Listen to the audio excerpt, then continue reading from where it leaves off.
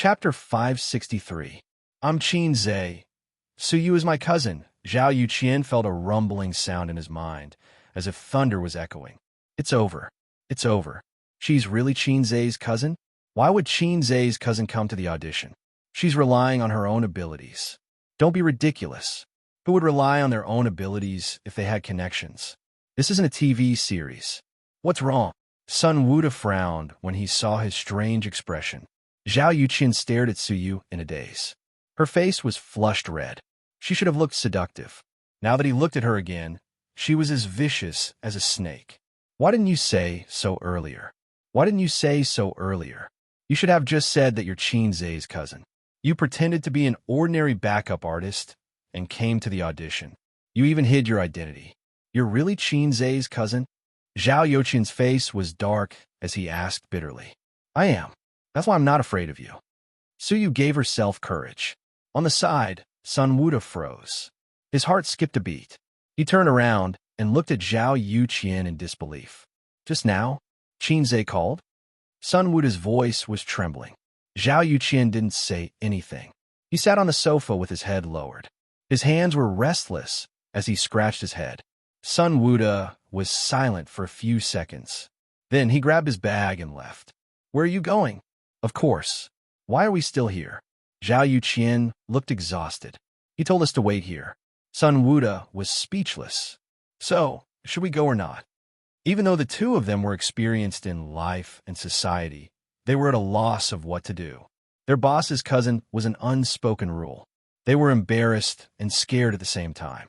It was like an employee who saw a super hot girl in the company and bought roses to court her. He said flirtatiously, "Beauty, the moment I saw you, I was like a programmer who found a loophole." He didn't want to do anything but fix it. Then, the beauty said, "I'm your boss's cousin."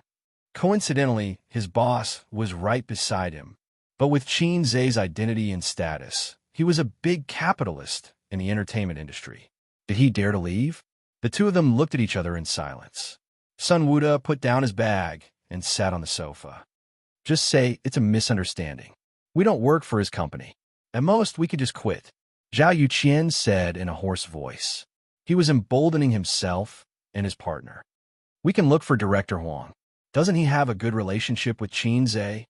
With this relationship, he won't do anything. Sun Wuda said. The two nodded at the same time. Zhao Yu calmed himself down and felt less panicked. Why haven't you left yet? He looked at Suyu. If this girl left, the situation would be much better. I'm not leaving. Suyu glared at her. My cousin is coming, right? His words became much more righteous. He was like a child who had lost a fight. One moment, he was crying because he felt wronged. But when his father came, he arrogantly said, "This is my father." It was exactly the same. About 5 minutes later, the door lock clicked. Sun Wuda and Zhao Yuqian, who were sitting on the sofa, shuddered. It wasn't the door, but the bathroom door. Jiangnan, who had just finished showering, came out in her pajamas and was drying her hair with a dry towel. The scene in the room stunned her. Shouldn't it be done by now? But now, the two men were sitting on the sofa, dispiritedly. The girl was standing valiantly, glaring at the director and scriptwriter. When she heard the noise, she first looked at herself and then glared at the two men. What's wrong? Jiangnan was confused. Zhao Yuqian and Sun Wuda didn't say anything. Jiangnan could only say, "Little girl, it's your turn to go in." Suyu said disdainfully, "Disgusting." What do you mean? I just think you're disgusting. Jiangnan was so angry that she laughed. If you're not disgusting, why don't you leave? Why are you standing here like a fool? Suyu retorted, "Why should I leave? I'm waiting for my cousin." Your cousin? Jiangnan sneered. Shut up. Zhao Yuqian shouted. Jiangnan, an aggrieved expression. I didn't say anything wrong, right? Then I'll go to the room first. Jiangnan said in a muffled voice. You don't have to go. Put on your clothes and leave, Sun Wuda said. What do you mean? Jiangnan's expression changed. Are they changing their minds? Are they not going to let me act anymore? Her expression changed several times. Anger, indignation, annoyance, and other emotions. She went back to the bathroom without a word. When she came out again, she had already put on her clothes and high heels. She picked up her bag and walked out expressionlessly. The sound of her high heels clacking against the floor was crisp and clear. When Jiangnan walked to the door, there was a loud knock on the door. Pa pa pa. It was very loud and very heavy. It was obvious that the person knocking on the door was very impatient. This time it was him. Zhao Yuqian and Sun Wuda's expressions were extremely ugly, and they were a little uneasy. Jiangnan was about to go out when she turned the doorknob and opened the door. A man in short sleeves and big shorts, and a bare-faced woman in pajamas. Seeing the two people outside the door, she was stunned, and then she was pushed away forcefully. Although she was pushed away so violently that her high heels slipped and she fell on the floor, she wasn't angry. Instead, she was confused and stunned. Unbelievable. Qin Zhe and Qin Bao Bao. Qin Zhe rushed into the room. He saw that his cousin's clothes were still intact, and her face was still flushed red. His tense heart finally relaxed. Yeah, are you okay? Why are you here? Qin Bao Bao grabbed Su Yu and gritted her teeth. Did they bully you? Did they touch you? Su Yu shook her head. No, they said they wanted to talk to me about the script, so I came up. Qin Bao Bao was relieved. She wanted to scold her, but this was not the right place. She held her in her arms and glared at the two people on the sofa. Zhao Yuqian braced himself and got up. Boss Qin, this is a misunderstanding. What he got in response was a kick to the heart, and he was sent flying half a meter. Zhao Yuqian lay on the floor and vomited. He vomited everything he ate and drank.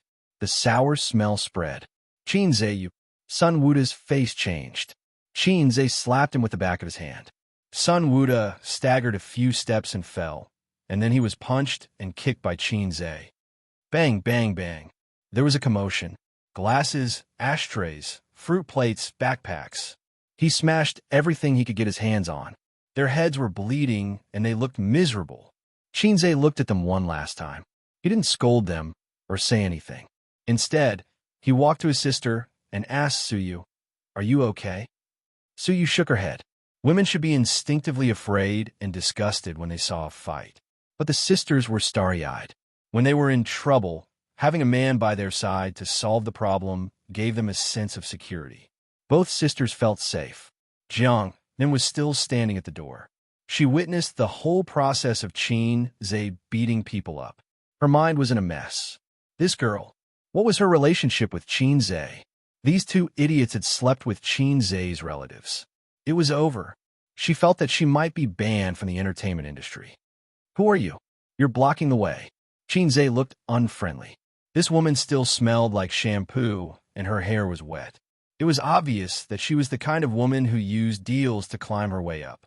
There were many such things in the entertainment industry. Tianfeng Entertainment didn't have any at the moment. He and his sister were involved in almost all the movies produced by Tianfeng Entertainment. So, things like unspoken rules wouldn't happen in his crew. If it was a mutual affection deal, Qin Zhe wouldn't care. But if it was his cute cousin, he couldn't. My name is Jiangnan. Jiangnan answered subconsciously. She stepped aside and made way. She was a little scared. What if he hit her? Qin Zhe stopped in his tracks.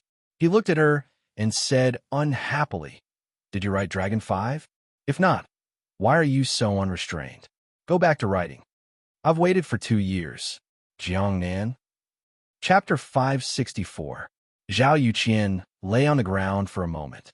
He heard the door close twice, and the suite quieted down. After making sure that everyone had left, he groaned and got up. His clothes and face were stained with vomit. His companion, Sun Wuda, was also lying on the ground, moaning and clutching his stomach. Zhao Yuqian struggled to get up and help Sun Wuda up. They endured the pain and dizziness and walked into the bathroom. The tiles in the bathroom were wet and full of water. Zhao Yuqian slipped and fell. He held back his tears and stood up straight.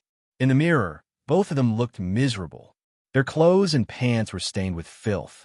Their heads hurt, and blood flowed down their cheeks. Their scalps must have been broken.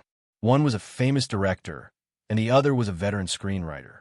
They had never been in such a miserable situation, at least not for many years. F***CK. Sun Wuda cursed and grabbed a dry towel to wipe his face. "Don't wipe it." Zhao Yuqian stopped him and said in a low voice, "We'll call the police and solve this through legal procedures. Can it work? Sun Wuda hesitated. I don't care, Zhao Yuqian said fiercely. He's a public figure. This is enough to make him suffer. Remember the artists who were sentenced for beating people up a few years ago? Fine, Sun Wuda said angrily. We didn't do anything. He was the one who beat us up. He immediately called the police. The police station was not far from here, so they were dispatched quickly. 3 policemen knocked on the door of the hotel room. Both of them were filthy and had blood on their faces. They looked pitiful. What happened? Who beat you up? One of the policemen asked. Qinze, Zhao Yuqian said. The policeman nodded slightly. Where are you from? Where do you live? Qinze, the boss of Tianfeng Entertainment, Zhao Yuqian said. The policeman nodded. He suddenly froze. If he didn't hear wrong, it was Qinze from Tianfeng Entertainment. That Qinze. How did you fight? Tell us what happened. The policeman perked up. It was definitely not gossip. Zhao Yuqian was silent for a moment, then looked at Sun Wuda. We were talking about the script with the company's female artist, and then he rushed in and beat us up, Sun Wuda said. After that, he saw the subtle look in the 3 policemen's eyes. What are your names? Zhao Yuqian. Sun Wuda. The 3 policemen suddenly understood. Sun Wuda didn't know him, but Zhao Yuqian had heard of him. He was a very famous director. The director, the female artist, discussed the script. The police comrade suddenly understood. Yes, we are professionally trained police officers. No matter how gossipy something is, we will never gossip unless we can't help it. Who was the female artist who discussed the script with you? The police officer asked. He could not hold it in any longer. Sun Wuda and Zhao Yuqian were silent. Cough, cough.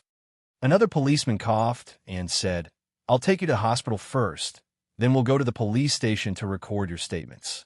Zhao Yuqian said in a deep voice, We're definitely just lightly injured. Arrest Qinze immediately. Let's go to the hospital first. Whether or not it's a minor injury, we'll file a case first. Then we'll wait for the judicial department and the hospital to appraise it, the policeman said. The car drove through the night, leaving a long and fast shadow on the road, illuminated by the street lamps. Inside the car, the ceiling light was on. Qin Bao Bao and Suyu sat in the back seat. Qin Bao Bao comforted her cousin softly. He didn't have the heart to blame her. The director invited you to drink and discuss the script. Why didn't you give me a call? Qinze said. I did send a text. Suyu sat up straight, like a primary school student.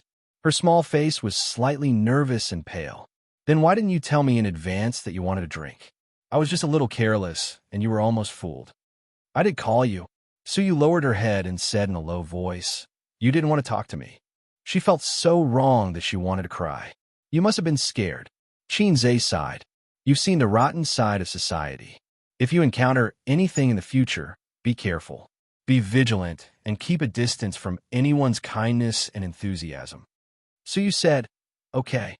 Qinze drove his cousin home and stopped outside the neighborhood. It was a rare night with a cool breeze. It should have been comfortable, but the 3 of them were in a bad mood. Cousin, aren't you and cousin going up? Grandma misses you.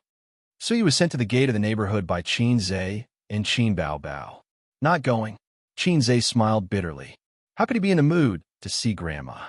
You, don't tell Aunt and Grandma about this. Her sister reminded her. Okay. Suyu nodded. She turned around and walked a few steps. She stopped, turned around, and stared at Qinze. Cousin, thank you. After that, she looked like a swallow returning to the forest. Qinze hugged his cousin in his arms and touched her head. Silly girl. She didn't know if she was wronged or frightened. Her thin and delicate body trembled slightly. Suyu reluctantly left her cousin's arms. She lowered her head slightly and walked into the neighborhood silently. You, Qinze suddenly shouted. Suyu stopped. In the future, Qinze said loudly, if anyone dares to bully you, I'll beat them up for you. Suyu walked into the darkness with her head lowered. You, if anyone dares to bully you, I'll beat them up for you. After so many years, this sentence seemed to have traveled through time and floated in her ears again. The street lights in the neighborhood sprinkled a dim yellow light, illuminating the 2 lines of tears on Suyu's cheeks. TSK, Yu the silly girl. She's still the same as when she was young. Qin Bao Bao's foxy face flashed with anger. She's been closer to you since she was young. The few people in Grandma's family are all the same. Qin Bao Bao had been beautiful since she was young. She was as arrogant as a peacock. When she was in junior high school, she liked to read novels, but she didn't have enough money. The main reason was that buying books was too expensive. Coincidentally, there was a bookstore next to Su Yu's school. She could rent it for 10 cents a day. Qin Bao Bao would ask Su Yu to rent books for her every day. When Yu was in the 5th grade of primary school, she would first take the bus to her aunt's house and send novels to her cousin once a week after school. It was obvious that someone's bad habit of bullying others didn't only apply to her younger brother. Why are you jealous? Xianxia said angrily. Bah, I'm not jealous. Qin Bao Bao glared at him. She then gritted her teeth and said angrily, You hit them too lightly. These two scumbags. If Xianxia hadn't found out about it early, it might have caused a big mistake. How could the siblings face their parents, uncle, aunt, and grandma? They also couldn't face Su Yu, who was interning at his cousin's company. He didn't care about her at all. He shouldn't have kept her identity a secret or told her about the ways of the entertainment industry in advance. They looked calm on the surface, but in fact, they were scared. Hitting people can only vent your anger, but it won't solve the problem. Xianxia said in a deep voice, This matter isn't over yet. You watch. A's. His sister suddenly called him in a very gentle voice. Xianxia, yes. Qin Bao Bao gently hugged his waist. Thank you. What are you thanking me for? As he spoke, Xianxia looked around to see if there were any paparazzi following them. He didn't find any at the moment. Then he looked at the guard booth. There was only a guard who was sleeping on the table. He didn't know if his surname was Qin. Thank you for working hard for me, so that you won't be a salted fish anymore. If the word salted fish didn't exist, I would be touched. Thank you for working so hard to buy the entertainment company for me. This sentence was more pleasant to hear. Thank you for not finding a girlfriend for me. This sentence was a little scary. Sister, let me pretend that I didn't understand. Qin Bao Bao continued. If it weren't for you, I would probably have to leave the entertainment industry. It was inevitable that a woman with her looks and no background would be able to continue smoothly in the entertainment industry. It was almost impossible for a woman like her to have a smooth career. She wouldn't accept the unspoken rules, so the only way was to leave the entertainment industry. Fortunately, I have a good brother who could be soft and hard. Usually, he was a salted fish, but at critical moments, he was surprisingly reliable. Qin Bao Bao recalled all the difficulties and troubles she had encountered along the way. It seemed that every time, as long as she whined in front of her brother, he would be able to help her solve it. Sob, sob, sob, help me write songs. Sob, sob, sob, be my guest singer. Sob, sob, sob, do a kissing scene with sister. She whined all the way to the peak of her life. There's nothing to thank, you're my sister. Xianxia said, My parents are not as close as my sister. Then, do you want to practice a kissing scene with sister? Qin Bao Bao looked up. The wind lifted her forehead hair, and her beauty was unparalleled. Xianxia glanced at her half-open red lips and was quite tempted. Eating the rouge from my sister's mouth every other day, I'm probably the world's most honest ghost, younger brother. But not now. Who knew if a paparazzi would suddenly jump out and say, Haha, I finally caught your little secret. Wait to be hospitalized. 70 years after the founding of the country, the biggest and most sensational news in the entertainment industry. There was no escape. Qin Bao Bao saw that he was silent, and her heart sank. She said anxiously, I haven't practiced kissing for a long time. I'm a little rusty. Have you forgotten what happened last time? Xianxia lowered his voice. The paparazzi's eyes are everywhere. Even if they weren't here now, they couldn't be careless. The paparazzi might be late, but they would never be absent. They had to be vigilant at all times. Qin Bao Bao immediately pushed her brother away and looked around guiltily. Xianxia, don't look, sister. You're making us look like we're having an affair. I have a small stove, but I never ride it. The siblings reached for their phones at the same time. Qin Bao Bao forgot that she was wearing pajamas and didn't bring her phone. Xianxia's phone rang. The caller was a landline, an unknown number. Xianxia picked up the phone. If it was a spam call, he would immediately hang up. Hello, is this Mr. Xianxia? This is XX police station. It was a woman's voice. It's me. Xianxia's heart skipped a beat. You're suspected of intentional injury. Please tell us your address.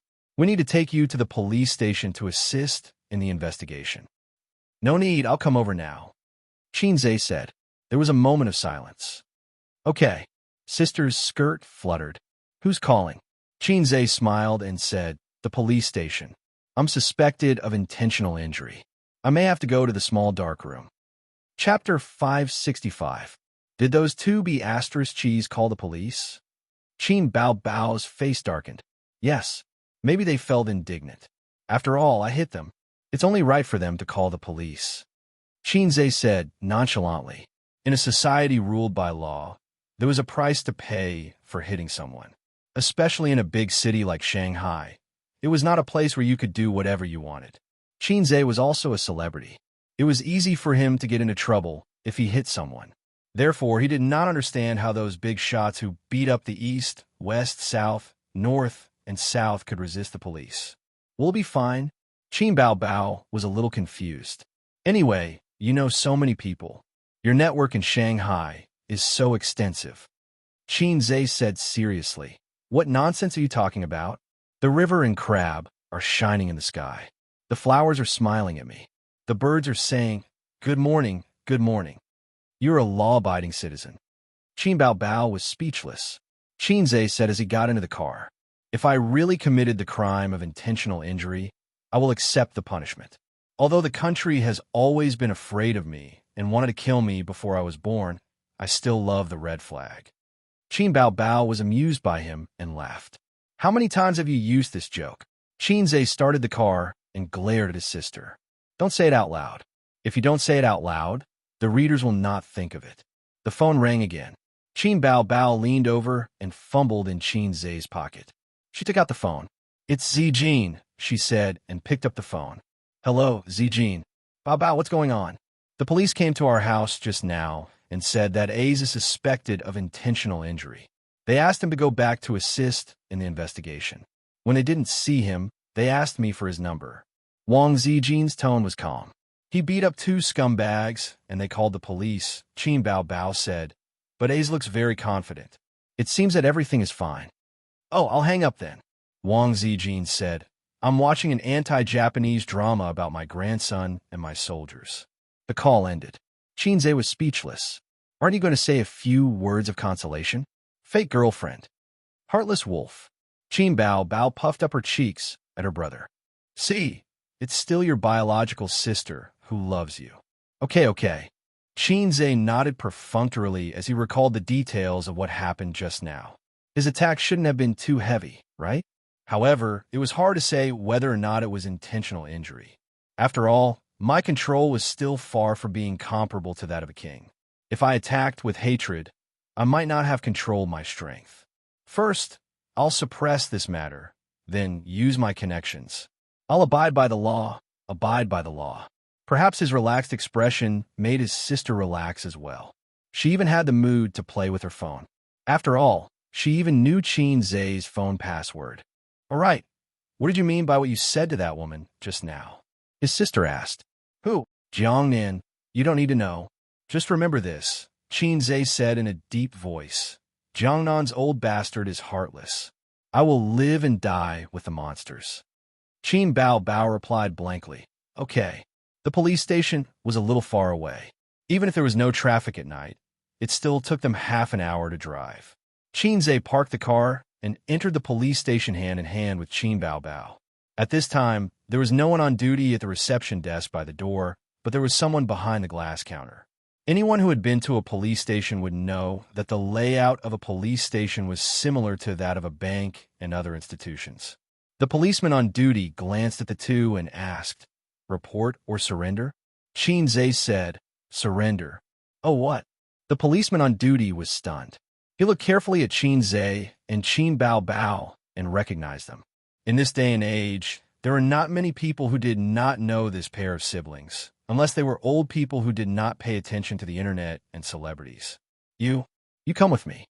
The policeman on duty walked out from behind the counter and led Xianxia and his sister to the electric door on the other side. Previously, it was just a place to receive reports and inquiries. After entering the electric door, it was the real police office of the police station. Xianxia and his sister followed the policeman on duty to the second floor. It was almost 10 o'clock at night. Other than the policeman on duty, there was almost no one else. The policeman on duty knocked on the office door. Old Chun, they're here. The middle-aged policeman who was dozing off at the desk woke up.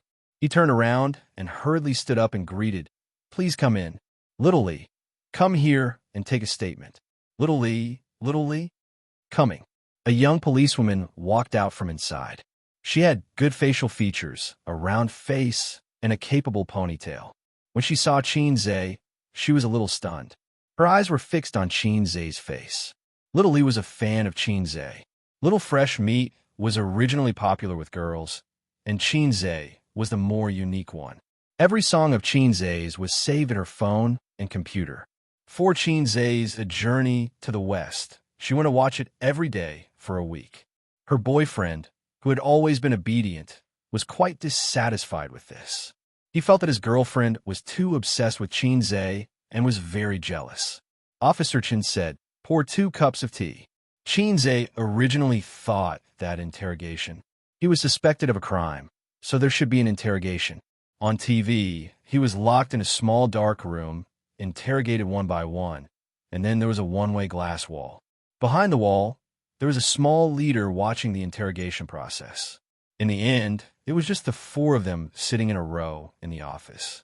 Little Li was responsible for recording the conversation on the computer. This was because the incident itself was just a fight. The hospital's test results were not out yet. Xianxia was only suspected, not really breaking the law. After entering the name, gender, and age according to the procedure, Officer Chen said in a deep voice, "Zhao Yuqian and Sun Wuda reported you to the police. What is the reason?" Xianxia said, "They wanted to sleep with my company's backup artist, a 17-year-old girl, underage." Little Li said, "Bah, scum." Then Xianxia, "Are you injured?" Xianxia said, "No." Little Li said, "That's good." Ahem. Officer Chen had to remind her, "Focus on recording. Give me a detailed account of what happened." Xianxia immediately told her what happened. About 15 minutes later, the investigation ended. Officer Chen sent the siblings out of the office. "Before the hospital and the judicial organization's injury report comes out, I hope you will stay in Shanghai and cooperate with us," Officer Chen said. "No problem. By the way, where's the toilet?" "Go straight, turn right at the end." Xianxia said to his sister, "Wait for me in the car first." Qin Bao shook her head. "Here."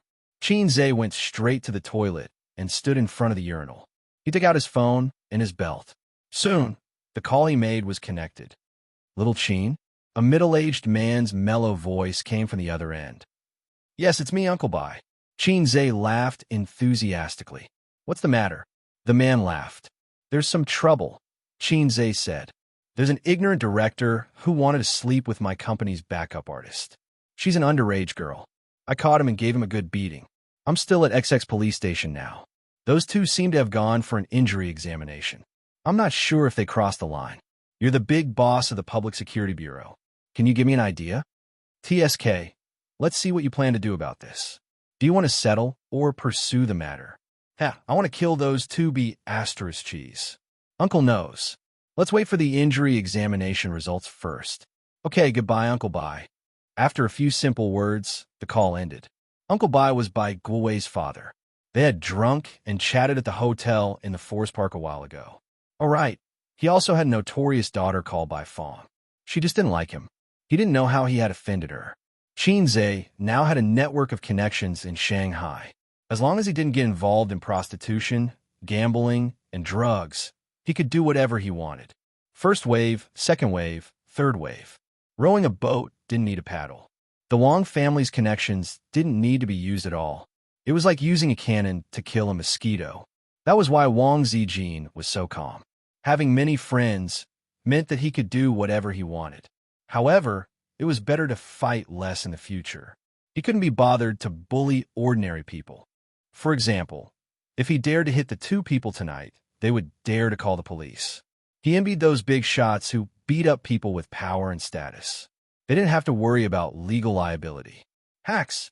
At the same time, he despised those who had a good social status, money, power, and connections, but chose to swallow their anger after being attacked by the main character's people.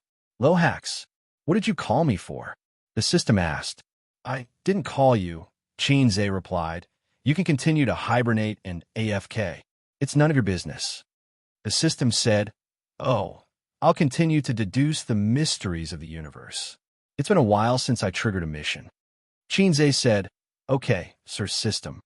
He turned around and saw Officer Chun standing at the door. The two of them nodded and smiled as if nothing had happened. When they brushed past each other, Officer Chun said, "Do you want me to send you off?" "Oh," she even said. Xianxia shook his head and smiled politely. "I have a car. Thank you." Officer Chun was just saying it casually to make a good impression. When Officer Chun returned to her office, Xiaoli was excitedly posting on her WeChat moments to show off that she had met Xianxia. She was full of praise and joy, but she didn't say what had happened because of privacy issues. Officer Chun was thinking, someone with the surname Bai? The big shot of the Public Security Bureau? Who could it be? The director of her police station wasn't surnamed Bai. Looking further up, there didn't seem to be anyone. "Xiaoli, do you think there's anyone with the surname Bai in our organization?" "Huh?" Xiaoli was confused. "Leaders in the organization. Is there? You're a clerk. You should know better." "I don't think so." Xiaoli thought for a while. "Oh, the second in command of Shanghai's Public Security Bureau has the surname Bai. He's called Bai Xiqing." Officer Chun was shocked. "It shouldn't be that person." "Do you think Xianxia knows that leader?" "Why do you say that?" "I heard him calling Uncle Bai in the toilet just now. He's from our organization." "No way." The two of them looked at each other. Xiaoli was shocked. Xianxia, a big boss with a net worth of tens of billions. It doesn't seem impossible? Chapter 566. At noon the next day, a piece of news was posted online. Hashtag Xianxia beat up the famous director Zhao Yuqian. Hashtag Xianxia might be held responsible for his impulsiveness. Hashtag what happened? The grudge between Xianxia and Zhao Yuqian. Hashtag this matter couldn't be hidden at all. Not to mention other things. Just Tianfeng's side couldn't hide it. The director and scriptwriter didn't come to work during the preparation of True Yellow Legend. After asking, they found out that they were resting at home and were too ashamed to come back. When they asked again, Io, the big boss, beat them up. The news spread like wildfire and quickly spread throughout Tianfeng Entertainment. Whether it was the ordinary employees, executives, or cleaning Annies, everyone was discussing this matter. The popularity of this gossip was even more attractive than topics like, why do old sows howl every night? Why do old ladies in their 80s have their underwear stolen? Is it the distortion of human nature or the decay of morals? A few people noticed that among the backup artists, there was a girl named Su Yu who didn't come to work. Maybe she was on sick leave? That was the guess of the backup artists. And Mo, you was actually the one who knew the most. Last night, CEO Qin called him and asked if he was at Liyue Hotel. As someone who had been in the workplace for a long time, he knew what was going on even if he used his toes to think. At this moment, he was still a little scared. If he was also involved, he would have been done for this morning. Mo had been in this industry for almost 10 years. Although he wasn't like some big directors who would hide every time they met a beautiful woman, among the top directors, there were one or two who were famous for being slutty. The number of female celebrities who had slept with them could circle the earth. But he wasn't a gentleman either. In this day and age, where would there be a gentleman? If the situation allowed it, he would be more than happy to open a room with a female celebrity to talk about the script. However, both CEO Qin and CEO Qin disliked this kind of phenomenon and explicitly forbade it. Therefore, even if the company's executives wanted to, they didn't dare to be too flamboyant. At most, they would contact the female celebrities in private.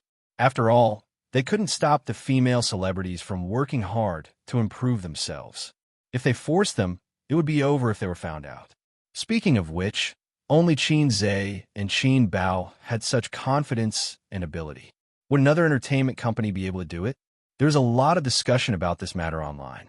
It would definitely make the headlines and become a trending topic. This kind of thing was much more exciting than having an affair, getting her hair done, or sleeping with her manager. It was about Xianxia and a famous director. Fighting. You may be held criminally responsible. Every word was filled with excitement and gossip. Xianxia is up to something again? What's going on this time? Why are they fighting for no reason? It has to be fake. So far, neither Xianxia nor Zhao Yuqian have come forward to say anything. But there's no clarification either. Besides, there's so much news. It can't be groundless. If this is true, then Xianxia might be in trouble. Intentional injury, even if it's only a minor injury, will put him in jail for a few months. Then, they will be banned. Fighting is considered a banned artist. Does that mean we won't be able to hear Xianxia's songs in the future? Of course. The banned artists have no choice but to appear in front of the public in any form or production. They are completely banned. Under the huge public opinion, it meant huge traffic. The online media and paparazzi were like flies that smelled rotten meat. They swarmed excitedly and clamored. Soon, someone secretly took photos of Zhao Yuqian and Sun Wuda with bruises and bandages on their heads. Their actual injuries were not clear, but their appearance was very scary. Now it was lively. All the major online media platforms pushed all kinds of relevant information in time. There were articles and videos.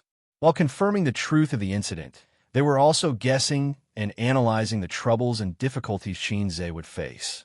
For example, being locked up in a small darkroom. For example, being banned. Then, the entertainment empire that he created would go into decline. Through the exaggeration of the editor and relevant people, it was clear and reasonable. Some people even said that Xianxia's era was over. He had only been famous for a short year, but Xianxia's name was known to everyone. He created the legend and era of a fast shooter, especially the industry insiders in the entertainment industry and countless songwriters. Whenever they recall the past year, they would think of the shame of being suppressed by a fast shooter and the fear of not being faster than him. Some people gloated and felt proud that they were finally no longer suppressed by a fast shooter. Some people regretted that a musical genius of a generation might have to bid farewell to the entertainment industry. It's over. The loyal fans felt a chill in their hearts. They really beat people up and they looked quite miserable. If they were to pursue legal responsibility, Xianxia might really have to go to jail for a few months. The anti-fans were overjoyed. Bah, this kind of person should be banned. Young success, arrogant and reckless. He should pay the price for beating people up. Ban him. Hurry up and ban him. I like director Zhao Yuqian's work very much. This time, I will support him no matter what. I strongly request that Xianxia be banned.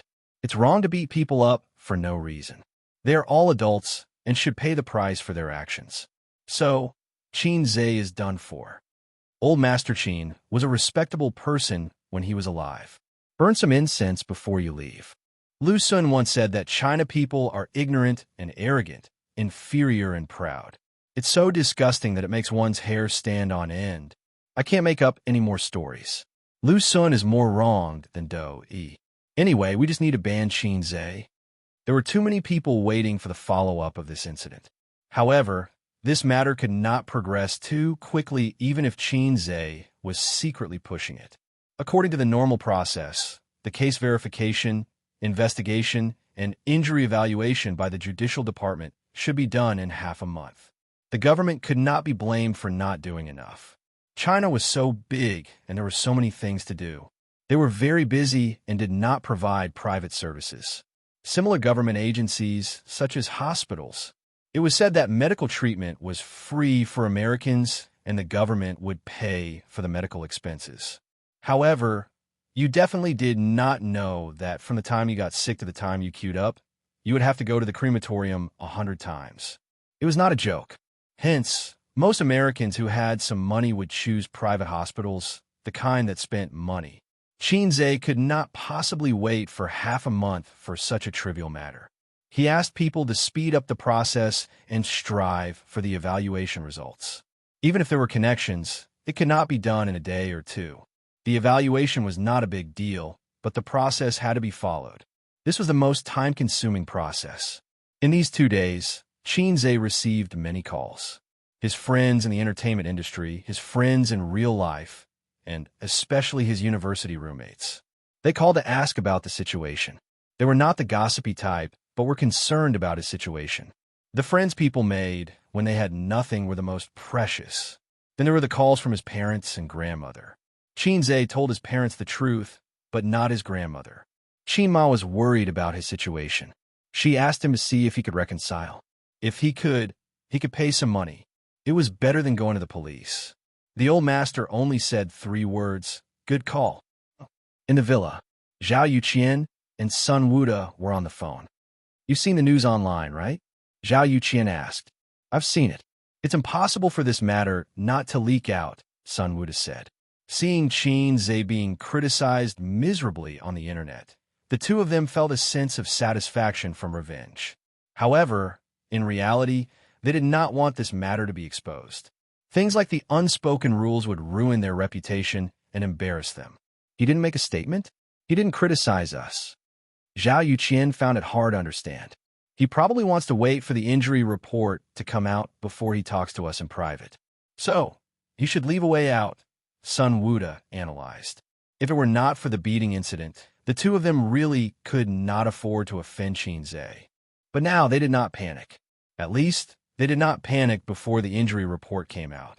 After a few words, Zhao Yuqian asked, "Did you pick up the call from President Huang?" "Yes. He wants to be the middleman and let us settle it in private with Xianxia.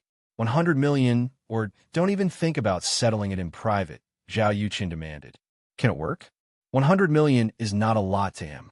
And once our injury report shows that it's a minor injury, he's finished. "Okay then, you'll talk to President Huang." "Of course, I'll talk to him." Xianxia received a call from Huang Yizong on the morning of the 3rd day. "These two bastards, I'll teach them a lesson later."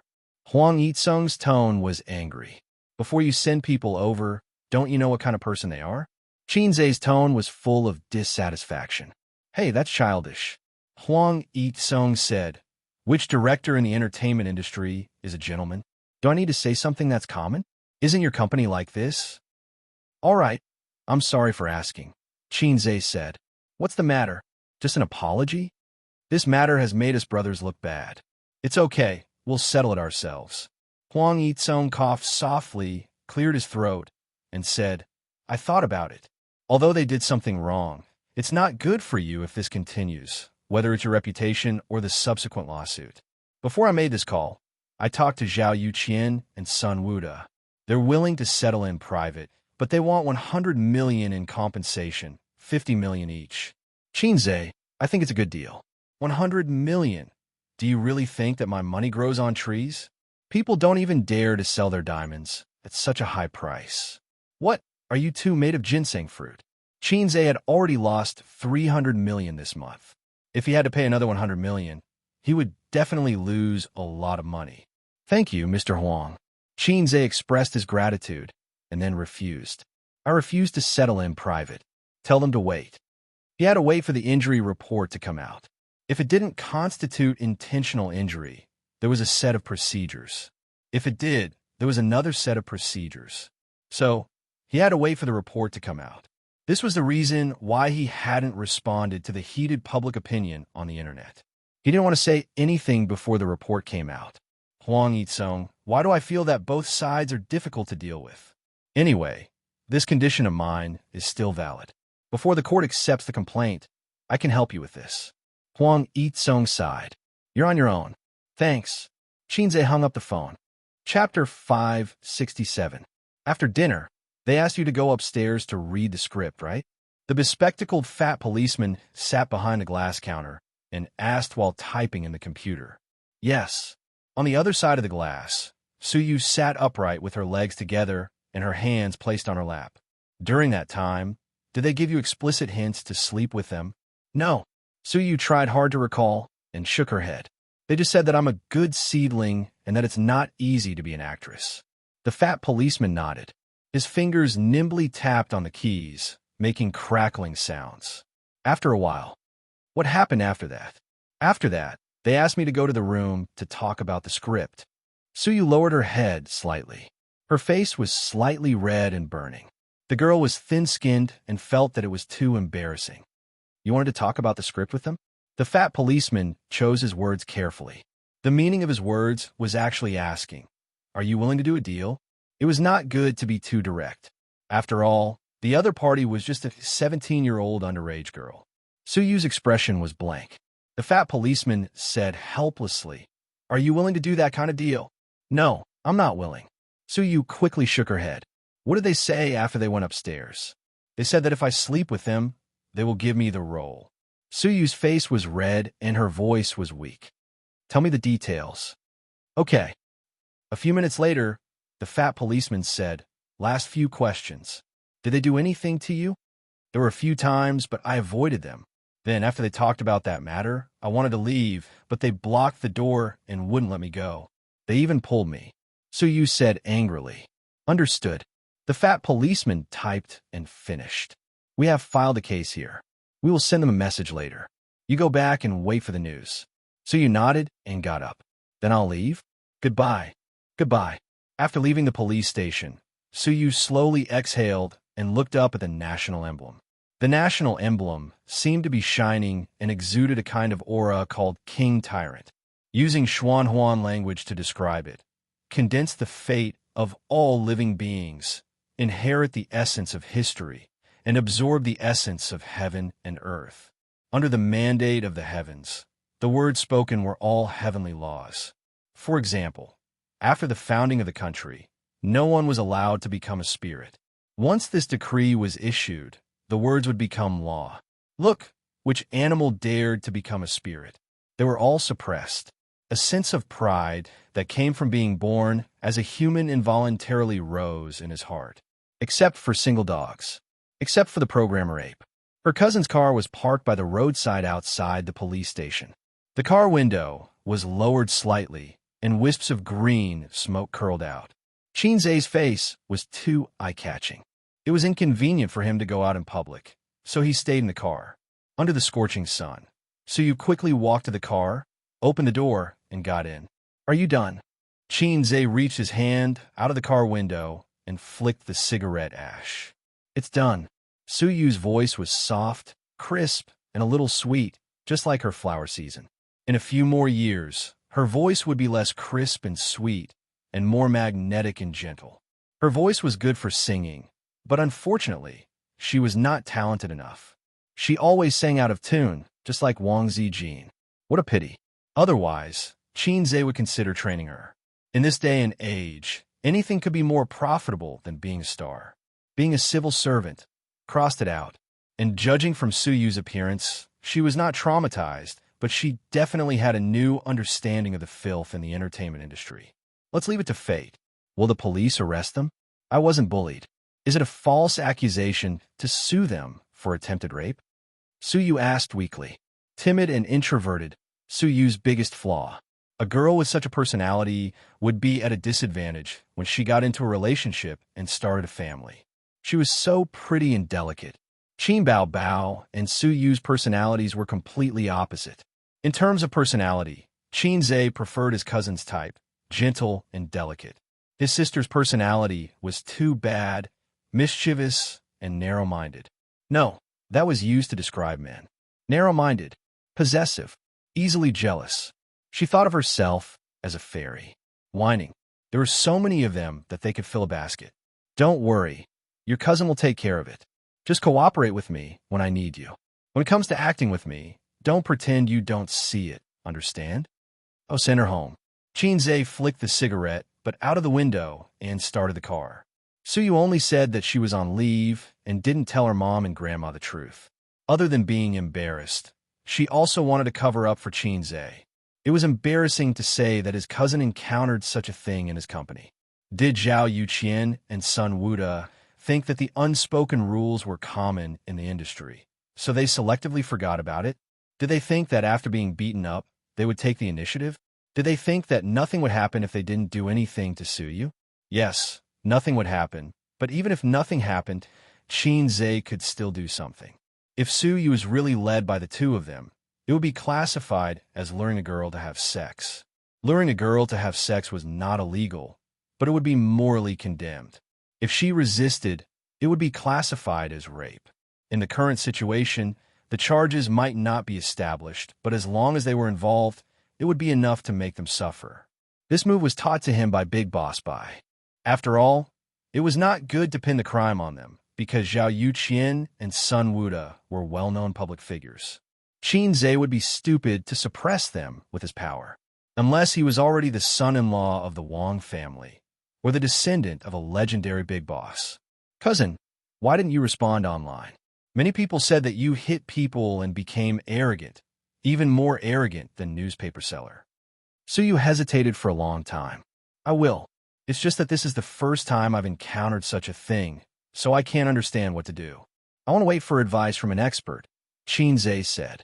The expert he was referring to was Uncle Bai. He had just finished a call with him this morning. Suyu nodded. Qin Zhe sent Suyu home and drove to Tianfeng Entertainment. A phone call summoned the plain-looking assistant. 2 things. Do it immediately. The assistant looked like he was all ears. First, release a statement on the company's official Weibo, condemning Zhao Yuqian and Sun Wuda for sleeping with underage female artists. Second, hurry up and contact a well-known film and television director in the industry. 3 days. I want to see them in 3 days. Focus on 3 days, Qin Zhe said. Understood, President Qin. The plain-looking assistant took his leave. You're finally going to clarify things? Qin Bao Bao, who was sitting cross-legged on the sofa and playing games on her phone, turned her head and shouted, Yes, sister. I already know how to deal with this trouble. Qin Zhe said, That's good. Come, let's go solo. Qin Bao Bao chuckled. Sister's skills have improved a lot recently. Qin Zhe was stunned. He went over to take a look and found that his sister was playing a mobile game that imitated Honor of Kings. The style was different, but the controls were the same. These days, anything could be pirated. Anything that was popular would be pirated. This game, Chaos World, his sister said crisply. The characters in it are all legendary figures. It's quite fun. The controls are the same as Honor of Kings. Last year, there was a mobile game called Honor of Kings that was very famous. However, Qin Zhe and his sister did not play it because last year was a turning point in their lives. They both gave up on League of Legends. Who knew that that period of time was the final glory of League of Legends? Thinking back, it was quite melancholy. After all, the siblings spent 1.5 years of their youth in that game. What's so fun about this kind of imitation game? Qin Zhe said disdainfully. Are you sure you don't want to play it? There are quite a lot of people playing it. Qin Bao Bao was dead. No, her game character was dead. She looked up at Qin Zhe and said, It's a mobile game developed by Purple Crystal. Qin Zhe, there was no game that could not be copied. If there was, then he would buy it. Sister Ziwei's impassioned voice rang in his ears. Sister Ziwei had finally taken that step. Let me download it and take a look, Qin Zhe said. It was hard to believe. How long had it been? Wasn't making a game a waste of time? With a few clicks, 10 to 20 minutes would be over. Those who said they took more than half an hour were inexperienced, because that was the ability of the Teddy, kidney pregnant me. Even if it was plagiarism, it would not be so fast. The only possibility was that Sister Ziwei had been planning this for a long time. That day, she was just reminding him. After all, whatever path the company took in the future, she had to inform him, the founder, loudly. Qin Zhe thought to himself, Damn, although I gave you Purple Crystal, Sister Ziwei, you can't let yourself go like this. Like Brother Ma, you will be criticized behind your back in the future. The company's network was fast. It downloaded in 10 seconds, registered, logged in. His sister pulled him to sit down and started the game excitedly. 2 people solo. The old rules were that the first to destroy 2 towers or die more than 3 times would be considered the loser. Qin Zhe chose Xianxia, a girl in a busty, crab, Taoist robe. God knows why Xianxia was a girl. The designer may have some misunderstandings about primitive characters. While playing, he looked at the details of the skills. His sister played a mage. She stepped on a lotus platform, Guanyin in white fluttering clothes. The skills were very gorgeous. Lotus flowers and willow branches flew together. Qin Zhe persisted for 2 minutes and was exhausted to death by his sister. Qin Bao Bao pinched his thumb and middle finger and gave out the signature, thick laughter of a green tea bitch. Your sister is still your sister. Your uncle is still your uncle. Qin Zhe curled his lips. In the next game, he was exhausted to death again, and then a tower was destroyed. Qin Zhe died twice and lost a tower. Guanyin stepped on the lotus platform proudly. Suddenly, a girl jumped out from the grass diagonally. She simply used a set of combo moves and killed him instantly. Qin Bao Bao's eyes widened. Got it, got it. Qin Bao Bao put away her pride and played seriously. But at this time, she was no longer playing under the tower. She had to follow the army line to Qin Zhe's second tower. Zhen Yuanzi burst out of the bushes again. Qin Bao Bao has learned his lesson this time. He has low HP and flashes away before he dies. Qin Zhe followed her with displacement skills. He beat her all the way, killed her under the tower, flashed away, and pushed the tower. Qin Bao Bao bit her lip and stared. Bastard, I pushed your tower and chased after your sister halfway. The result of the solo game was undoubtedly Qin Zhe's victory. Qin Bao Bao's hand speed was good. She was better than other women, but she couldn't beat Qin Zhe, who had unique skill. The times are calling. Qin Zhe patted his sister's shoulder and looked at her pouting expression.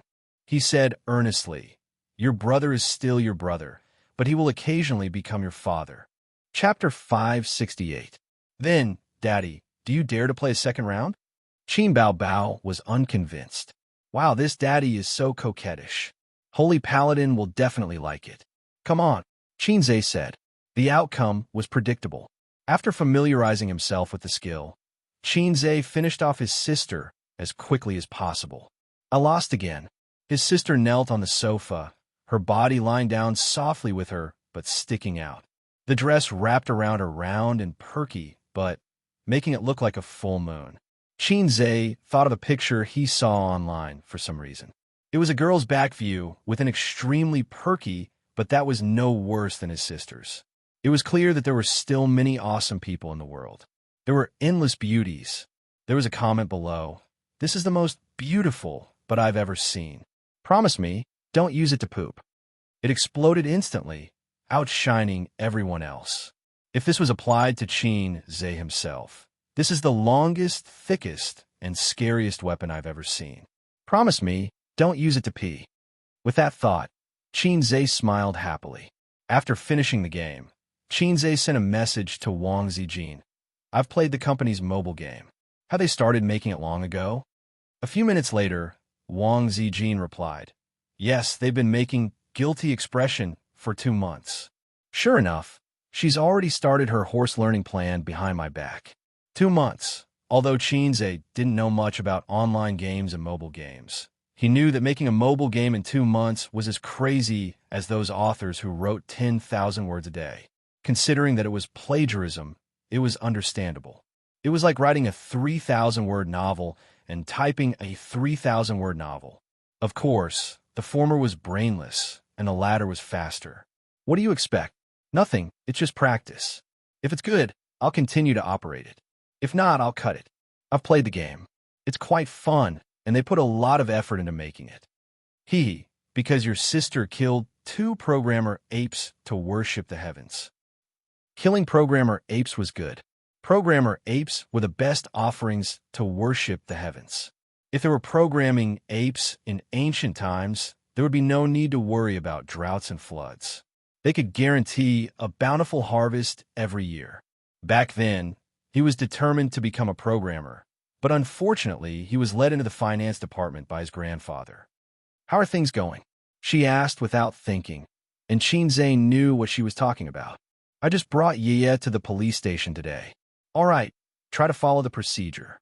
Don't use your privileges and don't do anything unnecessary. Recently, things have been tense. Understood. That afternoon, Tianfeng Entertainment's official Weibo released a statement. On the night of August 22nd, Zhao Yuqian and Sun Wuda used their power and authority to force our company's reserve female artist, a minor, to have sex with her. Our company's president, Qin Zhe, rushed to the hotel to take the female artist away after hearing the news. Our company once again announces that from today onwards, any artist who cooperates with Zhao Yuqian and Sun Wuda will forever be blacklisted by the company, and all collaborations will be rejected. A few hundred words. Like a meteorite smashing into the already turbulent internet, it set off a huge wave. First, this Weibo post received widespread attention. The number of comments exceeded 10,000 in half an hour. Then it was reposted and became a trending topic on Weibo. Next to it was hashtag Qin Zhe beating people hashtag. At night, all the major internet media platforms and mobile apps released articles and videos about this incident to gain popularity. This statement revealed two pieces of information. First, it indirectly explained the reason why Qin Zhe beat people up. Second, Tianfeng Entertainment wanted to ban Sun Wuda and Zhao Yuqian. When the netizens saw this statement, they were all stunned. There was actually such an inside story behind the Qin Zhe beating people up.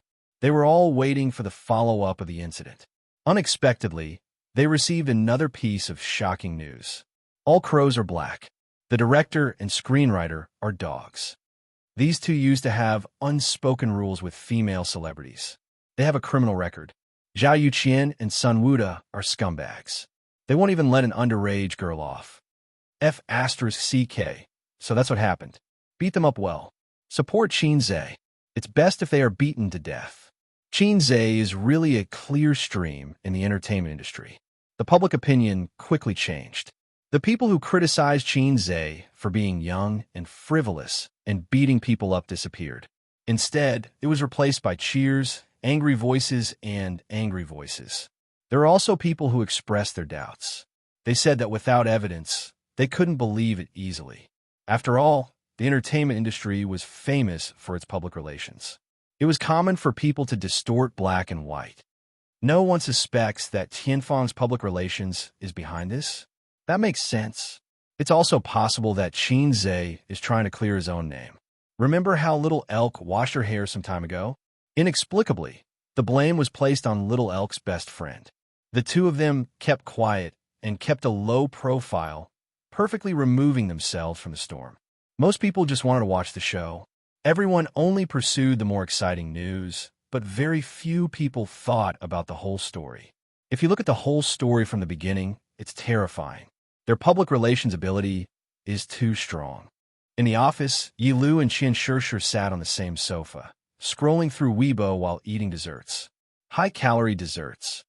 You should gain weight, Qin Zhe said. It was all for the role in True Pornography. Yi Lu had a sharp oval face. She would be beautiful and fashionable in modern clothes, making people's eyes light up. However, she couldn't really pull off ancient costumes. Hence, she had to make her face rounder so that the audience wouldn't miss the show too much. Xianxia and Yi Lu were just acquaintances. They met when they were filming a variety show in Hangzhou. Ever since they were poached to join Tianfeng, their relationship improved rapidly. They had the intention of hugging each other. The two talked about cosmetics and fashion. They went to the beauty salon and talked about Qin Zhe. Weibo, look at Weibo. Xianxia screamed. What Weibo? Yi Lu asked and picked up her phone. Our company's official Weibo. Xianxia was excited. Yi Lu opened Weibo and checked the official Weibo. Her mouth opened slightly and her beautiful eyes widened. So that's why he hit someone. Yi Lu thought. CEO Qin is so domineering. He's going to ban Zhao Yuqian and Sun Wuda. Xianxia sighed and then frowned. These two are so disgusting. They won't even let an underage girl go. Because of this, the entire production process was stopped. While the two of them were studying the script, they were also worried about whether they could successfully start filming. If they started filming, would they be able to film well? Because of this, they even complained about Qin Zhe. After all, he was the one who hit people. No one said what happened. Most of Tianfeng's artists and employees only found out about the cause and effect of this when the company's official Weibo released the statement. Only he has such confidence and dominance. When he banned Zhao Yuqian, he rejected almost all of Star Art's artists. At the same time, it also ruined our chances of working with Star Art. Yi Lu said, but it gives you a sense of security, right? Xianxia said. Yilu nodded silently. Female artists like them felt especially safe when their boss was such a man. Because of the hidden rules in the entertainment industry, even if they could avoid it, they would be tired of dealing with it. When Xianxia publicly expressed his attitude and set an example, would the other executives and directors still dare to openly violate the hidden rules? Unless they didn't want to continue working in Tianfang. But I'm also very disappointed. Xianxia smiled evilly. Such a handsome boss. If he doesn't want to sleep with me, I want to sleep with him. Yilu added, and talent. The two of them smiled at each other. It was like a man talking about a beautiful woman. She had big breasts and a perky butt. Then, they smiled at each other. In the afternoon, in the villa, Zhao Yuqian and Sun Wuda were drinking. Sun Wuda put down his phone. The netizens' comments just now made him very angry. What made him even angrier was that Xianxia rejected the idea of compensating them privately. He's really fearless. The public opinion online is so big. Even if he has connections, can he remove himself from it? Yes, we're using the hidden rules. But is that illegal? Which law says that we can't use the hidden rules? Sun Wuda drank a mouthful of wine. Ban us. Zhao Yuqian sneered. Xianxia is really arrogant. Who does he think he is? Guangming Bureau? Zhao Yuqian and Sun Wuda were from Star Art, but Tianfang Entertainment still wanted to ban them. How overbearing was that? Star Art's celebrities definitely wouldn't refuse to work with them, which meant that Tianfang and Star Art were going to turn against each other. The injury report isn't out yet? Zhao Yuqian asked. Sun Wuda, it'll be out tomorrow. There was something that he didn't say. In this day and age, everyone knew a little about the law. Even if they didn't know, they would still check it. Whether it was enough with minor injuries or not, they knew in their hearts. They weren't as confident as before. The doorbell rang. Zhao Yuqian's wife walked past the study and the living room to open the door. There was a delivery man at the door. Zhao Yuqian, please sign for it. Zhao Yuqian's wife signed for it and closed the door. He entered the study and threw the list on the table. It's yours. Zhao Yuqian ignored his wife. He took the list and opened it. 2 days ago, he was beaten up. His wife looked distressed and angry because she didn't know why he was beaten up. Today, after Tianfang Entertainment's official Weibo released a statement, his wife exploded. Of course, she couldn't do anything. What could a woman who was a full-time housewife do? He bought the house, earned the money, and raised the children. What could she do? Opening the list and taking a look, Zhao Yuqian's expression gradually froze. He looked at Sun Wuda, who was drinking leisurely, and said bitterly, the police station has issued a summons. What? Zhao Yuqian gritted his teeth. The police station has issued a summons. We have to go again. Why? Attempted rape. Chapter 569. On the second day after Zhao Yuqian and Sun Wuda gave their statements at the police station, there was news on the internet that they had been summoned to the police station for investigation. They were suspected of rape. It was obvious how powerful the paparazzi were.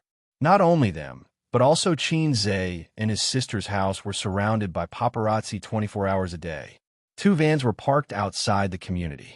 One was empty, and the other had 5 people in it. Only the driver was still staring at the gate of the community. The 4 of them were playing cards, and the seats were scattered with Grandpa Mao notes. King Bomb. If you win, pay. Laughter and curses were heard. The winner gave cigarettes to the loser and then shuffled the cards.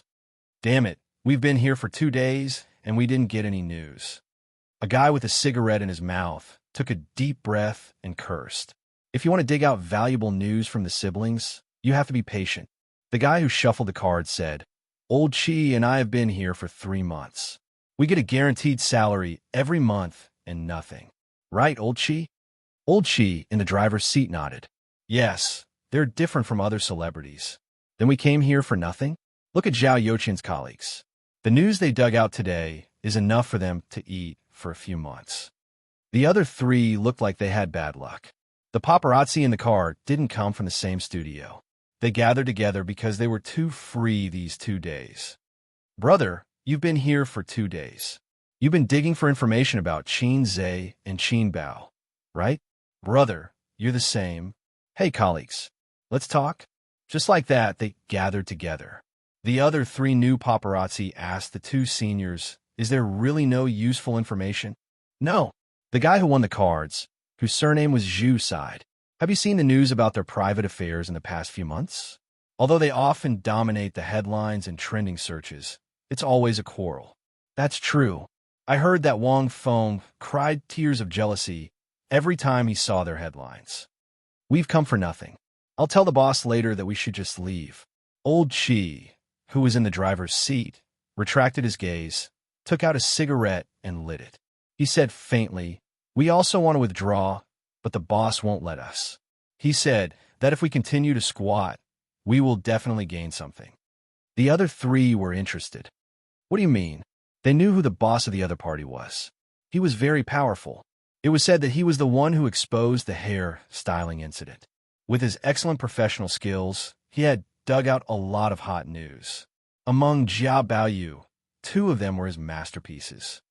The boss said that no one is absolutely perfect. Everyone has secrets. This is the creed of our line of work. Even if you don't see it, it doesn't mean it doesn't exist. Even if it doesn't exist now, it doesn't mean it won't exist in the future. Everyone fell into deep thought. That's a matter for the future. Shall we come again in the future? Tisk, if you don't squat now, you will have nothing to do with me in the future. That makes sense. Everyone was talking at once. Let me tell you, in the near future, there will definitely be hot news. The man with the cigarette said, "How old is Qin Baobao now?" 26 years old. In the entertainment industry, this age is still very young and immature. But for a woman, it's time for her to fall in love. If we continue to squat, we will definitely be able to get some hot news about Qin Baobao and her mysterious boyfriend. What if she doesn't find one? Someone asked. She's not Guanyin Bodhisattva. Is she pure of heart and few desires? The cards are shuffled. Let's continue. If Qin Zhang knew that there were so many paparazzi eyeing them covetously, his knees would probably go weak. He would not even dare to flirt with his sister outside. So far, he and his sister had been acting quite well. Although Ying often hugged his arm, this kind of intimate action showed that the relationship between the siblings was very good. Hugging his arm was much more open than holding hands. Things like holding hands could not be done too often in the country. They could try it when they go to Turkey. Wasn't there a song that went like this? "I want to take you to romantic Turkey. Then we can hold hands and act cool together." This afternoon, Qin Zhe had two things to do. First, there was a reporter interview later. Second, he wanted to meet a well-known director in the industry to let him take over the production of True Yellow Legend. The public opinion that he, Zhao Yuqian, and Sun Wuda had triggered on the internet had almost come to an end.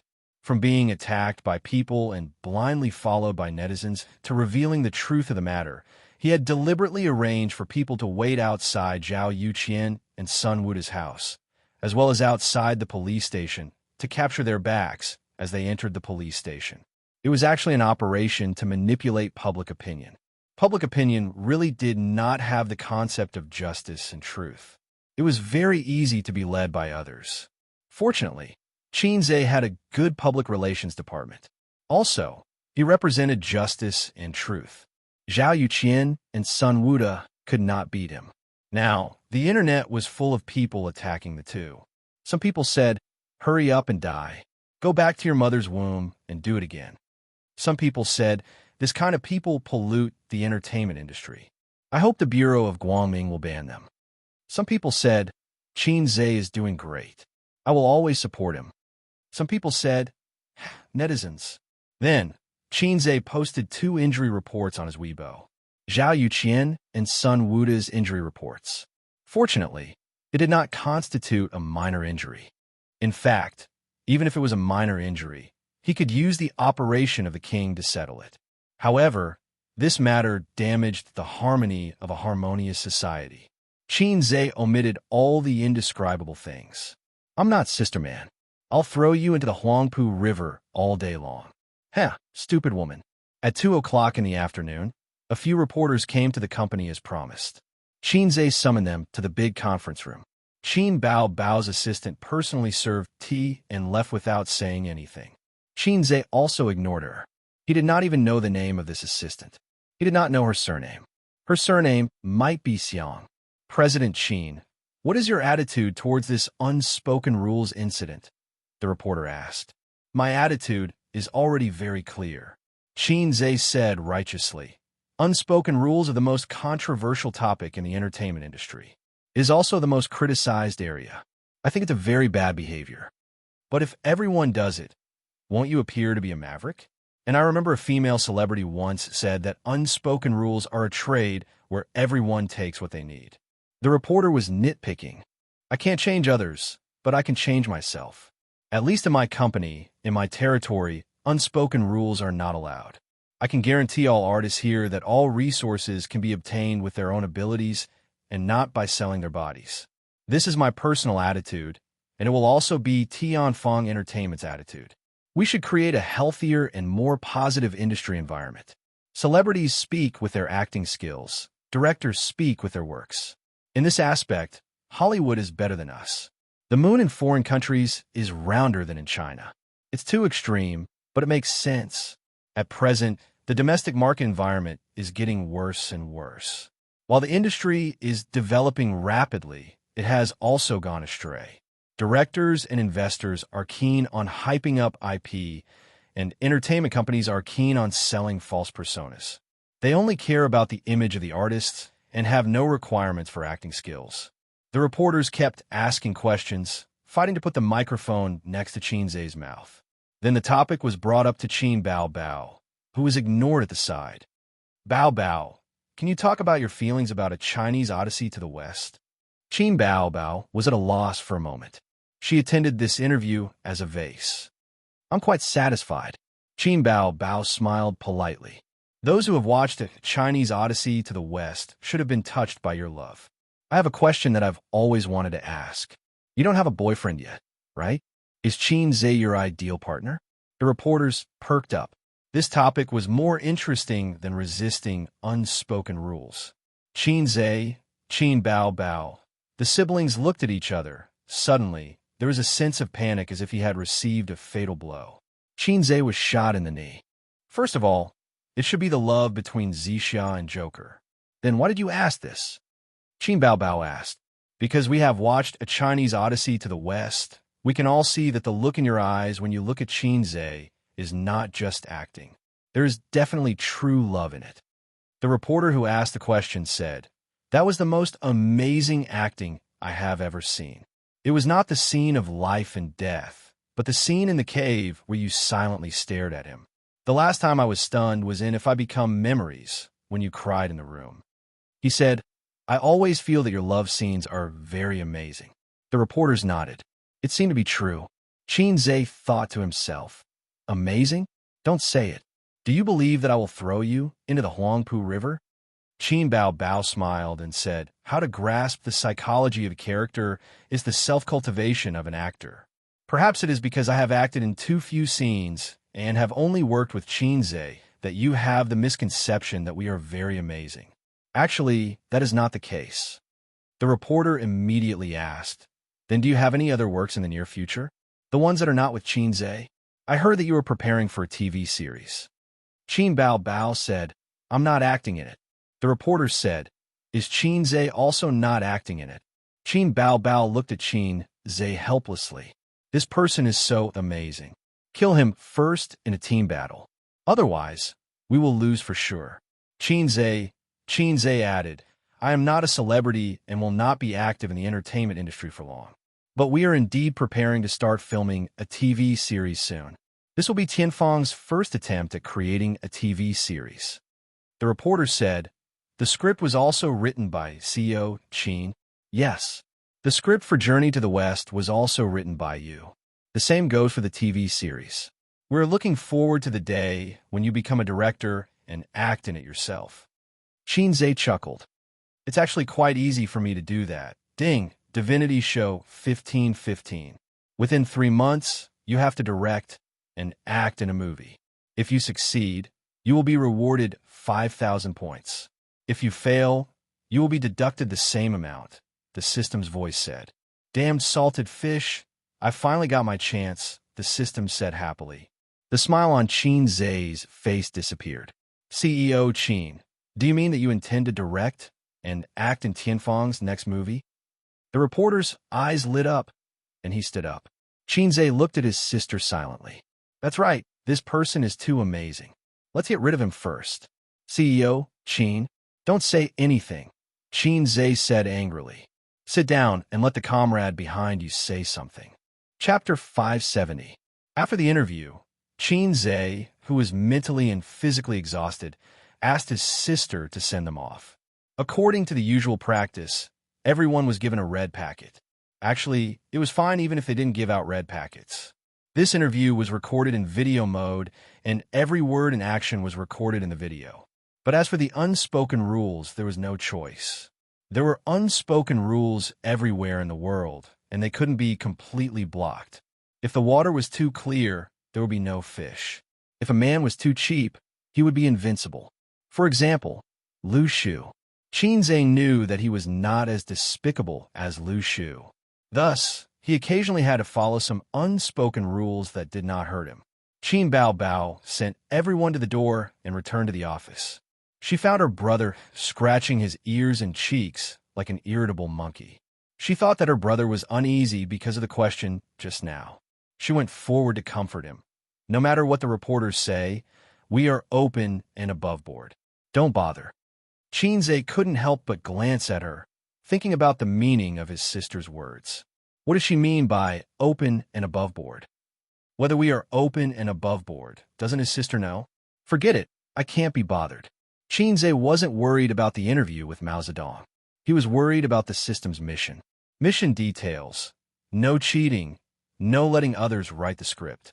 Please use your own talent to self-direct and self-act in a movie that doesn't belong to If I Become Memories. Although compared to those real cheats, Qinze's cheats were as insignificant as a small patch.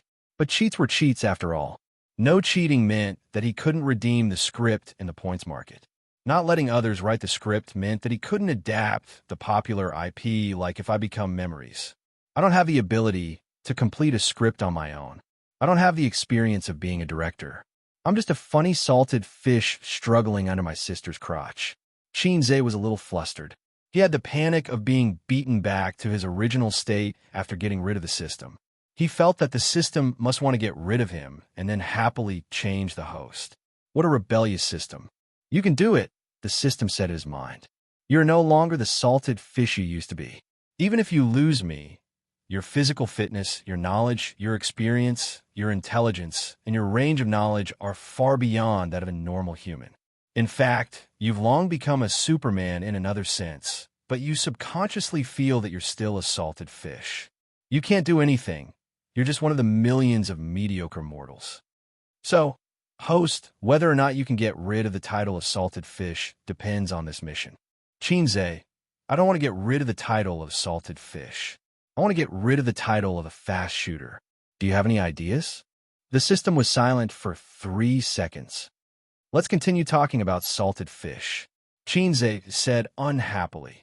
I say, can you not always give me these messy missions? At least give me a series of missions. This makes it hard for me to perform. The system said helplessly, the divinity show is a series of missions. You spend an entire year to complete the first series of missions. In other words, you spent an entire year in the novice village with the village chief who gave out the beginner missions. Your rhetorical skills are problematic. Your language was taught by your physical education teacher, wasn't it? The system said, don't change the topic. At the end of the day, it's because you don't have any dreams. If you want to destroy the entertainment industry, or destroy Big Ma and Little Ma, you won't need to perform anymore. Qinze said, then I'll choose to perform. The system said, salted fish. Qinze said, you're the salted fish. I had a dream in the past too. My dream was to be a D-cup, but now, the system said, I don't have OCD, but please finish your sentence. Otherwise, you'll look like an idiot. Qinze sighed, but now I'm still an airport runway, and my sister has become a D-cup. The system said, so your dream is to get her? Qinze was speechless. Breast-grabbing dragon claw. I'll use both my hands to fulfill your dream. At 4 o'clock in the afternoon, the well-known director in the industry arrived as promised. The director's surname was Zhen, and his name was Zhen Wang. This fan was like a joke. His parents were really careless. Xianxia met him alone in the meeting room. Chairman Qin, the reason why I'm here is because of the script. Director Zhen went straight to the point. It sounded arrogant, but he was actually flattering Xianxia without leaving a trace. For example, there was a video online where my future father-in-law said that my daughter was unruly and willful, and that she was bad. Then the male lead slapped him and said angrily, "Don't talk bad about my wife." Not only was the father-in-law not angry, he actually admired him. That was what it meant. Of course, this was just a video, so don't imitate it. Otherwise, the single dogs would be overjoyed. The only regret is that I can't choose the roles myself. Director Jin said, the female lead and some important supporting roles will remain unchanged. As for the other roles, Director Zhen can decide on your own. Xianxia smiled. Zhen Wang was asking for benefits. The director, investors, scriptwriters, and other big shots could decide on the roles. This was a huge power, and because of this, they could sleep with celebrities. Of course, the benefits were definitely not limited to sleeping with celebrities. This kind of culture director liked to sleep with women the most. Since ancient times, those who called themselves cultured were all Dumas. In ancient times, if you didn't go to a brothel, you would be embarrassed to call yourself a scholar. Reciting poems in a brothel and discussing the world's major events was carefree. But now, brothels were illegal, so the backbones of all scholars were broken. Lamentable, lamentable. In modern times, a literary big shot once said that his greatest wish in life was to sleep with a few women. If one wasn't a loss, two would be a gain, and more than three would not be a waste of his life. That was the general meaning, so there shouldn't be any misinterpretation. Salted Fish say, since the big shot said so, why are they calling me a scumbag? Currently, the main lead and important supporting roles have been finalized. You want to use some unimportant supporting roles to sleep with them? Only a fool would agree to sleep with you. Zhen Wang understood and smiled, not mentioning the matter again. Chairman Qin, when do you think is the best time to start filming? The sooner, the better. After that, the two discussed some details and were satisfied with each other. Xianxia asked the female assistant, who seemed to have the surname Xiang, to bring the contract in and sign it on the spot. Xianxia turned back and continued to think about his mission.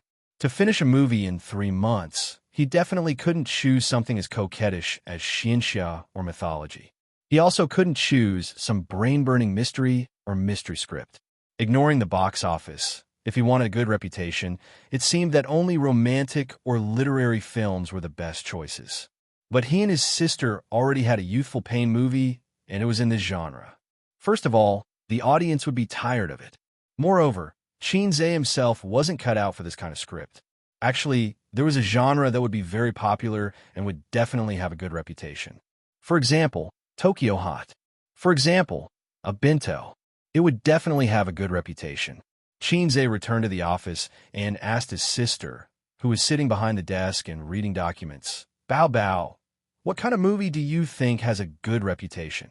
Qin Bao's delicate body trembled, and she inexplicably blushed. Crazy, Bao is for you to say that? Lunatic crazy. It was as if a bolt of lightning had split open his mind, bringing with it a tidal wave of inspiration. Generally speaking, for a movie that had a good reputation and a movie that didn't make a hit, the more unpopular the better. Romantic, hipster, hot-blooded, paranoid, crazy. A movie with these elements, if it could be made with the essence, would have a good reputation. Xianxia had seen a movie before. The entire movie was shot in one room. It was a heart-to-heart talk between a female technician and a male drifter. It was a very artistic and cold film. The box office wasn't high, but the movie had a good reputation and won an award in the end. Xianxia felt that he could make a movie with a crazy theme. There were many such movies in the country. Some were flops, some did well at the box office, but they belonged to the unpopular series. The key was that as long as you made it crazy, paranoid, and capture the essence, it would be easy to get a good reputation. Bao, let's make a movie. Her delicate body trembled and she was angry. Bao, who are you to say that? I'll hit you if you say it again. Sister, Let's make a movie. What movie? I've thought of the theme, but not the script. Give me half a month. Oh, his sister responded and continued to look at the documents. He remembered that when he called her sister last year, she would shiver and have her hair stand on end. Now she was calm. If he called her Bao Bao a few more times in the future, she would probably get used to it. Indeed, when it came to going offline, one just had to get used to it. Xianxia couldn't help but think of Wang Zijin. That sister's offline was a little difficult to break through. His greatest achievement so far was to rub shoulders with little Fatty in between. If it wasn't for little Fatty, his little brother wouldn't just rub shoulders with her, but would fight on the spot. For the whole day, Xianxia didn't do anything. He hugged his sister's laptop and watched a movie with a crazy theme. He came to a conclusion that the only way to make a movie with this theme was to have schizophrenia. At night, Xianxia's interview was quickly uploaded to various major media platforms. My attitude is already very clear. Unspoken rules are the most controversial topic in the entertainment industry, and it's also the most criticized part. I think this is a very bad behavior. I can't change others, but I can change myself. At least in my company, my territory, I don't allow unspoken rules to appear. The bullet screen slid past. Netizens praised Xianxia for being a clear stream in the entertainment industry. These days, everyone knew about the unspoken rules in the entertainment industry, but no star or director had discussed it in depth. Because it was inconvenient to say, if you scolded, your peers would be unhappy. Moreover, how many of them could be untainted? If you didn't scold, the audience would question you and criticize you. Most of the time, you chose to avoid talking about it. Xianxia was probably the first to stand up and criticize this behavior in recent years. He wasn't putting on a show. He was really disgusted. Because of his sister, he changed his way of doing things in the beginning so that he could protect his sister from the unspoken rules. In the second half of the video, during the segment where the reporter asked Qin Bao Bao questions, the bullet screen was obviously several times more popular.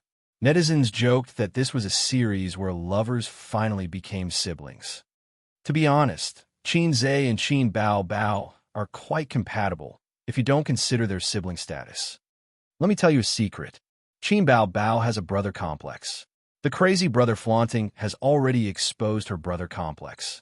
I'm always envious of them. They have such a good relationship.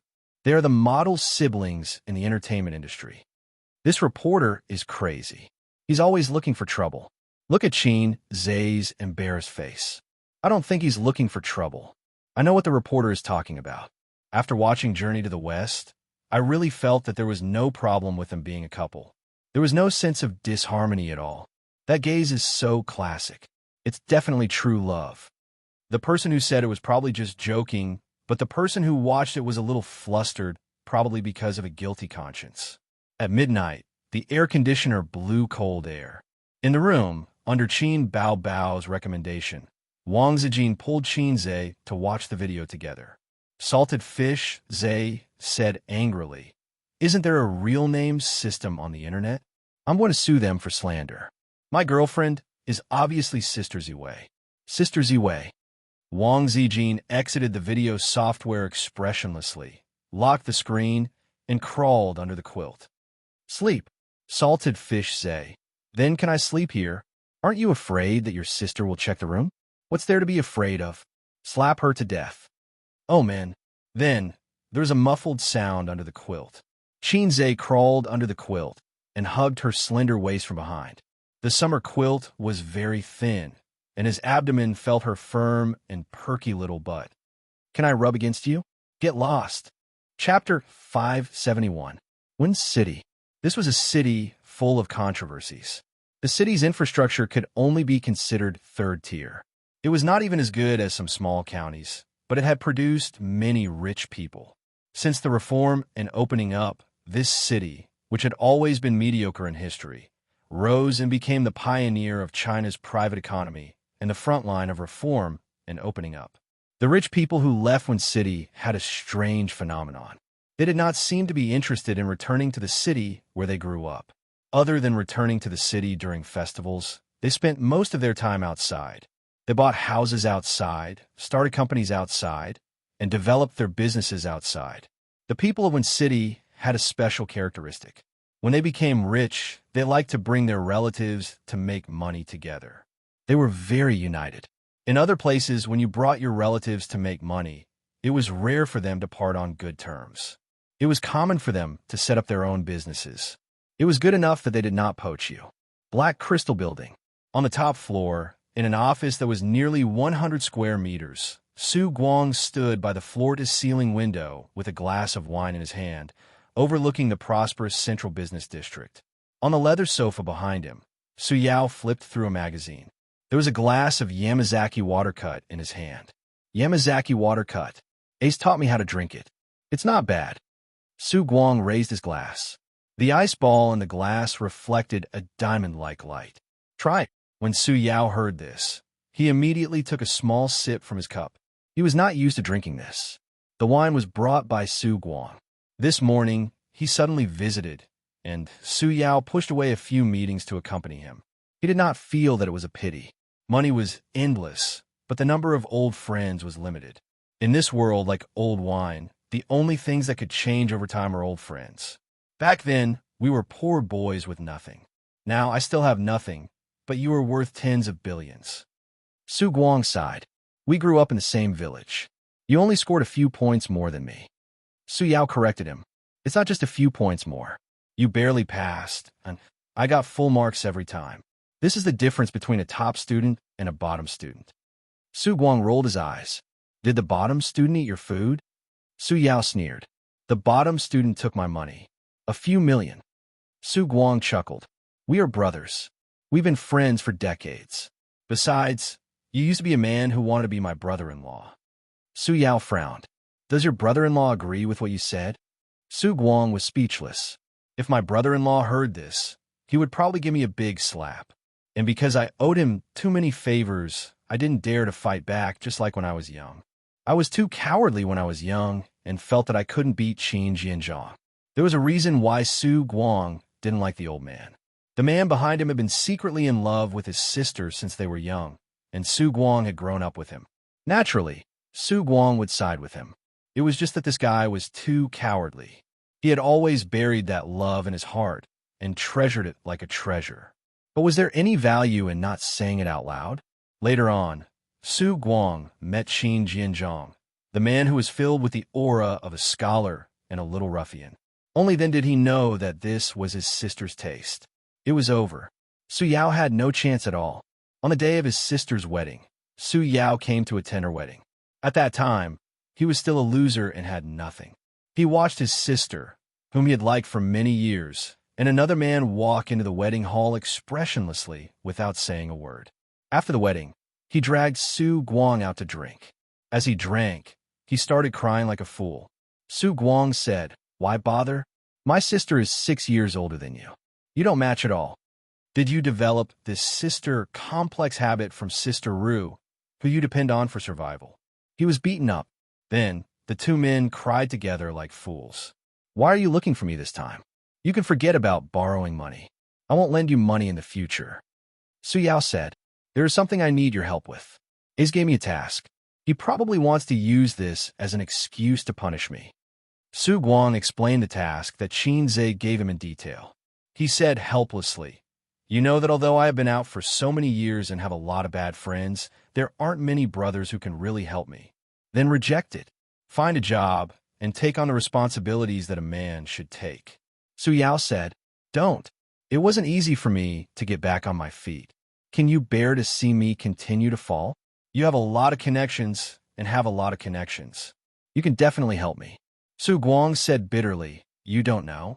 After that kid became a big boss, he became very arrogant. He doesn't care about me anymore. A few days ago, he called me and scolded me, saying that I'm useless. You're really useless. How much can you eat? You're already 40 years old. You should be satisfied." Su Yao said helplessly, "Can't you just work in peace?" Su Guang took a sip of wine, smacked his lips, and said proudly, "It's impossible for me to work. It's impossible in this lifetime. I don't know how to write or be a boss. I can only follow A's and maintain a decent life." Su Yao was speechless. "Whatever, as long as you're happy. I'll keep an eye on this for you. I'll give you an answer in a week." Su Yao took small sips of wine. The morning sun shone in through the floor-to-ceiling windows. His back was straight, and his hair was already slightly gray. A man in his early 40s was at the peak of a man's charm and career. Even if his body was declining, he shouldn't have gray hair so early. It was obvious just by looking at Su Guang. With his thick black hair and handsome appearance, when he went upstairs just now, the female employees kept looking back. Su Guang was overjoyed. We're brothers in this lifetime. Is this how it should be? Su Yao said in a low voice. I want to meet him. Su Guang's smile gradually disappeared. Su Yao said, It's just a meeting. Su Guang's smile gradually became ferocious. Su Yao said, Really? Su Guang sighed. Why? Why? You're still as stubborn as before. Don't disturb their peaceful life. Sister and brother-in-law respect each other and love each other. A's and Bao Bao have a good relationship. Their family is harmonious. What does it have to do with you? But since you asked, I'll agree. Who knows, I might even meet A's girlfriend. I'm not sure if she counts as a girlfriend. Su Guang sighed. This guy isn't loyal enough when it comes to relationships.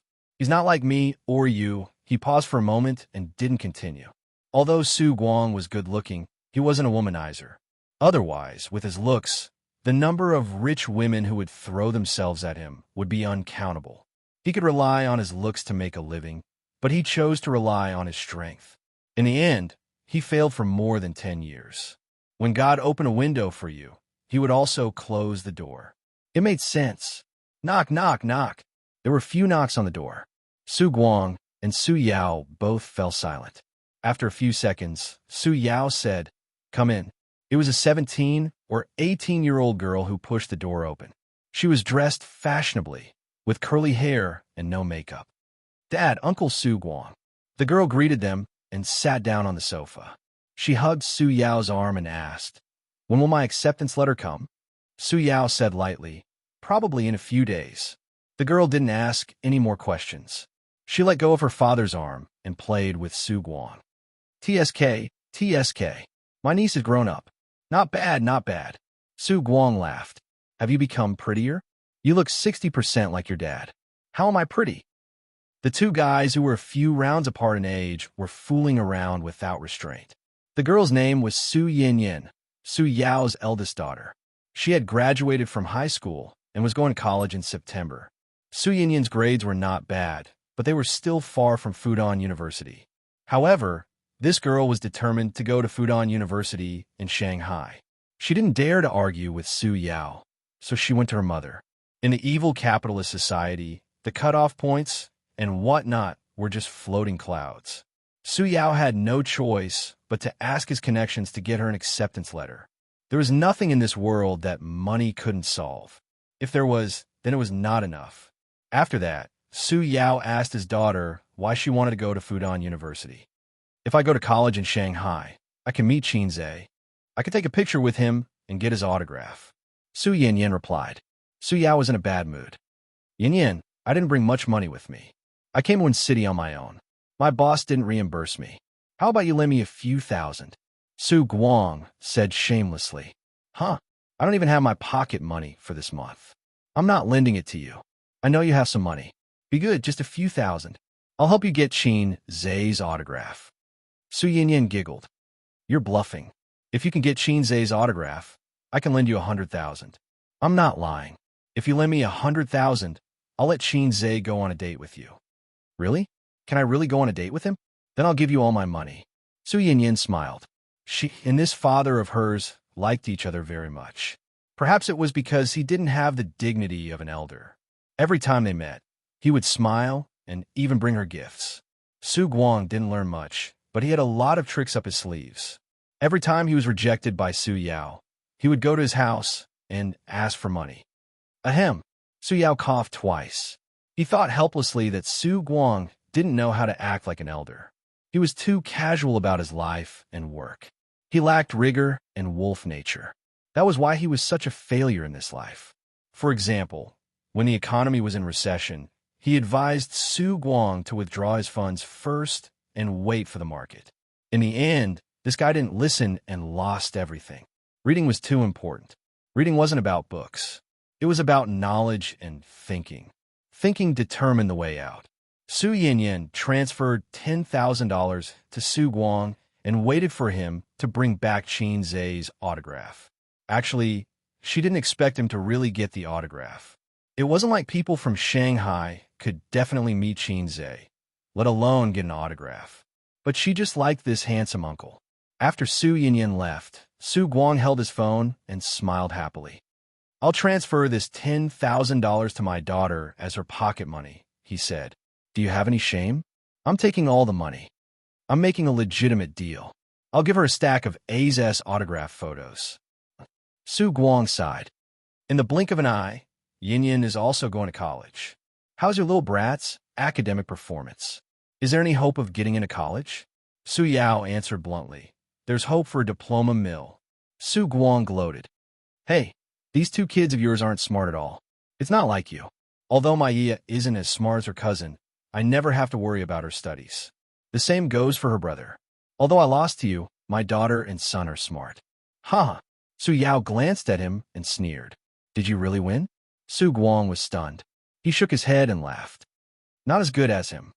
Chapter 572. Qin Zai had been in a state of madness for the past few days. He wrote the script until late at night, and then pushed it all back to the beginning. He racked his brains to come up with the plot and highlight the distinctive parts of the script. Difficult. Super difficult. The system did not leave him much time. He could not be like other screenwriters, spending months or even years to come up with a script. Cross it out. If screenwriters put in so much effort, there would not be so many bad movies in the country. Although he was a science student, he was good at writing essays. After all, he was a big shot who won an award in junior high. He was the pen man who enjoyed the envy and admiration of the girls in his class. But writing essays and writing scripts were two completely different things.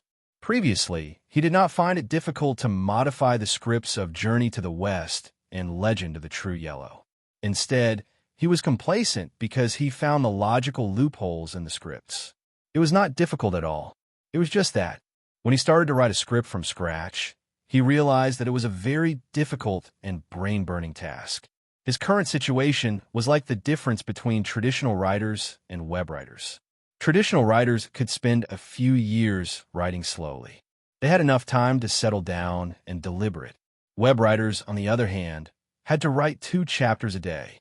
They had to write until they ran out of ideas, until their kidneys were weak. They had to write every day without hesitation. Then the readers would say, "Boring, I give up." Damn it. The best way is to experience the feeling of schizophrenia. The system gave him an idea. "It's not that. I can't write the script now." Qin Zai was troubled. "I know nothing about schizophrenia." "That's right. Even if you're good at acting, you don't know how to act." The system said. "So, can I withdraw the mission? You're thinking too much." Schizophrenia patient, schizophrenia patient. Qin Zai murmured a few times and walked to the mirror in the wardrobe. He looked at his tall and handsome face in the mirror. He saw a big handsome on his face. How could he be a Prince Charming if he was not handsome? Stop joking. He kept thinking, what was a schizophrenia patient like? Crazy? Extreme? 2 selves? He closed his eyes and opened them a few seconds later. "Miss, from the first time I saw you, I knew that you were the other half of my life." At this time, Qin Zai's eyes were deep and meaningful. He narrowed his eyes slightly, and his expression was focused and affectionate. "Buddha said that the 500 times we looked back in our previous lives, we only passed by each other once. I believe that we must have an inseparable fate in our previous lives." In the next moment, Qin Zai's affectionate and focused expression collapsed. His meaningful and deep eyes turned ferocious. "Ha ha ha, Xiaobai. Qi, it's your blessing that I have taken a fancy to you. Be obedient and wait for me to F*CK you in the future."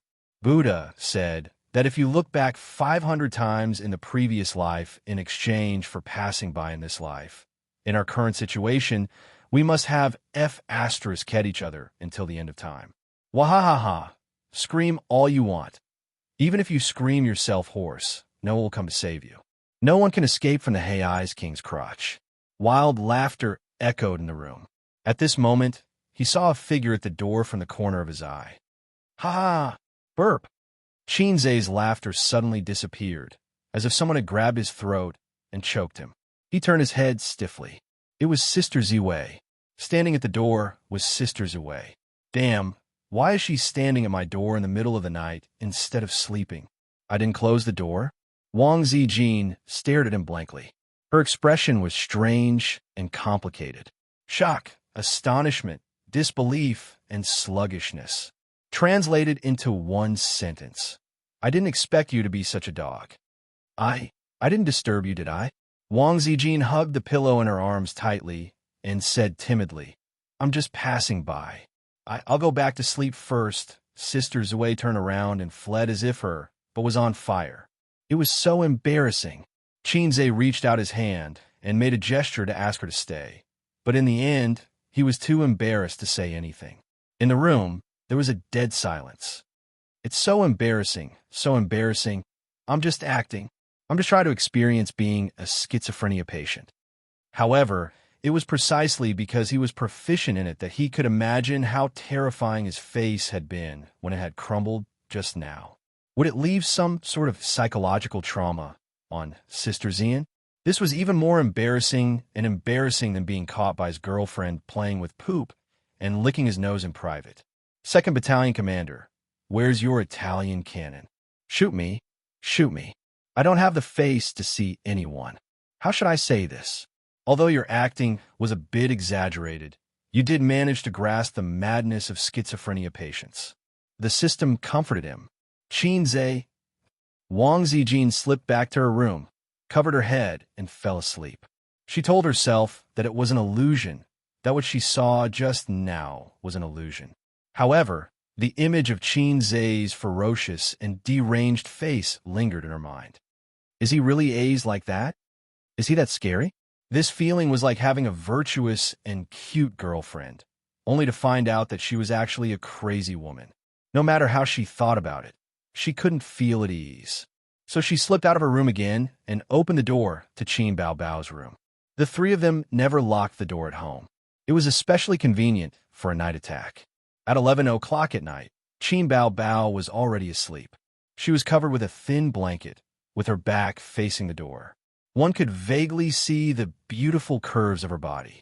Wang Zijin closed the door, turned on the lights, lifted the blanket, and got into bed. She shook Qin Bao Bao awake. What's up? I was sleeping soundly.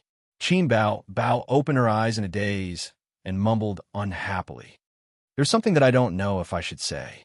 Wang Zijin hesitated. Don't say what you shouldn't say. Sleep, sleep. Qin Bao Bao pulled the blanket over her head and nudged her, but I don't feel confident if I don't say it. Wang Zijin said mysteriously, it has something to do with A's. Qin Bao Bao poked her head out of the blanket. Her messy hair covered half her face. On the other half, a pair of bright eyes could be seen. She asked what's wrong. Wang Zijin said carefully, I just saw him in the room.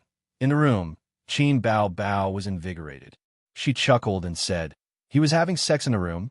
Brother is a 24-year-old man and has never had a girlfriend. He must be thirsty, hee hee hee.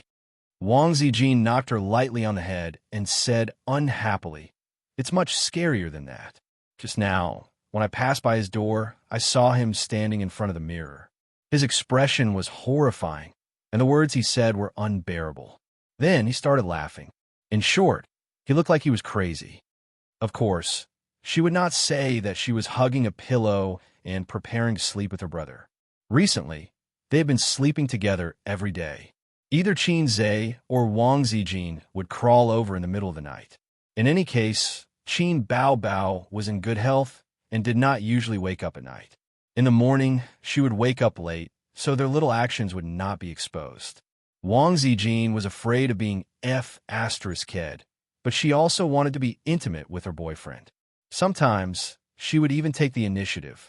Oh, Qin Bao Bao pulled the blanket over her head. Wang Zijin was speechless. Oh, Wang Zijin pulled the blanket down and pinched her daughter's face. Is your brother crazy? Why are you so calm? Qin Bao Bao rolled her eyes and said, he must be acting. What do you mean? Wang Zijin asked. He said that he wants to film an unpopular but well-received movie. The theme is about mental patients.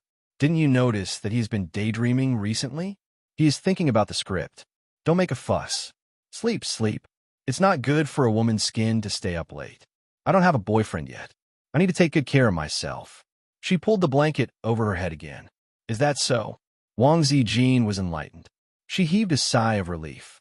There is nothing wrong with my boyfriend. Are you going to sleep? If not, go back to your room. If you want to sleep, turn off the lights. Qin Bao Bao pushed her best friend's belly. Go to sleep. I haven't slept with you in a long time. You must be missing me. Wang Zijin chuckled. Pa, the lights were turned off. Wang Zijin quickly crawled under the blanket and hugged Qin Bao Bao from behind.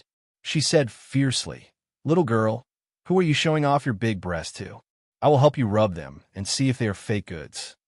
Qin Bao Bao shrieked, It hurts. Don't pinch. Ouch. Who are you showing off to with such a big butt? Oh, it feels good to touch. Wang Zijin, stop fooling around. I want to sleep. Why are you so naughty today? Rub against me. Rub against me before you sleep. Where did you learn such dirty words? Your brother. Chapter 573. At the end of August, Qin received a call from his uncle, saying that he had found a suitable VR manufacturer in Shenzhen. Shenzhen a bit far. In fact, Qin's ideal location was in Shanghai, but Shanghai was a city with a strong smell of money. It was definitely the best choice to engage in finance in Shanghai. However, the R&D and innovation of such high-tech products were first in the coastal cities. Among the coastal cities, Guangdong and Shenzhen were the best. Shanghai was a bit worse. Each of the first-tier cities in China had different characteristics. The best way that Qin and Suyu discussed was to buy a factory in Shanghai, then acquire a team in other places and move the chassis to Shanghai. However, this kind of situation was more troublesome. It was equivalent to building a team. Shenzhen was too far away from Shanghai. Executives may not be willing to leave their hometown, let alone ordinary employees. But because it was too far away, Qin's team was currently all in Shanghai, and Shenzhen was not easy to manage. Baoza investment. Suyu, come with me to Shenzhen tomorrow. Qin said, My uncle found a VR equipment manufacturer willing to sell. I heard that the equipment is good, but because of long-term poor profitability, the investors did not play, causing the manufacturer to be short of funds. They're struggling at death's door and intend to sell it. Suyu thought that it was finally time for her to appear. She had been sitting on the bench for a long time. Is your uncle reliable? Suyu's tone and expression were like a little daughter-in-law who was disgusted with her unreliable relatives. The people of the inspection team sent the evaluation report. Qin logged into his personal email, opened the email, and pushed it to Suyu. There were financial statements, asset evaluations, equipment evaluations, etc. Most of the pros and cons were included. The final answer was a red tick. However, the acquisition price required the boss to personally negotiate and field inspection. In the end, it depended on the boss's wishes and the results of the negotiation. Let your assistant buy a ticket, Qin said. Halfway through, he didn't seem to remember the name of Suyu's assistant. He was the president of Baoza, but he didn't have an assistant himself, or Suyu as his assistant. Suyu had two assistants, both of whom were older, in their 30s. They looked very good, much better than her sisters, but they were a little older, and their figures were a little out of shape. Wearing an office lady suit, they couldn't look graceful and sexy. Oh, women. In some ways, they were all the same. Suyu grabbed the landline on the table and dialed the phone. Help me book 2 tickets. I will arrive in Shenzhen before 5 o'clock tomorrow afternoon. The departure time will be after 1 o'clock tomorrow afternoon. You decide. After hanging up, she said, I still have something to do at the company. I'll try to get it done by tomorrow morning. There's no rush, right? You didn't ask your 2 assistants to go? You're just a troublesome light bulb. Why are you calling him? Qin nodded, thinking that it would be great if he could have a private jet one day. In the morning, he would go to Turkey to show off. In the afternoon, he would go to Japan to eat Japanese food. In the afternoon, he would go to Paris to experience the most romantic city in Europe. Then, at night, she would bring her sisters to Beijing to breathe in the smog. She would be full and happy. The villagers are really bad. The air pollution is caused by our lack of straw. Underscore, the office fell into a quiet state of work. So you occasionally went out for a while, then came back and continued to read documents and sign. During this period, there was a short meeting, probably to explain tomorrow's matters. Xianxia was holding a notebook and writing a script in the office. Since Baoza was on the right track and flourishing, he was a bit like a hands-off shopkeeper. The company was managed by Su Yu, and the business was handed over to the department manager. As a boss, he needed to do everything by himself. The boss was like this. When he started a business, he poured his blood and sweat, laid a foundation, and then handed it over to his subordinates to manage and operate. It was a bit similar to the ancestors in Xuanhuan novels. They lived in seclusion for a long time. Once something happened to the family, they would jump out to turn the tide and help the building to collapse. "What are you writing?" So you didn't know when she sat next to him and leaned over to look at the screen. "Script," Xianxia said. "I'm writing a script. After the acquisition is over, I will concentrate on writing the script and then make a movie. Then can I be the heroine?" Su Yu's eyes were shining. "This is not a romance film." Xianxia scratched his head. "I don't have a heroine." "Let me see your script," Su Yu said. Xianxia's script was just a draft, outlining a general story framework. The hero in the story had a bad childhood. His father was a gambler. Because he owed a huge amount of money to loan sharks, he had all day and lived the life of a stray dog. Later, he was caught by the forces of loan sharks and sunk in the Huangpu River. The one who sunk him in the Huangpu River was a ruthless, strong woman. "Hey, your character is based on Sister Man, right? It must be her. I'm going to send the script to her." Su Yu laughed. "Is it really good for you to hate Sister Man so much? Do you want to be a widow at a young age?" Xianxia glared at her. Then the protagonist's mother went crazy. She wandered around the village all day with disheveled hair. The protagonist lived silently, went to school, and took care of his mother.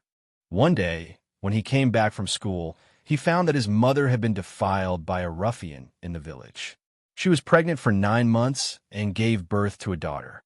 It was undoubtedly a devastating disaster for a family that barely survived and relied on the government's relief. Wow, it's the kind of literary film at first glance. I hate tear-jerking movies. When I wrote novels, if I wrote a little bit of abuse, I would call it poison. Su Yu frowned. "I'm not writing a novel. I'm making a movie. In the unpopular movies that win in content, this kind of plot is nothing."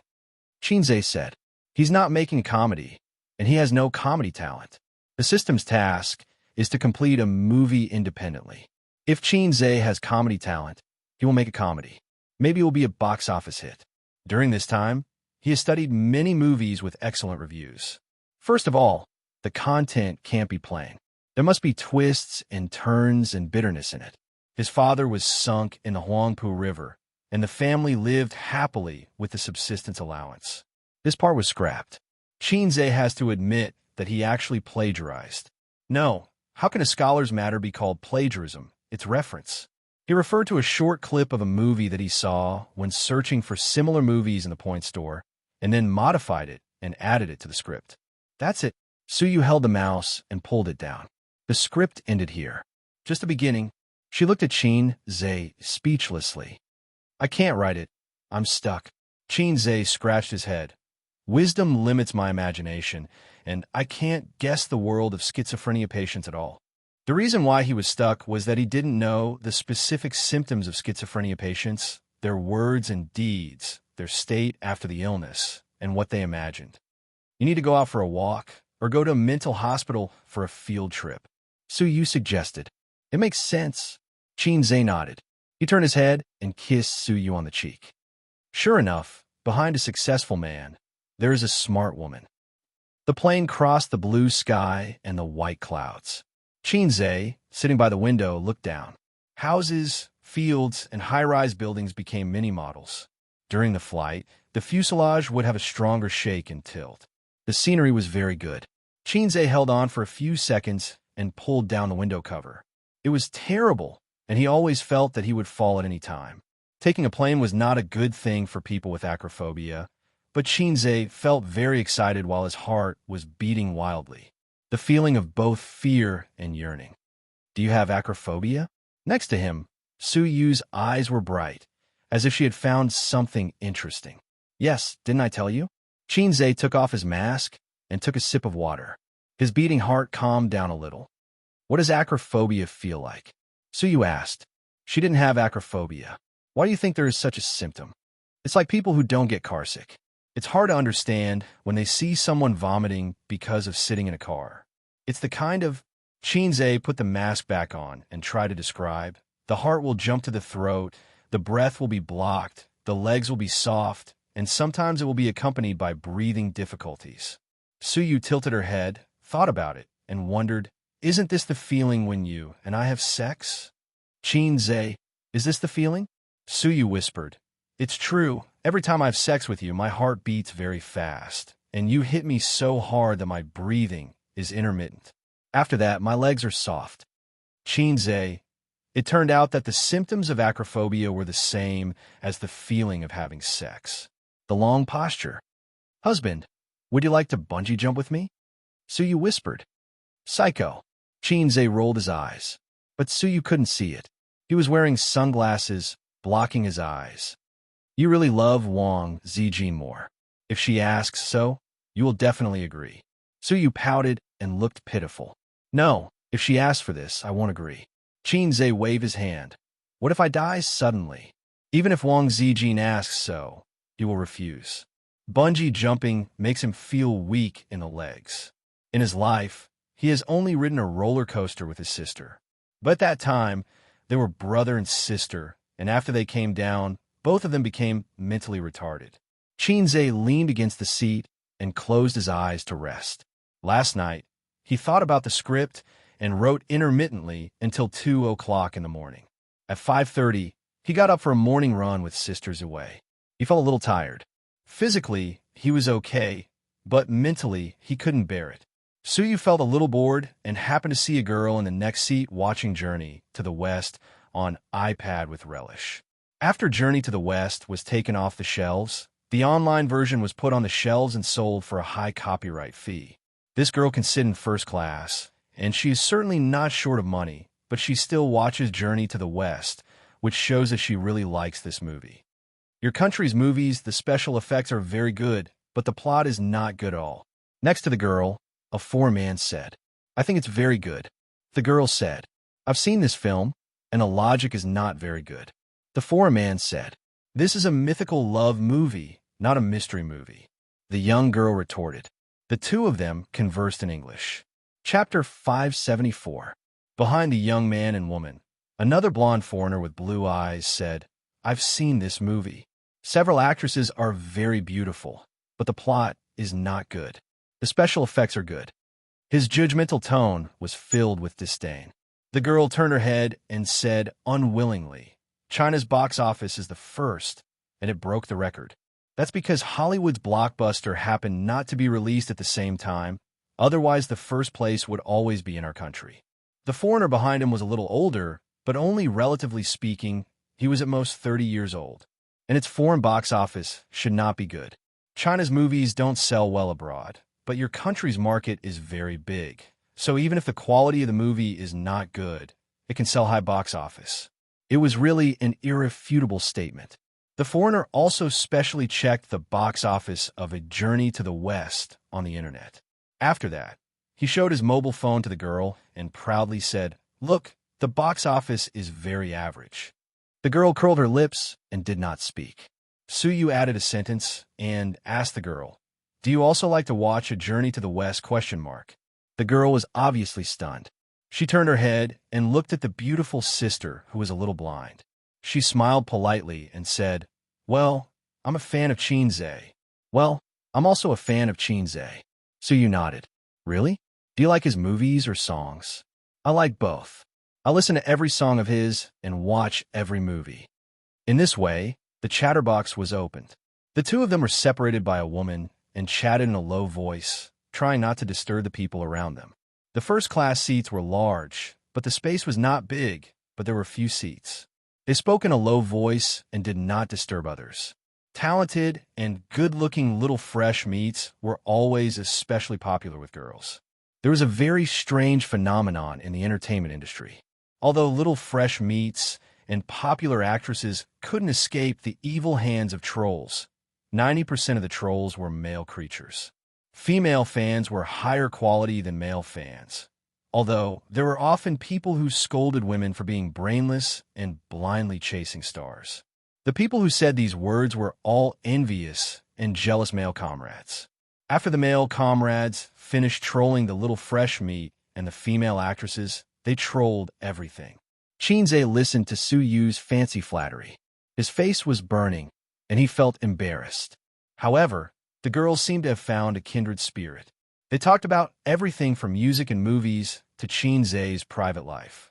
Su Yu said, "Xianxia is a man with a very clean private life. Unlike other little fresh meats who are shining on the screen, but their private life is very debauched." The girl nodded. It could be seen that Xianxia had a good reputation. Su Yu added, "We are both siblings. Compared to Xianxia, I am extremely dissatisfied with Qinbao. She was just a vase. She didn't know anything except singing. You see, from the beginning of the singer program until now, she had relied on her younger brother to become rich and famous. Other than being pretty, she has no other redeeming qualities." She tried her best to criticize Qinbao Bao. The girl said, "Qinbao Bao is also okay. She sings well, and her acting skills are good." Su Yu was dissatisfied. "Where is she good?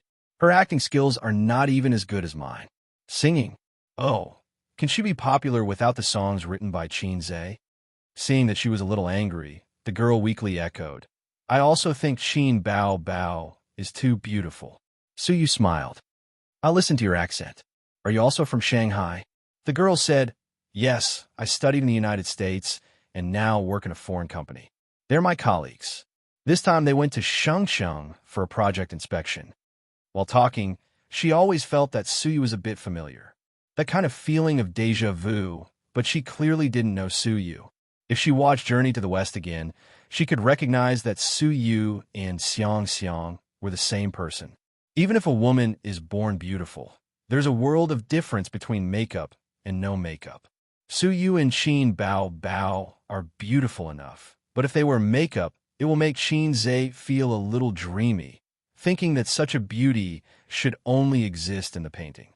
Even if a woman with a very ordinary appearance, with a little bit of makeup skills, she will become a beauty in minutes.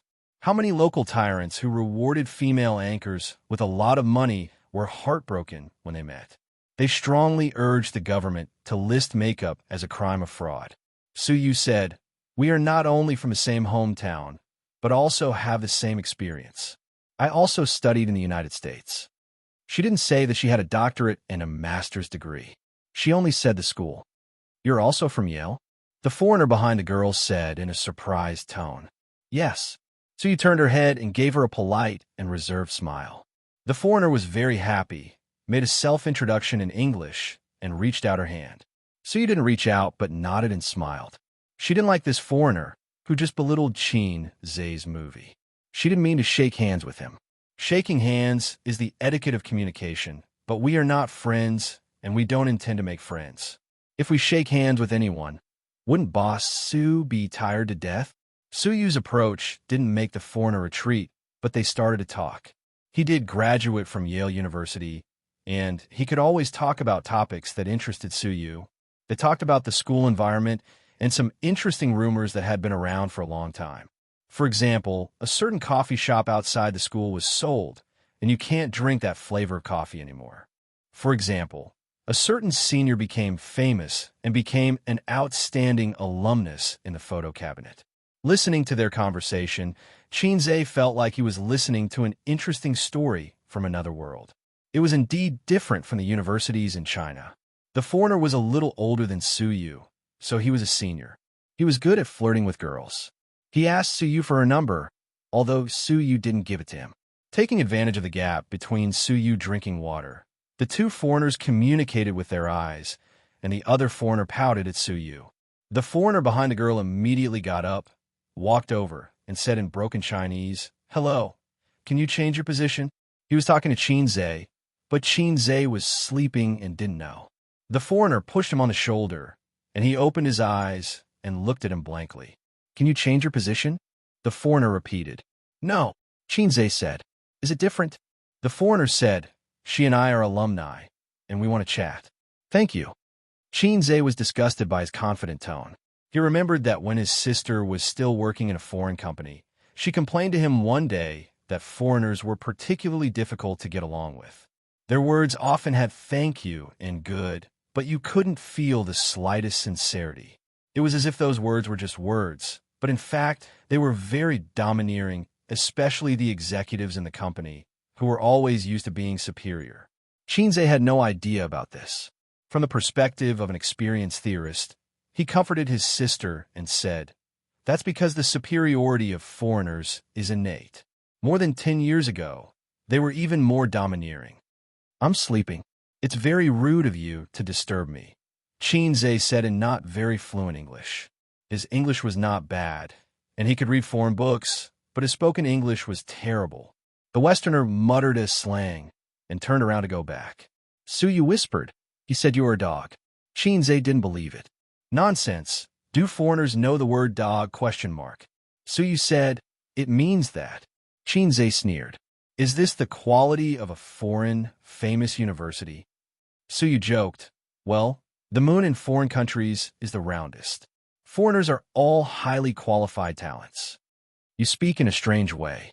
Xianxia pinched her thigh. On the other side, the foreigner muttered discontentedly. The girl muttered with her foreigner companion, which meant that Suyu and Xianxia knew each other, so it was normal that they wouldn't change seats. Suyu sighed. I miss the days abroad. Is there someone or something worth remembering there? I don't have many friends abroad. Thinking about those years, it was very lonely to be alone in a foreign land. But, after all, it was a part of my life. Suyu wanted to lean her head on Xianxia's shoulder, but the seats in the first class were very spacious, unlike the seats in the economy class. She couldn't lean her head on Xianxia's shoulder. Otherwise, her neck and waist would be broken before they reached Xianxia. Everyone would have feelings about the days of studying, but Xianxia wouldn't have such feelings for the time being. He had only graduated a year ago. Maybe in a few years, he would also sigh about the years when he was a passerby in the University of Finance and Economics. That was his lost youth. He really missed the past, unknown and carefree, unlike now, where he was the center of attention. It was really tiring to be a celebrity. Such a feeling. What about now? Xianxia asked. Now, of course, it's good in China. With you, I have nothing to be dissatisfied with. Suyu rolled her eyes. Sensible. Xianxia touched her head. Obviously, she was older than him, but Suyu acted like a girl who needed love and pampering in front of him. Xianxia still enjoyed this feeling, although he was a sister complex. Xianxia took a nap on the plane and was suddenly awakened by the noise. Suyu looked around, but because the economy class and first class were blocked by the door, she couldn't see the outside scene. The girl next to her got up, opened the door and looked outside, turned her head, and spoke English to another foreigner, and then the two went out together. With Xianxia's poor English hearing, he could roughly understand. XX and the people outside are quarreling. Just at this time, he wanted to pee. Out of the Chinese mentality, he said, I'll go to the toilet and eat melons. Suyu nodded and didn't join the fun. She just said, come back and chat with me. Xianxia, you talk like an ant in Beijing. He stepped out of the first-class cabin. Chapter 575. There was someone in the first-class toilet. Xianxia's intention to watch the show after going to the toilet fell through. Then he went to the economy class toilet. The aisle of the economy class only allowed one person to pass, so Xianxia found that the way to the toilet was blocked. Many people in the economy class straightened up and poked their heads out to watch the conflict. The two air hostesses were trying to mediate. One of the two parties involved in the conflict was the top student from Yale University in the first-class cabin, a foreigner. The other was a gentle-looking, middle-aged man wearing glasses. I just went to the toilet, and he kept knocking on the door. After I came out, I said a few words to him, and he even pushed me. The man explained to the stewardess with an agitated expression. He obviously did not understand English, and the foreigner's Chinese level was limited to simple communication and daily greetings. If he was angry, he had to rely on his mother tongue. Xianxia roughly understood. The foreigner was probably in a hurry to go to the toilet. There was someone in the first class, so he came to the economy class. In the end, he found that there was still someone in the economy class, so he knocked on the door. There was nothing wrong with this person having 3 urgent needs, but his behavior of knocking on the toilet to urge him to go angered the middle-aged man in the toilet. Anyone would be angry. So the two quarreled, and it seemed that the foreigner even pushed the middle-aged man. The 2 air hostesses tried to communicate with the foreigner, but they could only speak a few words of English. Then a tall stewardess stood on the side and struggled to communicate with the foreigner in English. Although every airline interview had an English conversation assessment, the level was not too high. From high school to university, this was just a domestic flight. The foreigners were cursing and swearing. Even those who didn't understand English could hear them shouting F***CKU. Sorry. The girl in the first class squeezed over with another foreigner and said, "He is my friend." "What's wrong?" "Your friend quarreled with someone. Can you tell him to go back to his seat first?" "We are in the air, so let's go back to our seats first," said the air hostess. The girl communicated with the foreigner in fluent English. The foreigner shook his head, pointed at the middle-aged man, and mumbled something. The girl's face showed anger and displeasure. She looked at the 2 air hostesses and air hostesses. "My friend said that person insulted him. You have to give him a satisfactory answer." The middle-aged man was furious. "Who insulted him?" "When I went to the washroom, he knocked on the door with all his might. Everyone outside heard him. He made me feel uneasy when I went to the washroom. When I came out, I said, 'Crazy,' and he pushed me." The foreigner said in English. The girl translated, "You're occupying the toilet. Don't you have any civility?" The middle-aged man's eyes widened. Using the toilet is called occupying. Seeing that they were about to quarrel again, Kong Bao hurriedly said, "It's just a small matter. Forget it. Let's hurry back." The Westerner stood still and spoke in English. Even ordinary people could recognize the curse words that were mixed into his words. The girl said, "My friend asked him to apologize." The middle-aged man couldn't believe it. Why? They had been quarreling for a while. Once the mood of watching the show passed, the passengers couldn't take it anymore. After all, the economy class wasn't big. Who could stand a group of people standing next to you, chattering and tugging? Can't you just apologize? It's not a big deal. He's not a girl. Is it so hard to say sorry? It's so annoying. Apologize to him. After all, he's a foreigner. Our countrymen have manners. The surrounding passengers were all talking at once. The middle-aged man straightened his neck. "What's there to apologize for? It's not my fault. I haven't asked him to apologize yet." Pretentious. Security, don't just watch. Hurry up and get them to leave. It's so annoying. The passengers said impatiently. The air hostess looked at the middle-aged man and said, "Why don't you apologize to him?" The middle-aged man was stunned. Another air hostess persuaded, "Let's not lower ourselves to the foreigner's level. They might be serious and don't know how to be tactful. Why bother?" The foreigner who came out with the girl said, "Apologize." He said it in Chinese. The 2 foreigners pursed their lips.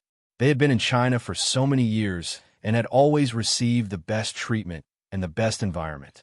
When they had difficulties, there would be a bunch of Chinese colleagues to help them. When they had gatherings and fun, there would also be a bunch of people around them. They had lost a bicycle in China, and the whole country had mobilized to help them find a car. In their own country, who would care? They did not spend a single cent and enjoyed top-notch VIP treatment. Awesome. In their own country, they could not enjoy such treatment at all. When they encountered trouble, they had to solve it themselves. If they cursed, the women in their country would despise them for being impatient. But in China, it was not like that at all. When they cursed a few times, a bunch of people would laugh and give them a thumbs up. Come on, that was clearly a swear word in their country. China was so good. Although it was a foreign country, they felt like they were the masters. When foreign dogs came over, they could look down on the local dogs of China. They waited for the middle-aged man to apologize. They did not know much Chinese. Otherwise, a sentence would have appeared in their minds. "Call me daddy." The middle-aged man looked around. The passengers on both sides of him looked impatient and annoyed. He looked at the air hostess and also wanted him to apologize. Their tone was very gentle and patient when they spoke to the foreigners, but when they spoke to him, their tone became very normal. But because it was too normal, it showed the difference between the two sides. Why? Am I wrong? Just because they were foreigners? But this was China. Weren't they all Chinese? We have the same skin and the same pupils. Only then are we on the same side. Shouldn't they be on my side? Why did their family blame their own family when they had a conflict with others at home? Why? F***CKU. The middle-aged man roared angrily. His face was red and his neck was thick. He looked like an angry clown. In the eyes of most of the passengers, he was a clown. After all, they had stayed in China for a few years. They could still understand the two words F***CKU, just like how most of the Chinese knew how to say F***CKU. Say that again. The foreigner pushed the middle-aged man's shoulder, causing him to stagger. The middle-aged man wanted to fight back, but he was stopped by the air hostess. Two air hostesses blocked both sides. The middle-aged man was blocked by the air hostess. He listened to the warning, "Don't cause trouble. Otherwise, you will go to the police station when you get off the plane." The foreigner cursed, F***CK, then he changed to broken Chinese, F***CK your mother. As if still angry, he cursed, "Chinese pig. Chine sepik, chine sepik, chine sepik." Each curse was harsher than the last. The younger air hostess's face flashed with anger, but she held it in. They were staff, not passengers. If they did something reckless now, they would be fired by the manager later. It would be fine. The reason was that they treated foreign friends rudely, tarnished the country's reputation, and caused a bad impact. The surrounding passengers were angry, disdainful, and indifferent. There were all kinds of people, but no one stood out to meddle. It did not concern them, so they did not care. There were also people holding up their mobile phones to take videos. If the video was uploaded to the internet, it would cause public anger. But most people who were boiling with passion on the internet would choose to be aloof and indifferent when they encountered such a thing in reality. They were commonly known as keyboard warriors. "I think you should take back what you said just now and apologize to us." A voice interrupted. It was full of energy and instantly attracted everyone's attention. It was a young man wearing a mask and sunglasses. The foreigner recognized him. He was the very rude man in the first-class cabin. His small request was rejected. This was a very ungentlemanly Chinese man. He was far inferior to his friends and colleagues in China. "What does it have to do with you?" His broken Chinese was domineering. Xianxia pushed the air hostess aside and stood in front of the girl and the foreigner, saying, "Because you scolded me." The foreigner did not react, and neither did the passengers. "Chinese pig," Xianxia said, "take back that sentence, apologize, and I forgive you." Looking for trouble. The foreigner was stunned at first, but he cleverly avoided the topic and said something in English. The girl beside him listened and translated. He said that the China people united to bully him.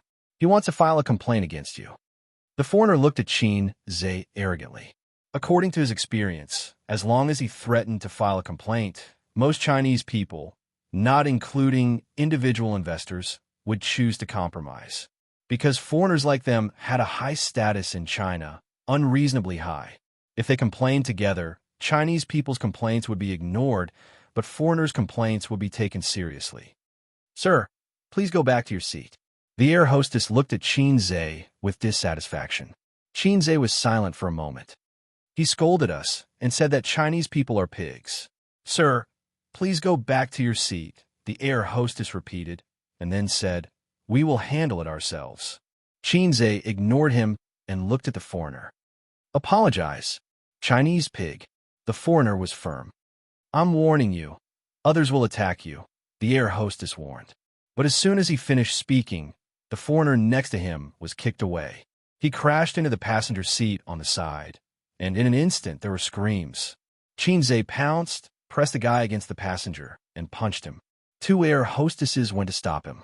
Like the police subduing a criminal, they pressed down on his shoulders and tried to twist his hand behind his back. Unfortunately, their strength was not comparable to Xianxia's. Instead, they staggered. It was chaos. Many people took out their phones to take videos. Another foreigner saw the situation and went to help. Taking advantage of Xianxia's unpreparedness, he launched a sneak attack and punched him in the head. It hurt a little, Xianxia stood up angrily and glared at him. His sunglasses fell off, revealing half of his face. Then, for a moment, the cabin fell into a strange silence. Everyone was looking at him. Everyone was looking at him. There were all kinds of expressions. Astonishment, shock, disbelief. Their expressions froze on their faces, especially the girl who was with the foreigner. Her mouth was wide open and her eyes were wide as she stared at him in a daze. Of the two air hostesses, one was still lying at the feet of the passenger, and the other was standing firmly beside Xianxia. But they all saw Xianxia's face. Xianxia, Chapter 576. As a young hunk whose popularity was comparable to the S-list, he carried the title of God of Stocks, fast shooter, music genius, and outstanding entrepreneur. On this flight from Shanghai, there was almost no one present who did not know him. Although Xianxia was wearing a mask, it obviously could not prevent others from recognizing him. The upper half of his face was easier to recognize than the lower half, because the eyes were the window to the soul and the most important part of a person's facial features. In the entire cabin, there were probably only two people who did not recognize him. One was lying down, and the other was standing. The one standing had his hands clenched into fists and was in a fighting posture. It seemed that he had practiced a few moves. The foreigner was tall and strong. Xianxia was already 182 meters tall, but he was still half a head shorter than him. After getting into a fighting posture, the foreigner stared at Xianxia. He thought that if he came over, he would reward him with a left hook, then a right hook, and then a gas heel. He would simply KO him. Xianxia took a step forward. The moment he stepped in, the foreigner's left hook flew over. It was fast, accurate, and ruthless.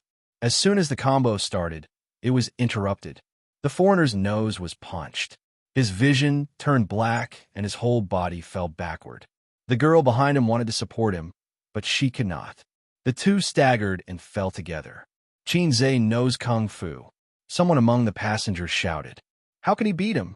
It was impossible.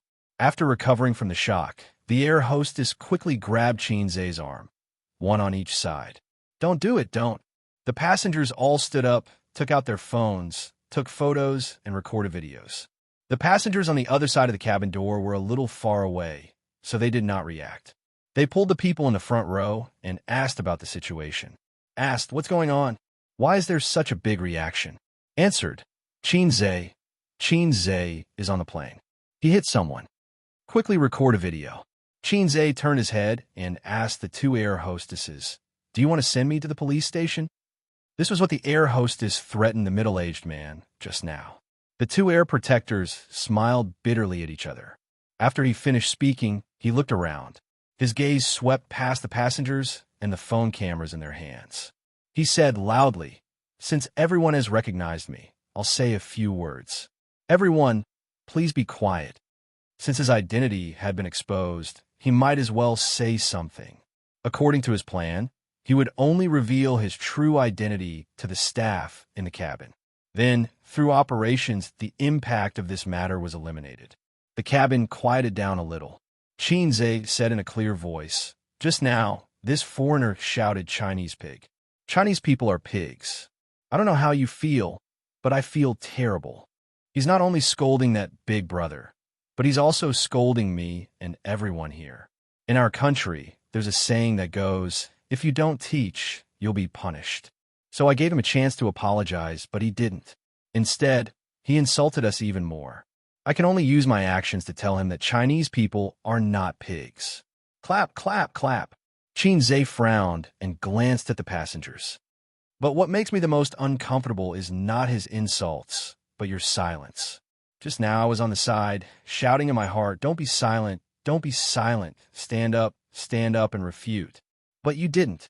You listened to him call you Chinese pigs, but you just kept silent and acted as if it had nothing to do with you. If a person doesn't even have the integrity of a race, if it doesn't even have dignity, then it's too sad. Most of them were ashamed and speechless. Very good. Xianxia said. Lu Sun said that money can't make your knees hard. If you want to stand up again, you have to stand up from the bottom of your heart first. Lu Sun, F***CK, who's pressing down on my coffin. I'm a public figure. I know that hitting people will have a great negative impact on me, and I'll even be classified as a banned artist and banned, but I still have to do it because someone has to stand up. Have you ever thought about what would happen if no one stood up for him? After the incident, he would talk to his companions about it and say with disdain, "Not a single Chinese person dared to stand up for me at that time. They really are like a bunch of pigs." Xianxia said in a deep voice, "Dignity is something you have to protect yourself.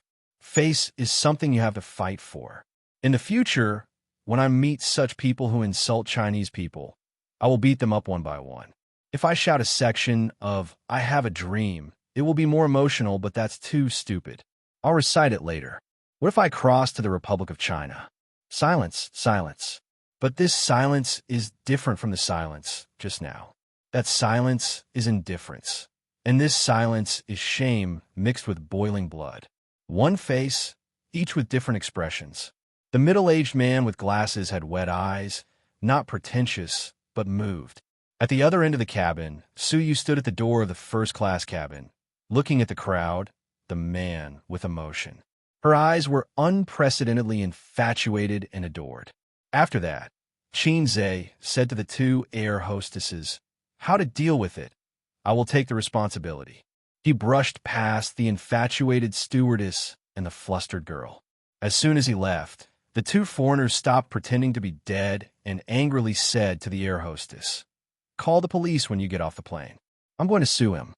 This time, the air hostess didn't answer, but called the stewardess. "Take the medicine box to stop the bleeding and rub the medicine." The foreigners repeated in Chinese, "Sue him." The air hostess ignored them. "Please go back to your seat, or we will forcibly send you back. We'll help you deal with the wounds." One had a nosebleed, and the other had a bruised face. The two foreigners looked at the girl. The girl hesitated for a moment and said in English, "I think you should apologize." "Fuck." The foreigners were so angry that they burst out swearing. "Stupid. Son of a bitch. Go away, brainless." In the passengers, suddenly there was a burst of curses in response to the two of them. Xianxia pulled Suyu back to the first-class cabin at the door and said with a wry smile, "It may take a while to get off the plane later. Sorry, I always make trouble." Suyu shook her head. "You hit people again. Isn't it immature?" Xianxia said. Because she is weak, women instinctively dislike violence. She feels that it is immature. Suyu hugged his waist and said softly, "Fighting also depends on the situation. Are those indifferent people outside rational? Are they men? Are they mature? As you said, they don't even have dignity, and they keep silent even when insulted. Is such a person good?" She sniffed Xianxia's breath deeply and became more and more intoxicated. "Foreigners are all like this. I have seen a lot of Chinese people who have been discriminated against and sighed. They not only discriminate against Chinese people, but also engage in internal strife. The discrimination against black people is very serious. But among those Chinese people who are discriminated against, few can stand up and refute. Other bases I can understand, but if you are discriminated against and insulted in your own country, what is it?" Xianxia scratched his head in annoyance. "Why can't I stand up?" Suyu said, "Why do you think about others? Think about yourself. Will you really be classified as a band artist?" Xianxia shook his head. "Politically correct, no." Suyu cleverly said, "Oh," and continued to hug him. Not long after, she let go and rubbed her neck and waist. The door of the first-class cabin was opened at this time, and two foreigners and a girl came in. One of them had a hemostatic cotton in his nostrils, and the other had medicine on his face. They didn't say anything, didn't dare to speak, and sat in their seats. The girl peeked at Xianxia from time to time, and her expression was extremely complicated. Xianxia. She was Xianxia. It turned out that she had been in the same room with her idol. At this time, as a fan, she should have been excited to ask for autographs and photos, but after what happened just now, it was difficult to put down her face and get close to him. The same was true for the passengers in the economy class. Xianxia's words just now made everyone's face burn. At 4:50 p.m., they arrived at Bowen Airport on time. After Xianxia got off the plane, he was asked by the airport staff to enter the VIP room. Xianxia was taken away alone. Is the police going to arrest him? Let's go and see. The passengers who took the ferry also saw that they and Xianxia didn't leave on the same ferry. Let's go and see after we get off. It's in that direction. The airport police station is next to it. Let's go directly. Xianxia waited in the VIP room for the police from the police station. He got into a fight again. The two middle-aged policemen who rushed over to take notes had the same thought in their minds at the same time. The incident between Xianxia, Zhao Yuqian, and Sun Wuda was still vivid in their minds. Shanghai and Shenzhen were more than 1,000 kilometers apart, but in the era of information explosion, a haircut was known all over the country, not to mention a fight between a famous person like Xianxia. We received a report that you hit someone on the plane. The policeman said, causing trouble on the plane was an additional crime. Conflicts between passengers were fine, but if it was a conflict with the staff on the plane, it would be serious enough to warrant immediate detention. I hit 2 foreigners. Xianxia said. The reason? They called Chinese pigs. The policeman was stunned. Tell me in detail. Xianxia recounted what happened on the plane. You didn't hurt them badly, did you? The policeman's tone was gentle. Of course not. It's just a normal fight. It doesn't constitute minor injuries. Xianxia said with a smile. It was like a joke, and the policeman laughed too. Some time ago, countless people were concerned about minor injuries. The 2 foreigners are next door. We'll ask them later. After the policeman finished speaking, he left the VIP room.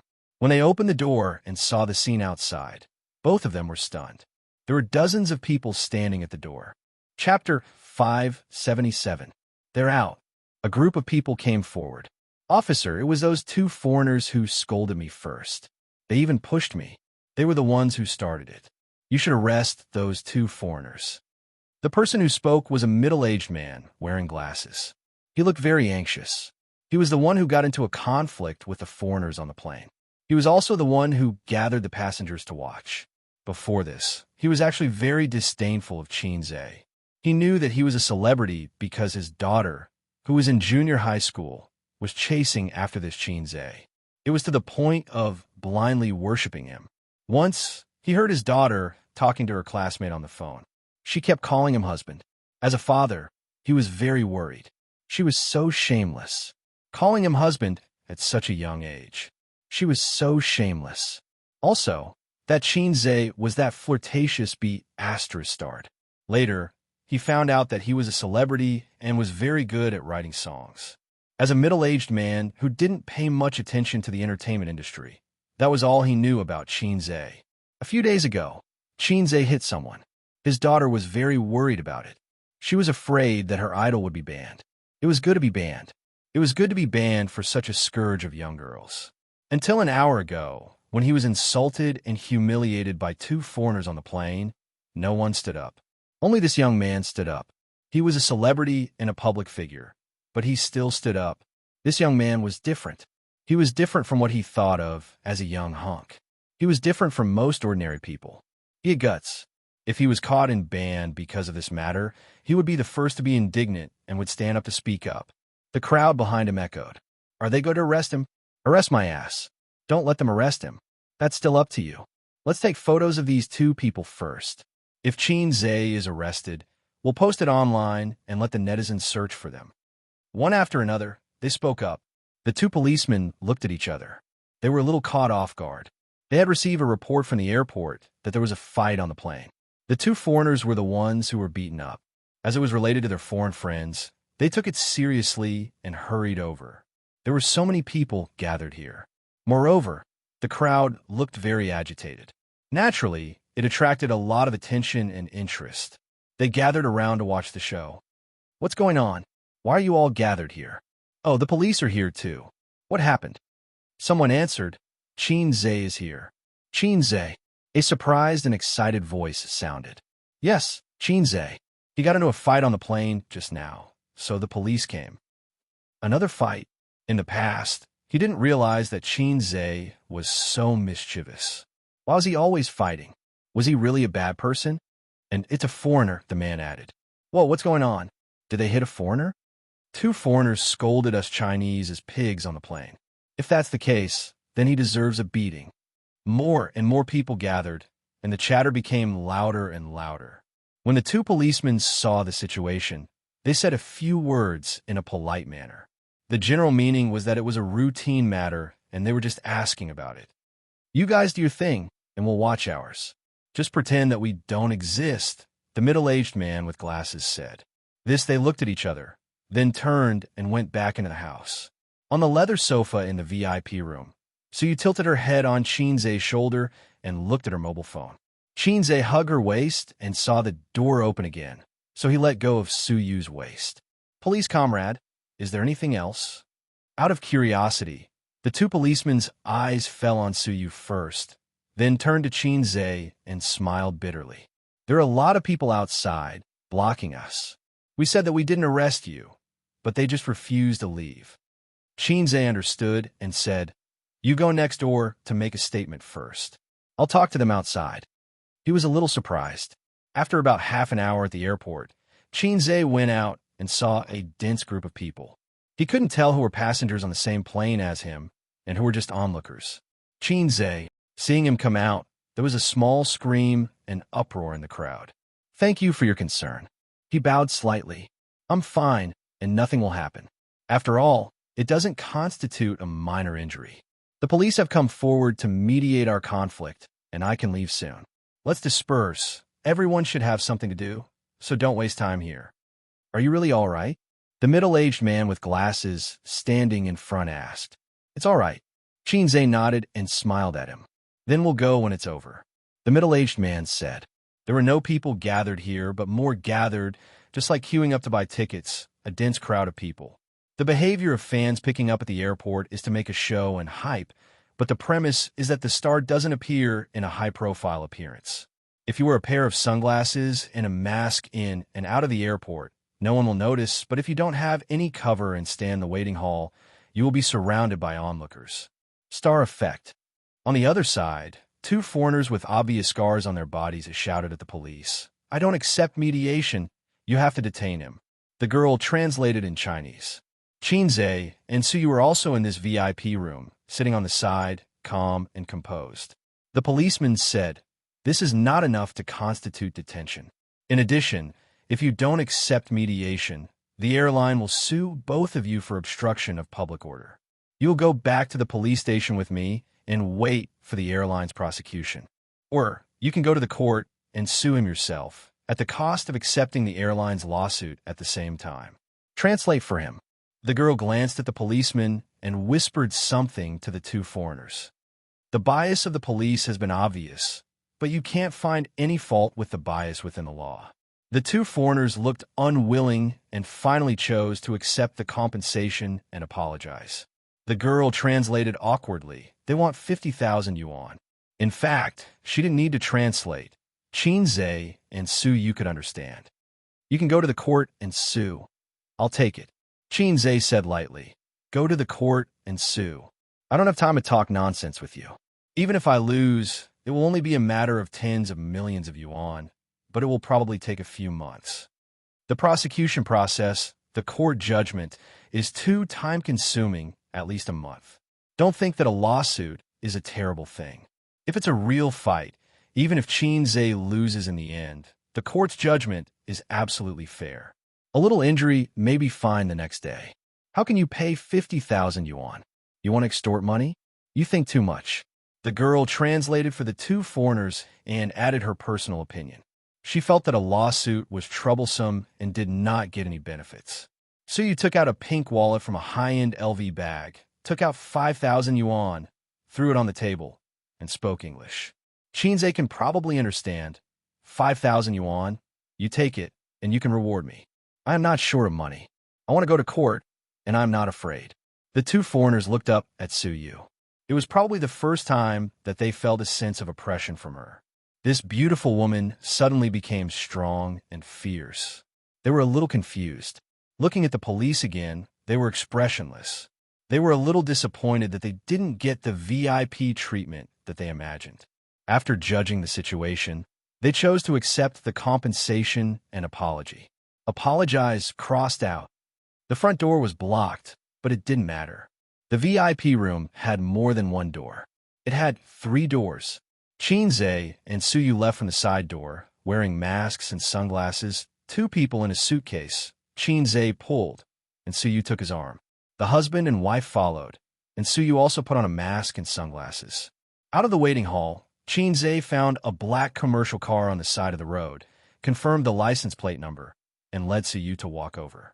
The car arrived half an hour ago. Almost as soon as Xianxia's front foot landed, it arrived at the airport to pick him up. It was a car called by his uncle to pick him up. In the process of Xianxia dealing with a foreign incident, his uncle called him several times. Xianxia only said that he had something to deal with and asked him to wait. For this reason, the commercial car was driven by the traffic police again and again on and off the Duga, and finally Xianxia and Suyu came out. Opening the door, in the spacious car, sat the smiling uncle and an ordinary-looking middle-aged man. Xianxia froze in place. The man looked over. Across a pair of sunglasses, the two men looked at each other, and time seemed to freeze at this moment.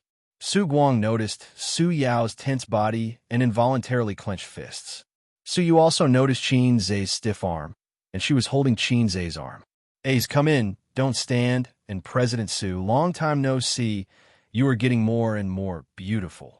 Su Guang's laughter broke the silence of the two men. After that, he got out of the car, took the suitcase in Xianxia's hand, and threw it into the back seat of the commercial car. Xianxia and Suyu got in the car and sat down. The commercial car drove smoothly along the Duga, and the airport was left behind, turning into a vague black spot and then gradually disappearing. "Do you want a drink?" Su Guang asked, and he had taken out a bottle of champagne, set the glass, and poured the wine. This commercial car is very high-end, and it is the same grade as the nanny car used by his sister, starting at 1 million. "Ace, Uncle did a good job this time. Don't be too good." Su Guang smiled and pretended to be relaxed. "Let me introduce you, Su Yao, Uncle's old friend, thanks to his help this time. Don't look at how unreliable your uncle has been these past few years. Not everyone around him is a scoundrel." He handed a glass of champagne to Xianxia. Xianxia's eyes fell on Su Yao, and he said lightly, "I have seen you before." Clang! The goblet fell to the ground, and the wine spilled all over the floor. Su Guang. Chapter 578. The smile on Su Guang's face disappeared. This heartless man for more than 10 years had a rare panic, but he covered it up in a very short time. "Oh, my hand is numb. Sorry. He hurriedly bowed his head to pick up the broken goblet. Xianxia kicked it and swept the goblet aside. "Uncle, let someone clean it up after the car stops. Be careful not to scratch your hand." Perhaps Xianxia's tone was too strange and dull. Su Guang's face was uncontrollable panic. His expression and subtle behavior fell into Xianxia's eyes one by one. It confirmed some speculations in his heart. His heart was cold. Su Yao smiled and reached out his hand. "I've heard a lot about you. I didn't expect Guang's nephew to be the famous Xianxia." Xianxia hesitated a little and shook hands with him. "It's a small world. We met last time." "Yes, we meet again." Su Yao smiled very gently, and his words and deeds gave people a sense of relaxation like a spring breeze, without the oppression of a billionaire. Xianxia glanced at his uncle, who was a little confused and nervous, and explained, "I saw Boss Su when I was shooting Journey to the West with my sister last time. Thank you, Boss Su, for your help. Otherwise, we might have a little trouble. Right, Yua?" Suyu suddenly realized and finally remembered this familiar face. That day, she drove and collided with the front of a Rolls-Royce. The two sides had a quarrel, and the traffic police rushed over. She thought that the follow-up would be a little troublesome. Finally, a middle-aged man came over and slapped the Rolls-Royce owner, and then there was no then. The main reason was that Su Yao was too ordinary, and Suyu couldn't remember him for a while. If he was not handsome enough, how could he attract the attention of beautiful girls?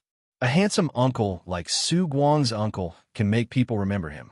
It's purely the degree of visual impact.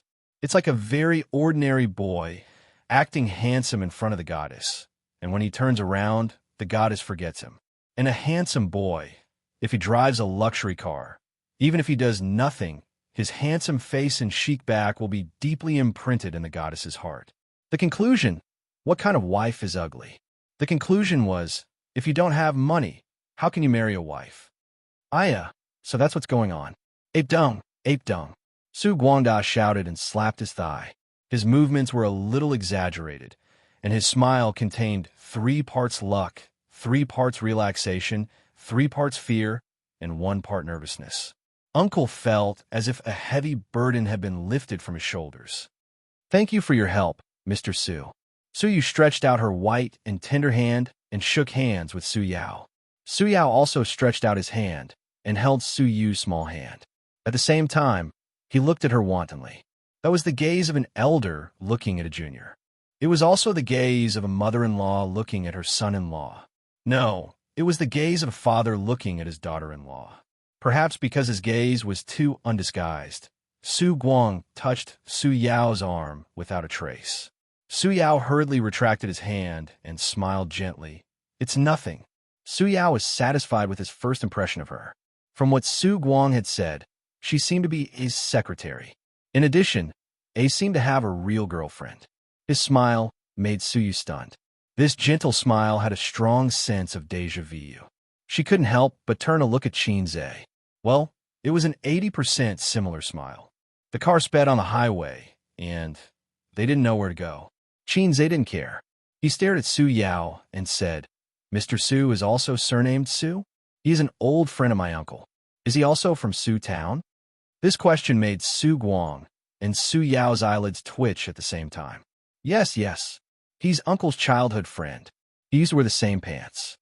Su Guang covered up his embarrassment with exaggerated laughter.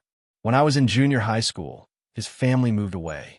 I haven't seen him for many years. But in these few years when my uncle was down, I was grateful for his care. Xianxia nodded suddenly. I knew it. When I was at Aunt Su's house, I didn't see Mr. Su. Su Yao's hand, holding the goblet, was white. Su Guang felt guilty and kept warning his childhood friend with his eyes. He said in his heart, You have a hold on. Don't collapse. Xianxia spoke in a completely casual tone. It was like meeting a fellow villager in a foreign place and couldn't help but talk about the scenery of his hometown to try to get closer.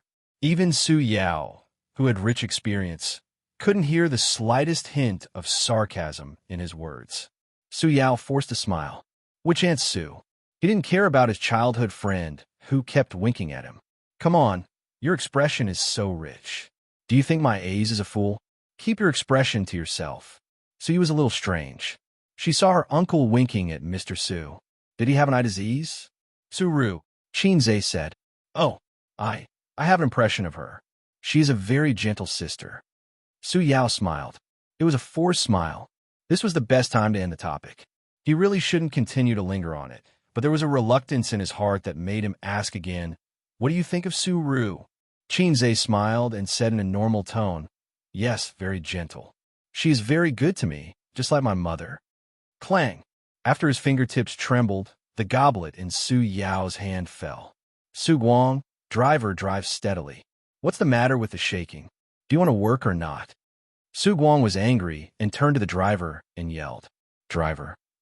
At 6 o'clock, in the afterglow of the setting sun, the business car stopped outside a hotel. There was a social event in the evening. Xianxia was going to meet and eat with the boss of the VR manufacturer. Any business can be discussed at the dinner table. This is the culture of the dinner table in China, from public to private, even if they still have to negotiate and discuss in the bright meeting room. The dinner table is like a process that can never be avoided. There is nothing in the world that can't be solved at the dinner table. If there is, it is on a woman's thigh. After getting out of the car, out of some tacit understanding, Su Guang and Su Yao walked in front. Su Yu and Xianxia were behind, and the two sides kept a distance that they could whisper without being heard. Does he know something? I always feel uneasy. Su Guang's voice was very weak. Su Yao was silent for a moment and said in a deep voice, Don't think too much. What can he know? No one said anything about the past. He can't check it. Su Guang said, But my nephew in recent years has been very strange. He used to be like an ugly duckling, but suddenly he became different. Su Yao's face was complicated, and no one knew what he was thinking. Also, your behavior in the car was too abnormal. He will definitely pay special attention to you afterward. Su Guang regretted. I'm so stupid. I shouldn't have promised you. Don't tell my sister about this, or I will die miserably. Su Yao shook his head, no. In short, no matter what, you have seen him. After this meal, go back to Yuan City tomorrow. Don't ask him for his number, and don't contact him privately. Otherwise, we can't be brothers. Su Guang warned. I can't go tomorrow. I want to invest in his VR equipment factory. Su Yao said. Hearing this, Su Guang's face changed. Don't be nervous, Su Yao shook his head. It's not too complicated. I just want to help. I owe him too much. Just give me a chance to make up for it. Su Guang gritted his teeth. Not far behind, Su Yu hugged Qin Zhe's arm. She was tall, and she could kiss Qin Zhe's lips with a little tiptoe. She whispered in his ear, That's Su Yao. He looks at you strangely. What's strange? Qin Zhe asked. Su Yu thought for a while and shook her head. I can't say, but he has been peeping at you, peeking at you, looking at you carefully, which makes people feel uncomfortable. Is he? She hesitated for a moment. Is he gay? Qin Zhe, you've been reading recently, beautiful. Ah, you even know about this. Su Yu said, I just finished reading a book called Devil's Patriarch. 2 men lived shamelessly. That kind of life makes me shudder just thinking about it. How would you girls like it? Qin Zhe imagined 2 men lying in bed, giving each other a handle. I think it's very loving. Where's the love? Su Yu raised her eyebrows, stretched out her hand, and slapped Qin Zhe's strong buttocks, and said in a rough voice, Good brother, do you want to do it? Qin Zhe glanced at her chest and sneered. Little brother, wait for me tonight. The topic of conversation inexplicably changed to a completely different topic. I feel that if we make a gay-themed movie, it may be popular, and it will definitely be very popular with female audiences. You're a beautiful man. Why are you gay? Chapter 579. Along with the ups and downs of the mountains, the gentle curves, a loud and clear male voice exploded. Qin Zhe was shocked at first, and then found that the voice was very familiar. Wasn't it his song, Borrow from the Heavens for 500 Years? In front, Su Guang and Su Yao went to get their phones together. Mine, Su Guang said. Qin Zhe, it was a déjà vu that could not be any more familiar. Every time the song of the donkey came to mind, he and his sister would subconsciously reach for their phones because their ringtones were the same. I have a little sister, but I never ride. Then the siblings hurried to get their phones. Su Yao also set this song as his ringtone. They were really good brothers and had the same taste. A middle-aged man stood at the door of the hotel with a smile on his face and came to greet Qin Zhe and others. The vice president of the VR equipment factory, surnamed Go. As soon as they met, he warmly shook hands with Qin Zhe and Su Yao, but when it came to Su Yu, he smiled and nodded. Qin Zhe noticed that his eyes first fell on himself, then Su Yao, and finally Su Yu. He just glanced at them. The small details were very comfortable. With Su Yu's appearance, everywhere she went was a beautiful scenery. It was normal for men to instinctively look at her a few more times. But he didn't. Old fox. Buy what bracelets?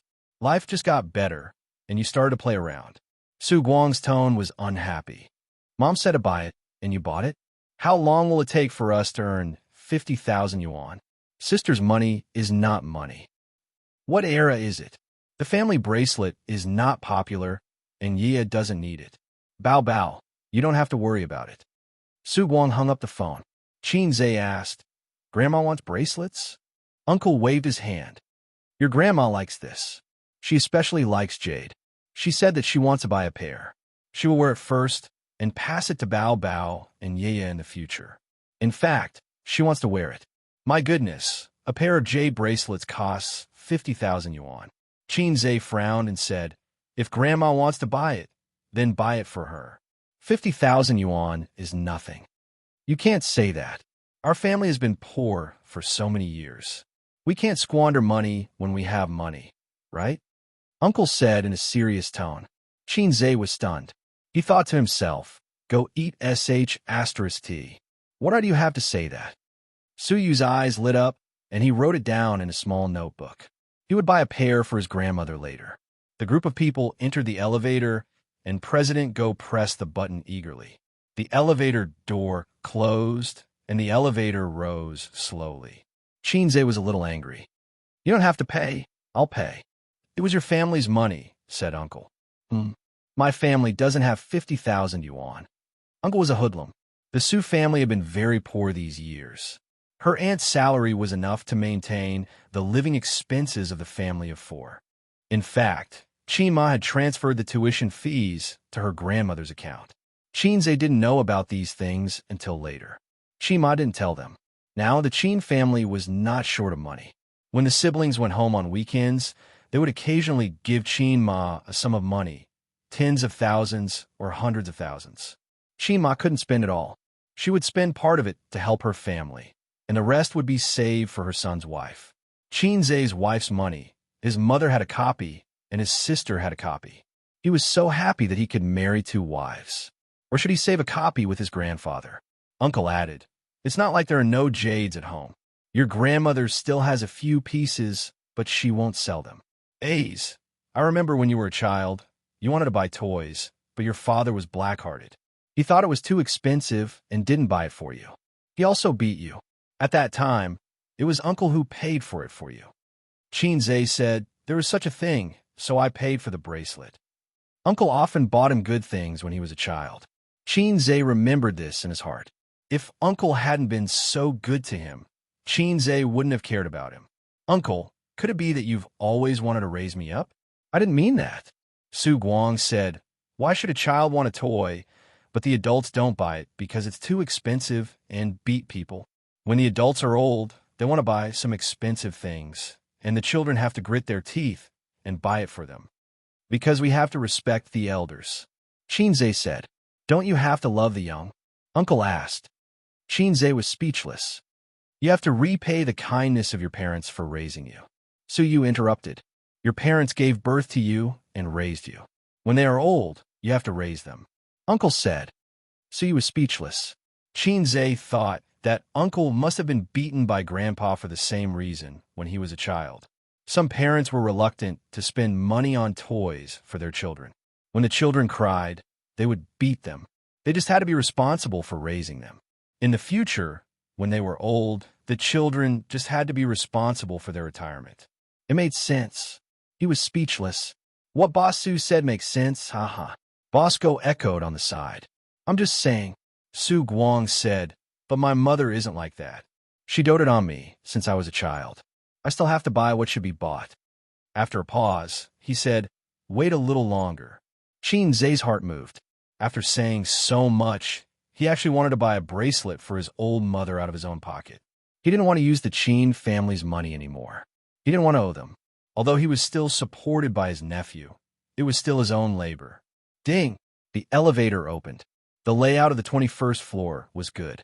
The lights were bright, but not dazzling. The decoration was new, and there were many guests. As soon as he entered, he could see the guests around the square black crystal table, eating and chatting. Waiters in uniforms came and went. Because of his identity, Xianxia wore a mask and sunglasses when he got off the car. It wasn't good to turn the shop into a fan meeting. They entered a very spacious private room. There was only one table, and it was almost full. Several leaders of the VR equipment factory and 2 leaders of the inspection team that Xianxia hired. Beside each man, there was a young and beautiful woman accompanying them. "Sit down, don't be surprised." It was normal. What was this? The big shots were talking about business at the table, and there were female celebrities accompanying them. Xianxia looked at the scene in the private room and cursed in his heart. Sister owes me the identity of a big shot. The main character was here. Xianxia took off his sunglasses and mask. Many people in the private room were shocked. The only people present who knew that Xianxia was coming were the 2 leaders of the exam team, as well as the CEO and vice president of the VR factory. The others probably didn't know about Xianxia, especially the girl who was drinking with him. Her eyes lit up. She was surprised and excited. If it wasn't for the wrong occasion, she would probably scream. Except for one girl. When she saw Xianxia, she was stunned. Xianxia looked around and found her in the next moment. He was slightly stunned. "Boss Qin, come here, sit here." A half-bald, middle-aged man got up enthusiastically and greeted Xianxia to take a seat. He was the boss of the VR equipment factory, surnamed Liu. "You two, Boss Su, also sit together, waiting for you to start the banquet."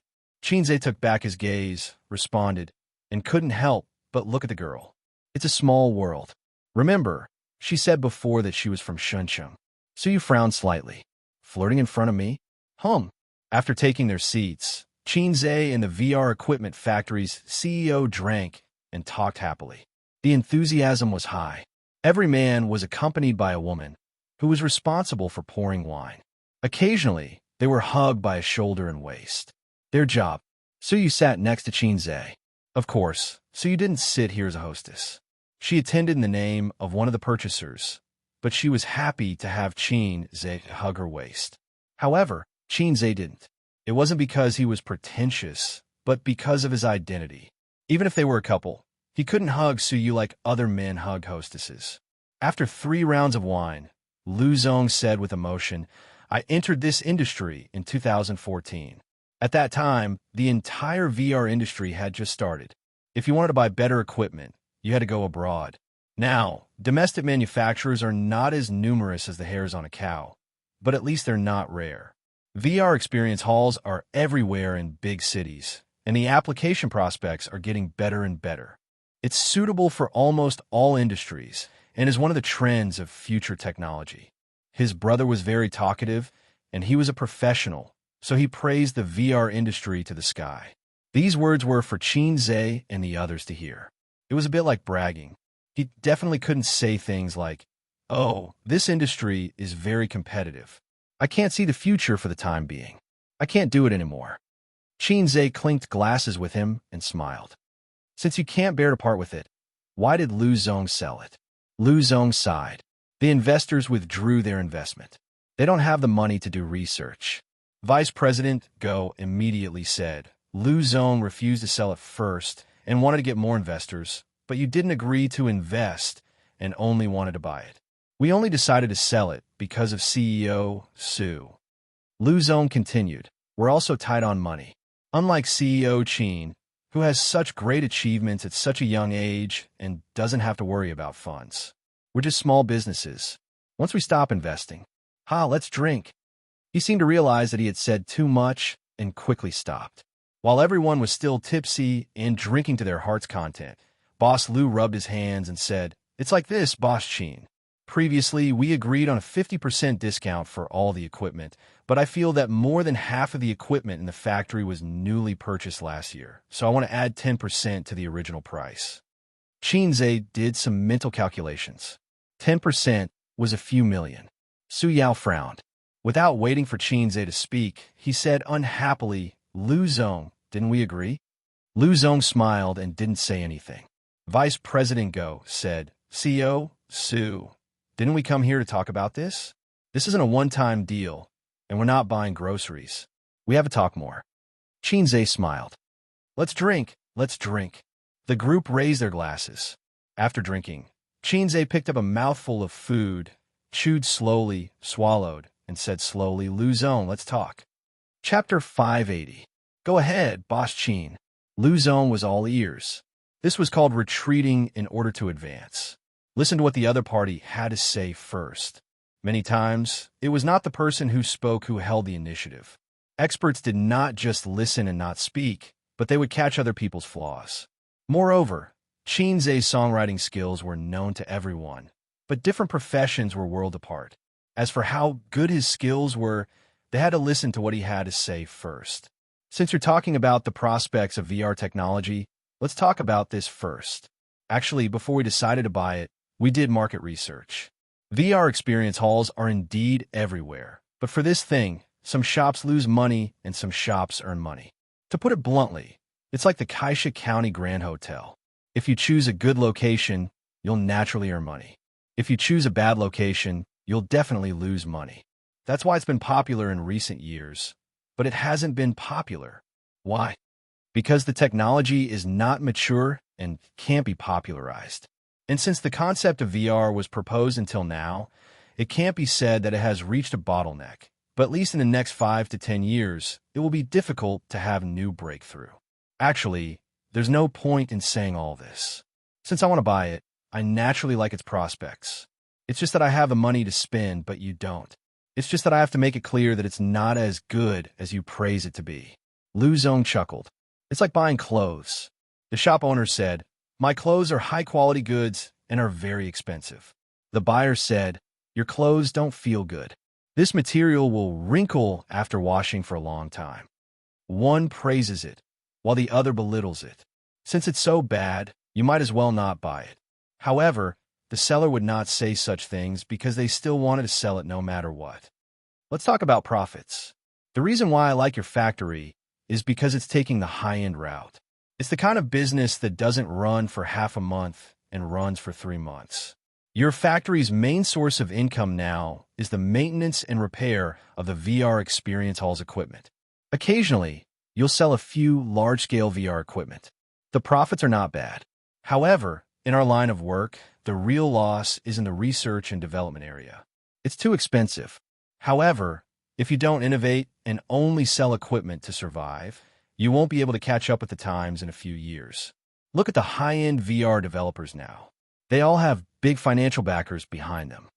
Lu Zong, it's precisely because it's taking the high-end route, isn't it? Value is relative. Xianxia said, let's put it this way.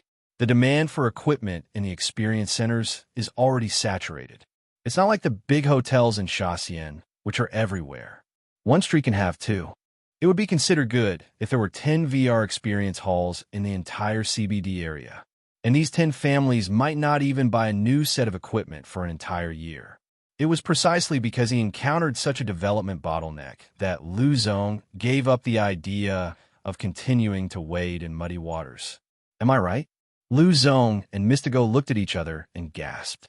He was an expert. He had done some research on it. He had earned quite a bit of money over the years, but his development had indeed reached a bottleneck.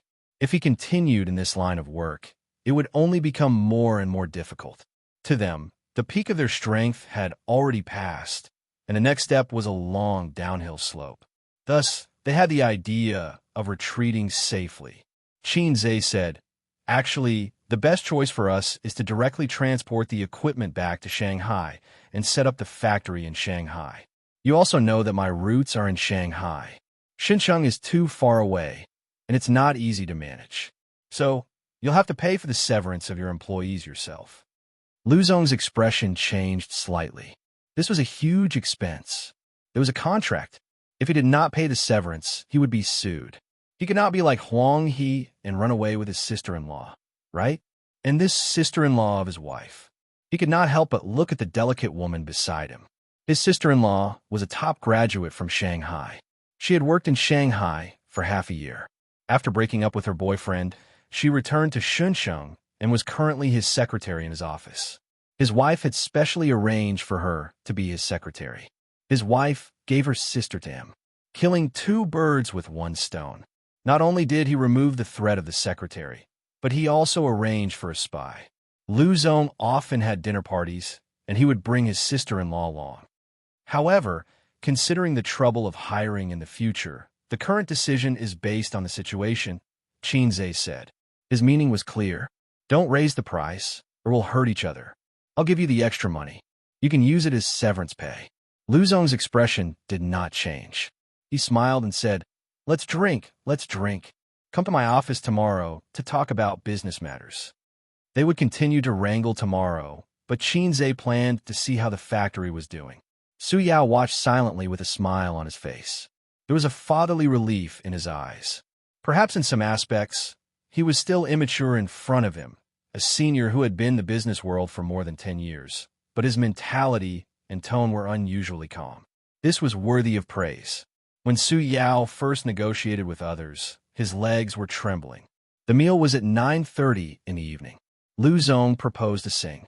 The social activities of adults were basically this process: dinner, nightclub, and sex. Everything could be settled over a wine table. Not good? Okay, on the woman's thigh. Still not good? Then in the body.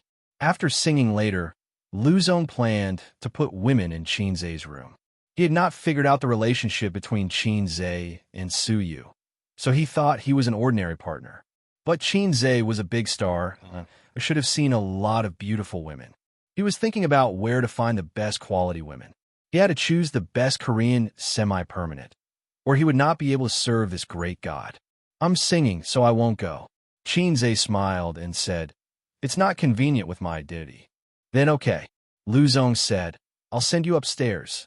"Thank you." The hotel room was upstairs. By the way, this was a 5-star hotel. This kind of hotel did not have flirtatious men calling at night, because those who could afford to stay in a 5-star hotel had plenty of partners. After sending Xianxia and the others to their rooms, Lu Zong, Mr. Go, and the others went downstairs together. In Lu Zong's Mercedes-Benz, his sister-in-law was sitting in the back seat looking at her mobile phone. The driver saw him come down and quickly got out of the car to open the door. "Brother-in-law," the sister-in-law suddenly shouted, and then there was no follow-up. She looked a little confused. Lu Zong looked at her blankly. She drank a lot with him during the dinner and probably got a little drunk. She asked, "Which room is Xianxia in?" Lu Zong was stunned. "Room 2208. Hey, Dandan, where are you going? Let's go home. I'll be right back." The sister-in-law hurried back to the hotel. The hotel room was decorated very well, worthy of the 5-star title. There was a fruit plate on the table that the waiter had just sent up free of charge. There was a small fridge in the cabinet with wine and drinks. Most importantly, there was a river outside the hotel. When he opened the window, the night breeze blew on his face, very comfortable. Xianxia washed his face, wiped it clean, and ate a few pieces of watermelon. There was a knock on the door. He walked over to open the door. Suyu was standing at the door, looking around. Xianxia said grumpily. "Hubby." Suyu's beautiful face was full of mischief. She narrowed her eyes, and her long eyelashes brushed into a black shadow. "Just the two of them, how wonderful." "Come on, fair weather friend," Xianxia said. "Fair weather friend?" Suyu did not understand. "A friend who has physical relations after drinking." "Huh, so I'm just a fair weather friend? When you endure the humiliation of being under my crotch, we'll upgrade to a bosom friend." The two of them looked at each other, like a married couple looking at each other. The whole world turned yellow just like that. Xianxia pulled Suyu into the room, carried her in his arms, and threw her on the bed without any pity. A hungry tiger pouncing on a sheep. "Wash, shower," Suyu panted. "Shower first. Shower after you're done." "No, don't. Then let's shower together. There's a bathtub anyway. I'll go fill the water." Xianxia went into the toilet and turned on the tap. At this time, there was a knock on the door. "Who is it?" Xianxia walked out of the toilet and opened the door. Seeing the person at the door, he was stunned. A little cabbage, his little cabbage for back then. "Xianxia, can we talk?" Little Cabbage said. "Ace, who is it?" So you sat on the edge of the bed and looked out the window. Little Cabbage's gaze swept over Xianxia's shoulder, and the two women's eyes met. Little Cabbage said, "I haven't seen you in many years. Can we talk alone?" Xianxia looked at her subtle and complicated expression, sighed in his heart, and nodded. Okay. Chapter 581. Suyu, who was temporarily sent away, made a face at the door and then went back to her own room. The ordinary-looking woman in the room seemed to be an old acquaintance of A's. She didn't ask about their relationship. She looked ordinary and was a hostess, so you didn't put her in her eyes at all. As for why she sent her away when she met an old acquaintance, so you didn't think about it for the time being. She went back to her room to brush her teeth. She didn't want to take a shower. There would be a couple baths later. Business trips were the happiest. Without the two ferocious women, Wang Zijin and Qin Baobao, she was relaxed and carefree. In the room, Xianxia sat on the bed and Xiao Baikai sat on the sofa. They said they wanted to talk, but when it came to it, they didn't know how to start. Xiao Baikai was called Wang Dandan. She and Wang Zijin were from the same family 500 years ago. Xianxia always felt that he had an inseparable relationship with old Wang next door. Wang Dandan used to be from next door. It was a little awkward. He suddenly remembered a joke on the internet. A few years later, he met his first girlfriend in Dongguan. For only 500 yuan, he could kiss her and have sex with her. This was an absurd reality. Since Wang Dandan was a hostess, there was nothing wrong with this analogy. So Xianxia didn't say hello to her. After the banquet, they went their separate ways. It wasn't that his eyes grew on his head and he looked down on his old acquaintances because he was worth 10 billion yuan. It was purely for her dignity. "Do you want to eat fruit?" Xianxia broke the silence and pushed the fruit plate in front of her. Wang Dandan shook her head and stared at him. You're more handsome than before. Did you have plastic surgery? Xianxia said, It's a genetic mutation. Wang Dandan laughed. You're still as naughty as before. How have you been these years? Xianxia hesitated for a moment. Why did you go back to Shuncheng? After breaking up with you, I had another boyfriend. After breaking up with him, I went back to Shuncheng. It's not worse than Shanghai, and my family is here. Wang Dandan said. Xianxia remembered that she used to like going to Shanghai. When he was chasing her, she said that her house was 150 square meters.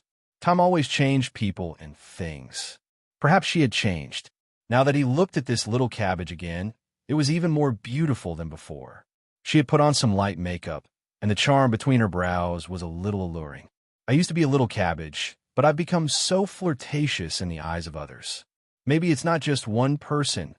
Xianxia was a little melancholy. Although the two of them were only in a pure relationship, after all, she was my first love. She was my first love who I had eaten together with, watched movies with, and held hands with. His girlfriend from junior high was not counted. Right now, Xianxia hesitated, not sure if he should say it. I'm working in my brother-in-law's factory now. Wang Dandan said, Lu Zong is my brother-in-law. Coming to a realization, he heaved a sigh of relief. Fortunately, a joke was still a joke. That's your girlfriend, Wang Dandan said. Yes, Xianxia said jokingly. Don't spread it, or I'll be in the headlines tomorrow. Even if I say that I'm Xianxia's first love, no one will believe me. Wang Dandan smiled. However, there was something very complicated in her smile. What about you now? Do you have a boyfriend now? Xianxia asked. No, Xianxia said. Oh, that was all he could do. After a short silence, Wang Dandan finally revealed her true intentions. Why don't you explain? There was a strong sense of unwillingness in her voice. Wang Dandan probably liked Xianxia before. Otherwise, she would not have agreed to be his girlfriend. When Xianxia chased her, she also felt that although this boy was not particularly handsome, he was worth looking at. He was a local of Shanghai, and he was also interesting. She had originally planned to find a Prince Charming in university, but for some reason, she agreed to be his girlfriend. They had been together for about a month. Although Xianxia was not particularly outstanding, he was quite good in all aspects. He especially knew how to take care of people, was very considerate, and doted on her. Then, out of nowhere, a flirtatious slut popped out. It was too flirtatious, and Wang Dandan was so ashamed that she did not say anything at that time. She turned around and left. She deleted his friend list, blocked his call, and blocked his call. Wang Dandan was sad for a few days. Her roommates in the dormitory said that her boyfriend was not handsome and his grades were average. If they broke up, they could find someone better. Wang Dandan thought that it made sense, and she was not sad anymore. Later, she dated a new boyfriend. He was more handsome than Xianxia, and his grades were better than Xianxia's. Unfortunately, he was not from Shanghai, and he did not have a 150 square meter house. But at least he had potential. 2 years later, in the summer, a female artist in the entertainment industry suddenly rose to fame. She became the darling of the music industry, and because of her, the most famous fast shooter in history was born. Xianxia, her ex-boyfriend. She watched him build a skyscraper, entertain guests, and be worth tens of billions. Wang Dandan's heart ached so much that she could not breathe. Looking at her current situation, after graduation, she found a job that was neither good nor bad. She went to work every day and spent the rest of her time at home playing games. Potential stock? Haha. When she found out that the flirtatious slut was Xianxia's sister, Wang Dandan's mentality completely collapsed. Not long after, they broke up and returned to Shin City. Today, she met the man who helped her with her homework, brought her breakfast, and went on a date with her. She looked at him, and it was like looking at the living world from the netherworld. They were worlds apart. Just now in the car, she had held it in for a long time. She could not hold it in anymore and rushed up to him. Xianxia understood what she meant. Why not explain? He did not want his sister to be sad, of course. This was not something he could say. He smiled awkwardly. My sister said to help me check. At that time, both of them were in a state of cowardice. If Wang Dandan was not so arrogant and did not leave without any reluctance, then when they sat down for a meal, his sister would naturally not be able to continue acting and would come clean. Then, with Qinzhe's character, if Wang Dandan did not say that she wanted to break up, he would not take the initiative to do so. Wang Dandan choked, and her expression dimmed. "I'm leaving," she said. "I'll send you." "No need." She walked to the door silently, opened it, and a few seconds later closed the door. Wang Dandan left the hotel, and her brother-in-law's Mercedes-Benz was still parked outside. She got into the car without saying a word.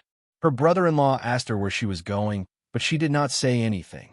It was not until the driver changed the CD that Qin Bao Bao's legend floated in the car that Wang Dandan roared like a furious lioness. Changed the song.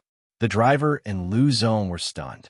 The furious Wang Dandan rushed to the front seat, took out the CD, gritted her teeth, broke it, threw it on the ground, and stomped on it. The driver kept quiet out of fear. Lu Zong frowned and looked at his sister-in-law, who had almost never lost her temper. "Dandan?" Wang Dandan's eyes reddened, and she gritted her teeth. "Qin Bao Bao." Lu Zong. She was not convinced, not convinced. She had left impulsively, but the key to the problem should be Qin Bao Bao. Without Qin Bao Bao, she and Qinzhe would not have broken up. A woman's sensitive intuition could always hit the nail on the head. If Suyu had a chance to talk to her current ex, they would definitely find a common topic to talk about, dissing Qin Bao Bao. In fact, whether it was the two of them or Wang Zijin, as long as she was Qinzhe's girlfriend, she would deeply feel Qin Bao Bao's hostility and threat. At this time, Suyu was in Qinzhe's room. After hearing the sound of the opposite door closing, she came out and happened to see Wang Dandan's back. Suyu changed into pajamas and came over, lying lazily on the bed, revealing her white and slender calves. Her 10 toes were bent, holding the quilt, and she was being molested by someone's hands. "Who was that woman just now?" Suyu asked while enjoying herself. "My first love." Suyu was stunned. She held down Qinzhe's hand on her chest and glared at him. "Make it clear what first love. Wasn't your first love me? Didn't I consecrate your little brother? Are you lying to me? It's just a first love that is limited to holding hands. You didn't even give out your first kiss." Qinzhe said, "Hey, no, my first kiss has long been taken away by some unscrupulous sister. If I had known, I would have stayed or driven her away."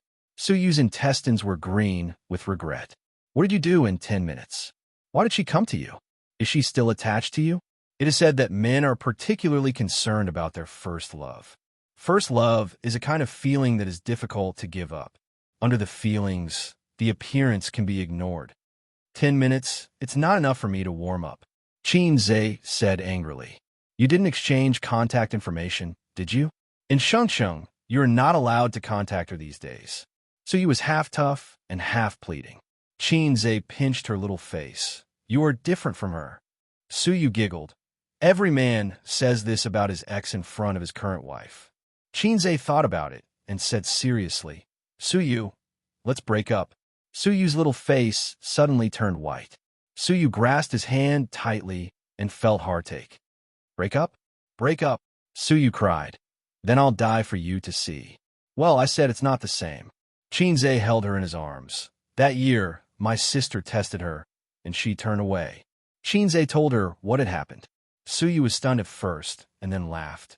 "Qin Bao Bao, this little bitch finally did a good thing. You are the little bitch." Qinzhe slapped her ass. "Is the water ready?" Suyu twisted her body in his arms. "I forgot." Qinzhe was adjusting the water temperature in the toilet. When he was chatting with Wang Dandan, he turned off the water. He went into the toilet, turned on the hot water, and thought about the activities in a while. He was quite excited. Counting the time, he didn't make a baby with Suyu for about half a month. Suddenly, a huge sense of weakness came, as if his body was hollowed out in an instant. Qinzhe's knees were soft, and he knelt on the ground. This familiar feeling, it was like the first time the system drew his energy. "Is it time to charge again?" "Yes, host, it's time to charge." The system's voice sounded in time. Qinzhe held the bathtub, his arms trembling.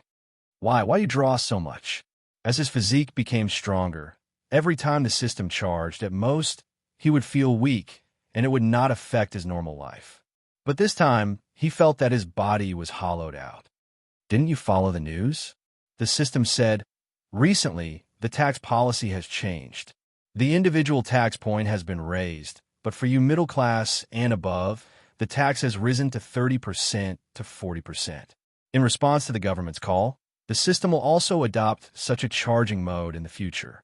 The final details have not come out, and they are still in a meeting to discuss, so I can't guarantee that it will not be raised or lowered in the future. In short, it's like this for now. 30% to 40%.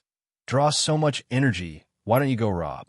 Xianxia leaned on the edge of the bathtub weakly and yelled, I beep, beep, beep, beep, day. Can't curse. Beep, beep, beep, beep. The system said considerately. Host, I automatically blocked it for you. You can curse as much as you want. The river crab beast can't hear it. Beep, beep, beep, beep. Xianxia cursed happily. Chapter 582. I've never seen such a shameless system. We agreed to just take a little energy, but now it's increased to 40%, and nearly half of the energy has been taken away.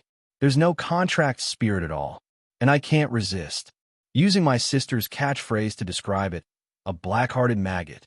This low level, it's okay if the functions are outdated, but it still has the heart to follow the trend. Then, Xianxia mourned for the middle class and himself for 3 seconds. A 30% to 40% tax. He was so distressed that he couldn't breathe. He had paid attention to this policy, and it was still being implemented. It would be a long time before it was officially released, but it would come sooner or later. If you earn $100,000 a month, you have to pay $30,000 to $40,000. That's awesome. To contribute to the motherland and build a harmonious society, we should all be determined to lay down our lives and shed our blood. Let's attack and offer our hearts. TT, system, we agreed. How can you suddenly increase the tax? Do you want me to live? Xianxia's hands and feet were trembling, just like the 1,000 MPE exam. Host, with your current physique, you can recover half of it by tomorrow after a night's rest. You'll be fully recovered in 3 days at most. The system said, Damn, what is this, a woman's period? Xianxia was indignant. The system ignored him. Xianxia shouted a few times, but the system still ignored him. F***CK. Dowdu. This feeling is so painful, so uncomfortable. Beep, beep, beep, beep, beep. I still can't curse. Xianxia thought for a while. Prosperity, democracy, harmony, justice. F***CK. Beep, beep, beep. Xianxia, the system said, Host, you're so naughty. Luckily I muted you in time. Xianxia said, Damn you, let's discuss it again. The system ignored him. Suyu wore cotton slippers and ran to the toilet door. What are you blabbering about? Why are you sitting on the ground? It's so dirty. Help me up. Xianxia was in his weakest state. Did you fall? Suyu hugged Xianxia's arm and pulled him up, and then Xianxia lay on her back. Don't move. Take off your clothes and take a shower. Xianxia said. Suyu blushed. Even though she had done this many times, she still couldn't help but blush. It was just like how Laozi was clearly an experienced driver, but he would always call her Yemit. Yes, the logic is the same. Suyu took off her clothes with a red face. She was tall, and although she wasn't as hot as her sister, her proportions were very good. Especially her slender, round, and white long legs. It made Xianxia, who had been drooling at the sight of his sister wearing pleated miniskirts since he was young, was very aroused. But today, the chickens were on holiday. Why don't you take off your clothes? Suyu felt Xianxia's burning gaze. She closed her eyes in shame and felt a little good. Help me take it off, Xianxia said. Suyu, his little heart thumped wildly. Was it that exciting? Ace really knew how to have fun. Her cheeks were flushed, and her hands were trembling with excitement. They stepped into the bathtub. Xianxia and Suyu sat in the big bathtub. Suyu sat behind him and was hugging Xianxia from behind. It was still Xianxia's order. He wanted to try a bath lotion for the first time.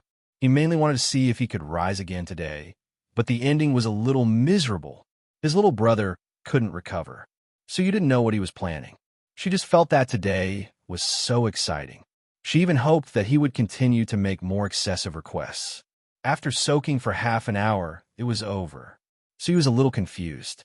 According to the previous rhythm, this should be bathtub. They put on bath towels, dried their hair, and the exhausted Xianxia fell asleep on the bed. Suyu's hair was long. When she dried her hair and came out, Xianxia was lying on the bed, snoring slightly. Suyu, she climbed into bed, sat like a duck, and woke up Xianxia angrily. Xianxia opened his eyes and looked at her blankly. What are you doing? It's not easy to come out. Suyu bit her lip, and her beautiful face was full of blame and resentment. I'm tired. I want to sleep. Xianxia frowned and said in an impatient tone, Sleep your ass, get up. So you push him hard. Xianxia pondered for a moment. Well, how about this? You come up by yourself, move by yourself, and lie on it yourself. You do your thing, and I'll sleep mine. So you thought about it, and that was the only way. Xianxia was so unreliable that she had to do it herself. So she sat on Xianxia, left hand and right hand in slow motion. No response. Right hand and left hand in slow motion replay. Still no response. Suyu said angrily, What's the matter with you? Xianxia said, Men, there are always a few days of inconvenience every month. Suyu's mentality collapsed. At this moment, she was neither up nor down, and she was very uncomfortable. She had been looking forward to it for a long time. Even the posture and the sound of the decibel were rehearsed in her mind. Her heart moved, and her beautiful face changed slightly. Did you do something indescribable with that first love? No. Yes, or why can't you stand up? Suyu held 20,000 miles under the sea and said fiercely, If you dare to lie to me, I'll break it. You know my length best. What can I do in 10 minutes? But, Suyu thought it made sense, but she couldn't explain the situation in front of her. She said, Can't you stand up? Xianxia was angry. How can a scholar's matter not stand up? This is called restraint. Huh, like his impulse. Love is restraint. Xianxia found an excuse for himself. I don't love, so I restrain. No problem. No problem, then sleep. I have to go to the factory for inspection tomorrow. He pulled Suyu into his arms and pulled the quilt. Late at night, the room's soundproofing effect was very good. Xianxia fell asleep quickly and made a slight snoring sound. Suyu lay in his arms, smelling the masculine smell and the fragrance of the shower gel. Xianxia's chest was uncomfortable because it was too hard, but because of this, it seemed particularly masculine. Women with big breasts, buttocks, and long legs can make men appreciate them with relish. Men with strong figures can also make women obsessed. In the darkness, the outline of Xianxia's side face could be vaguely seen, handsome and worth looking at. He was handsome, had a good figure, was talented, and was rich. Any of these could make a woman fall in love with him. What's more, so many advantages are gathered in one body. So you began to reflect and introspect. Did she usually ask for too much? Or he was young and didn't know how to control himself. She was several years older than him. She should persuade him to control himself instead of gritting her teeth. Such an excellent man can't be lost to her. So you took out the mobile phone under the pillow, opened the online shopping platform, and searched Baojitang Luwei Di Huang pills. Love him, then strengthen his yang. The next morning, Xianxia didn't wake up at 5:30 as usual. He opened his eyes. The room was dark, and the blackout curtain blocked the sun outside. Suyu was beside the pillow, with one hand on his chest and one leg on his lower abdomen. The morning crab erection that used to happen every day was gone today. What a good-for-nothing. There was still a sense of emptiness in the limbs, and there was no strength in clenching his fists, but it was not as uncomfortable as yesterday. Sleep was really the best rest. Xianxia gently hugged her small waist, and the other hand slid along her thigh to her buttocks. Suyu was awakened by him, took a long breath, stretched, and then pressed the hand on her chest and said angrily, Your body is tired, and your hand should be honest. Don't tease me. Xianxia turned on the bedside lamp and looked at his mobile phone. It was 8:30 in the morning. It was not too late, and he could still make it in time for breakfast. He got dressed, washed his face, and brushed his teeth. Su Yu went back to her room to get dressed and knocked on the door. The two stood in front of the sink and brushed their teeth side by side. It was not the toothbrush and tooth cup in the hotel. They had their own towel, toothbrush, bathrobe, and pajamas. The other person had a set of clothes. He didn't intend to stay in Xianxia for a long time, at most 2 days. If it went well, they could return to Shanghai tomorrow morning. She looked at them in the mirror, smiled, squinted, and was very happy. Do we look like husband and wife? Foam sprayed from her mouth and splashed on the mirror. Yes. Xianxia also splashed foam on the mirror. Chapter 583. The breakfast in a 5-star hotel is very sumptuous. Unfortunately, it is not a buffet breakfast, otherwise it could be a higher grade. Xianxia and Su Yu came to have breakfast at 9 o'clock. It was already past the time with the most guests. He took the amount of 3 people by himself, sat by the window, took off his mask, didn't take off his sunglasses, and gobbled up the food. Su Yao was also there, eating alone. Seeing Xianxia and Su Yu go upstairs, he silently moved his breakfast plate over. Do you mind if I sit here? Xianxia ignored him and buried himself in eating. He urgently needed to replenish his energy. Su Yu smiled and said, Mr. Su, sit down. Su Yao sat down and sat next to Xianxia. His eyes did not fall on the face of the beautiful and refined Su Yu, but on the handsome face of Xianxia. He said, Mr. Qin, you can't eat too much breakfast. It's not good for your stomach and liver. Xianxia vaguely replied with an, oh, and continued to eat as usual. Su Yao smiled. A pampered smile. Su Yu suddenly sounded an alarm in her heart. I'm so beautiful, but you don't even look at me. Instead, you keep staring at my man, and your eyes are almost glued to my man's face. This is very abnormal. If the sentence, he is gay, last night was a joke, then Su Yu is a little uncertain now. Flattery and flattery are not in such a way of looking and speaking. This man gave her a strange feeling. The way he looked at Xianxia, inexplicably, made a sentence appear in Su Yu's mind. A father's love is like a mountain. Damn, a father's love is like a mountain. Don't you have any special hobbies? Like the old bacon of little fresh meat? She has been abroad for many years and has seen a lot of chrysanthemums blooming in the evening breeze. She is not surprised, and even when she looks at the beautiful literature, she feels it's quite beautiful. But when there is such a suspected gay old man coveting her man, she can't accept it. If he is not gay, how do you explain this man's unreasonable affection for Xianxia? Eat an egg. Su Yao handed a boiled egg to Xianxia. Thank you. Xianxia took it. Boiled eggs are good. They're nutritious and the most suitable for men in the holy ground. Su Yao smiled. Su Yu frowned. Here it comes again, and he smiled. Perhaps he felt that he had neglected Su Yu. Su Yao reluctantly withdrew his gaze from Xianxia and said, Mr. Su is young. It's not easy for him to do this. This sentence actually has a lot of connotations. Although Su Yao and Su Yu have met once, they didn't even say a word last time. This time, it can be said that they officially know each other for the first time, but the tone in his words seems to be familiar with Su Yu. It meant that his idiot uncle had told him everything. Su Yu smiled modestly. President Su, the one who graduated from the university. Yale, an overseas returnee.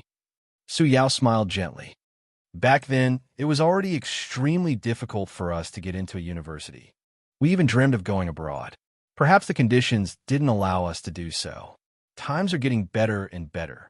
Many young people are under a lot of pressure, and it's hard for them to make a name for themselves. But they can't imagine how we lived in that era. Your era? Chima used to say that in her time, people were happy as long as they could eat their fill. Those who went to junior high school were cultured people. At that time, life in the city began to get better, but life in the countryside was still poor and backward. They worked to eat, not to make money. Xianxia couldn't imagine what life was like in the 1970s, and he couldn't understand Su Yao's expression at this time. It was very complicated, like regret, like reminiscence, like pain, like nostalgia. Damn, how can he be so sentimental? Did he touch that sensitive nerve? Su Yao and Su Yu chatted while eating. Unexpectedly, Su Yao could talk with Su Yu for a long time in finance. In terms of business, Su Yu was not afraid of Su Yao, who started from scratch. This scene had a strong sense of déjà vu, like when Su Yu and the old man were chatting. Only she had this kind of background. Replaced by Wang Zijin. What do you think of the industry recently? Follow the policy closely. Follow the pace of the party. The government will lead us to prosperity. What do you think of finance? Follow the policy closely. Follow the pace of the party. The government will lead us to prosperity. Replaced by his sister. What do you think of the industry? What about finance? She killed the conversation in minutes. My uncle hasn't woken up yet, right? Xianxia smoothly finished all the food and let out a comfortable burp in satisfaction. He should still be sleeping. Last night, he drank a lot. Su Yao said. Xianxia took out his mobile phone and dialed his number. The phone rang for a long time before it was connected. A's? Su Guang's voice was a bit hoarse. It's almost 9:30 now. We have to go to the factory. Get up quickly and come up for breakfast. At this point, Xianxia paused. He could hear a woman on the other end of the line complaining after being woken up. Last night, Uncle slept with a woman. Xianxia felt sad at first. He could have had fun last night. Then there was anger, which was a subtle feeling. He knew a lot of experienced drivers, such as Huang Yizong and Zhao Taizhu. Both of them had families, but when it came to this kind of thing, Xianxia could dance with them. But his uncle was his family, and Xianxia felt uncomfortable seeing him fooling around. Who sent him the woman, Lu? Xianxia said with slight anger. It should be. Su Yao smiled bitterly. About 10 minutes later, Su Guang came up with a tired face. The dark circles under his eyes were obvious. Why don't you just die on a bed? Xianxia was so angry that he couldn't vent his anger. Su Guang said, Uncle was tired last night. Xianxia sneered. That's all you've got. Su Guang paused and said awkwardly, Lu Zong forced me to come in my room. I couldn't refuse. Don't tell your aunt. Let's eat. Then lead the way from me after eating. Xianxia was too lazy to talk to him. How should he put it? Nowadays, when it came to business dealings and social interactions, it was definitely not something that could be settled by just going to a coffee shop for a chat or reading some documents in the office. Otherwise, where would the culture of dining come from? Where the bosses come from? Every time a small leader of the bank came over, Li Linfeng would receive them. The first thing he did was to transfer the money to the employee's account in advance, and then let the employee go to the bank to withdraw the money. At least 100,000, at most hundreds of thousands. Send them to the hotel, and then have a dinner party in the evening. Eat and drink well, call a few quality women, and send them to the room. This was the basic operation of business dealings. Uncle would encounter more such incidents in the future, and Xianxia would not be able to watch over him all the time. However, when this matter is settled, Uncle doesn't have to travel long distances, and then Aunt will be around, and there will be no need for these flirtatious women. Suyu bowed her head and looked at the mobile phone silently. She was clear about this kind of thing, but she never touched it.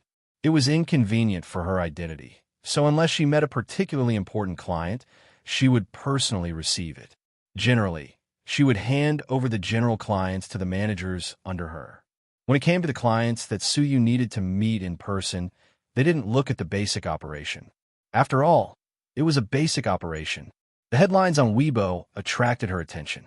A video on the plane, was the video of Xianxia teaching a foreigner a lesson in the cabin yesterday. Unsurprisingly, it was in the headlines again. The video was posted last night, and it went viral this morning. Search keywords. Xianxia, plane, fighting. More than a dozen videos can be searched. The video that Suyu saw was the most comprehensive, with the most comments and forwards. In addition, she found that Qin Bao Bao and Wang Zijin had at her in the chat software. Click on it. Qin Bao Bao, why did Ace fight again? Did he get hurt, Suyu? Wang Zijin.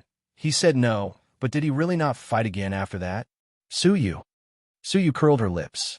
No wonder he had been holding his mobile phone to reply to messages in the elevator just now.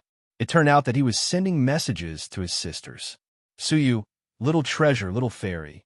Little fairy, don't worry, everything is fine. After a while, Qin Bao Bao, you want to be beaten? Wang Zijin, little fairy. Little fairy. What the hell, anger? So you imagine the eyes of the two old enemies gnashing their teeth, smiled, happily closed the chat software, returned to Weibo, and clicked on the video. She was watching from a distance and didn't see the whole process. It was good to watch the replay. The hotel's Wi-Fi was not good, and it buffered for a few seconds before it was officially played. In the picture, there was a quarrel. It was the man who had a conflict with the foreigner. The air hostess and the air hostess were persuading him. I just went to the toilet. He kept knocking on the door. After I came out, I said a few words to him. He pushed me. Through the quarrel, the audience probably knew what had happened. Because of a trivial matter that may be insignificant in the eyes of countless viewers, but the development of the matter made countless people angry. Can't you just apologize? It's not a big deal. He's not a woman. Is it so hard to say sorry? It's annoying. Pretentious. What's wrong with apologizing? The attitude of the passengers around was angry. They didn't blame the foreigner, but asked the middle-aged man to apologize. And then F***CK your mother. Chinese pig. Suyu witnessed this scene with her own eyes at the time. Looking at it now, she still felt uncomfortable. No one stood up, not even refuted, let alone quarrel. It was probably better to have less trouble. Everyone didn't want to make trouble, and they weren't the ones scolding. Finally, at this time, someone stood up. I think you should take back what you said just now and apologize to us. In the picture, a man wearing a mask and sunglasses appeared. It's none of your business. Chinese pig. The kick that came out of nowhere caused a commotion in the crowd. Then the sunglasses fell. Even if they knew that he was Xianxia, the netizens watching the video were still very excited. Just now, this foreigner scolded Chinese pig. Chinese are pigs. I don't know how you feel, but I feel very uncomfortable.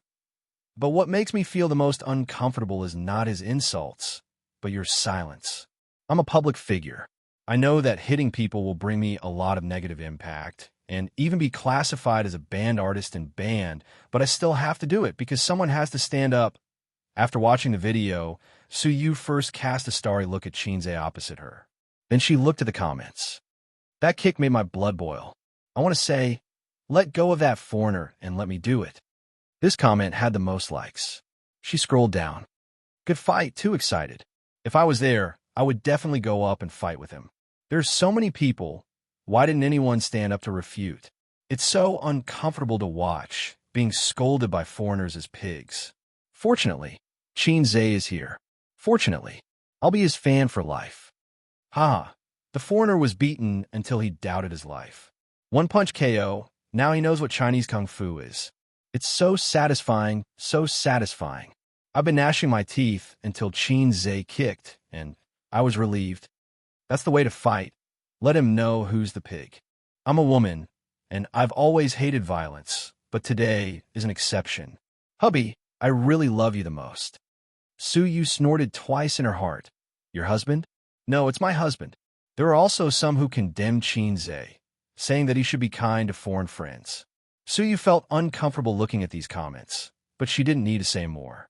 There were too many people who scolded them. What are you looking at? Xianxia asked. Looking at my husband. Suyu threw a happy little look. Then, she found that two people surnamed Su were looking at her silently. Suyu was embarrassed. Chapter 584. After dinner, Xianxia and the others left the hotel and went to their destination. In the car, Suyu was still reading the comments with relish. Xianxia asked, Is it that good? Suyu whispered, Most of them are positive and appreciative, but a small number of people are criticizing you. I feel very happy to see the people who criticize you being besieged by netizens. She wrinkled her nose, and her cold and beautiful face showed a naive look that only appeared in front of him. There are even people who criticize you. What kind of mentality is that? I think of those weeboo people on the internet. Xianxia commented, That kind of person is generally a loser in life. They don't work hard, they don't see hope, but they don't reflect on themselves, so they blame society and the government. In fact, they don't necessarily like Japan that much. They haven't even been to Japan. They just vent their anger and dissatisfaction with society and the government in this way, except for those who have lived in Japan for a while. Xianxia has acquired a total of 3 companies since his meteoric rise last year, and merged them into Tianfeng Entertainment and Amethyst Technology Company, Limited. The process is probably to send a test team to collect data, and then here you will do field inspection and one-on-one transactions, which greatly reduces the process and the transaction cost is low. After several experiences, Xianxia is familiar with it. In this regard, Su taught him a lot. Shenzhen Dongfeng Virtual Reality Technology Company, Limited. The address is in an industrial park far away from the city center. There are almost no residential areas here, factories are located, and occasionally there are bank buildings in the middle. Unlike the low-end processing plants in other cities, the manufacturers here are more high-end. Dongfeng Technology does not cover a large area. Finance, sales, research and development, and production line employees, all departments add up to a total of 328 people. Entering the gate, there is a large office building. Behind the office building, there are factories, staff dormitories, and a two-story small building that integrates equipment experience and research and development. It's already a very good scale. Virtual reality technology has only begun to become popular and rise in recent years. In daily life, there are actually a lot of it, such as the 3D glasses we wear when watching 3D movies. And 3D movies and 3D projection can actually be regarded as branches of virtual reality technology. It doesn't simply refer to the gaming equipment in the VR experience hall. Virtual reality technology was the general direction of future technology. It would change people's lives. Because of the slow development of technology, it was difficult for it to become a hit. It has been changing society and life in a subtle way. On the fourth floor of the office building, in a large conference room, Xianxia and the Dongfeng leaders led by Lu Zong began to negotiate. Both sides argued for a long time, and both sides were very naughty. Splitting a company into many segments and bargaining one by one was probably the result of Dongfeng's leaders boasting and Xianxia's side finding fault and loopholes.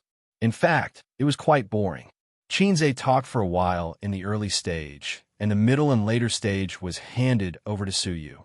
He watched as she battled the group of Confucian scholars with words and was not at a disadvantage. Su Yao listened from the side and became a bystander.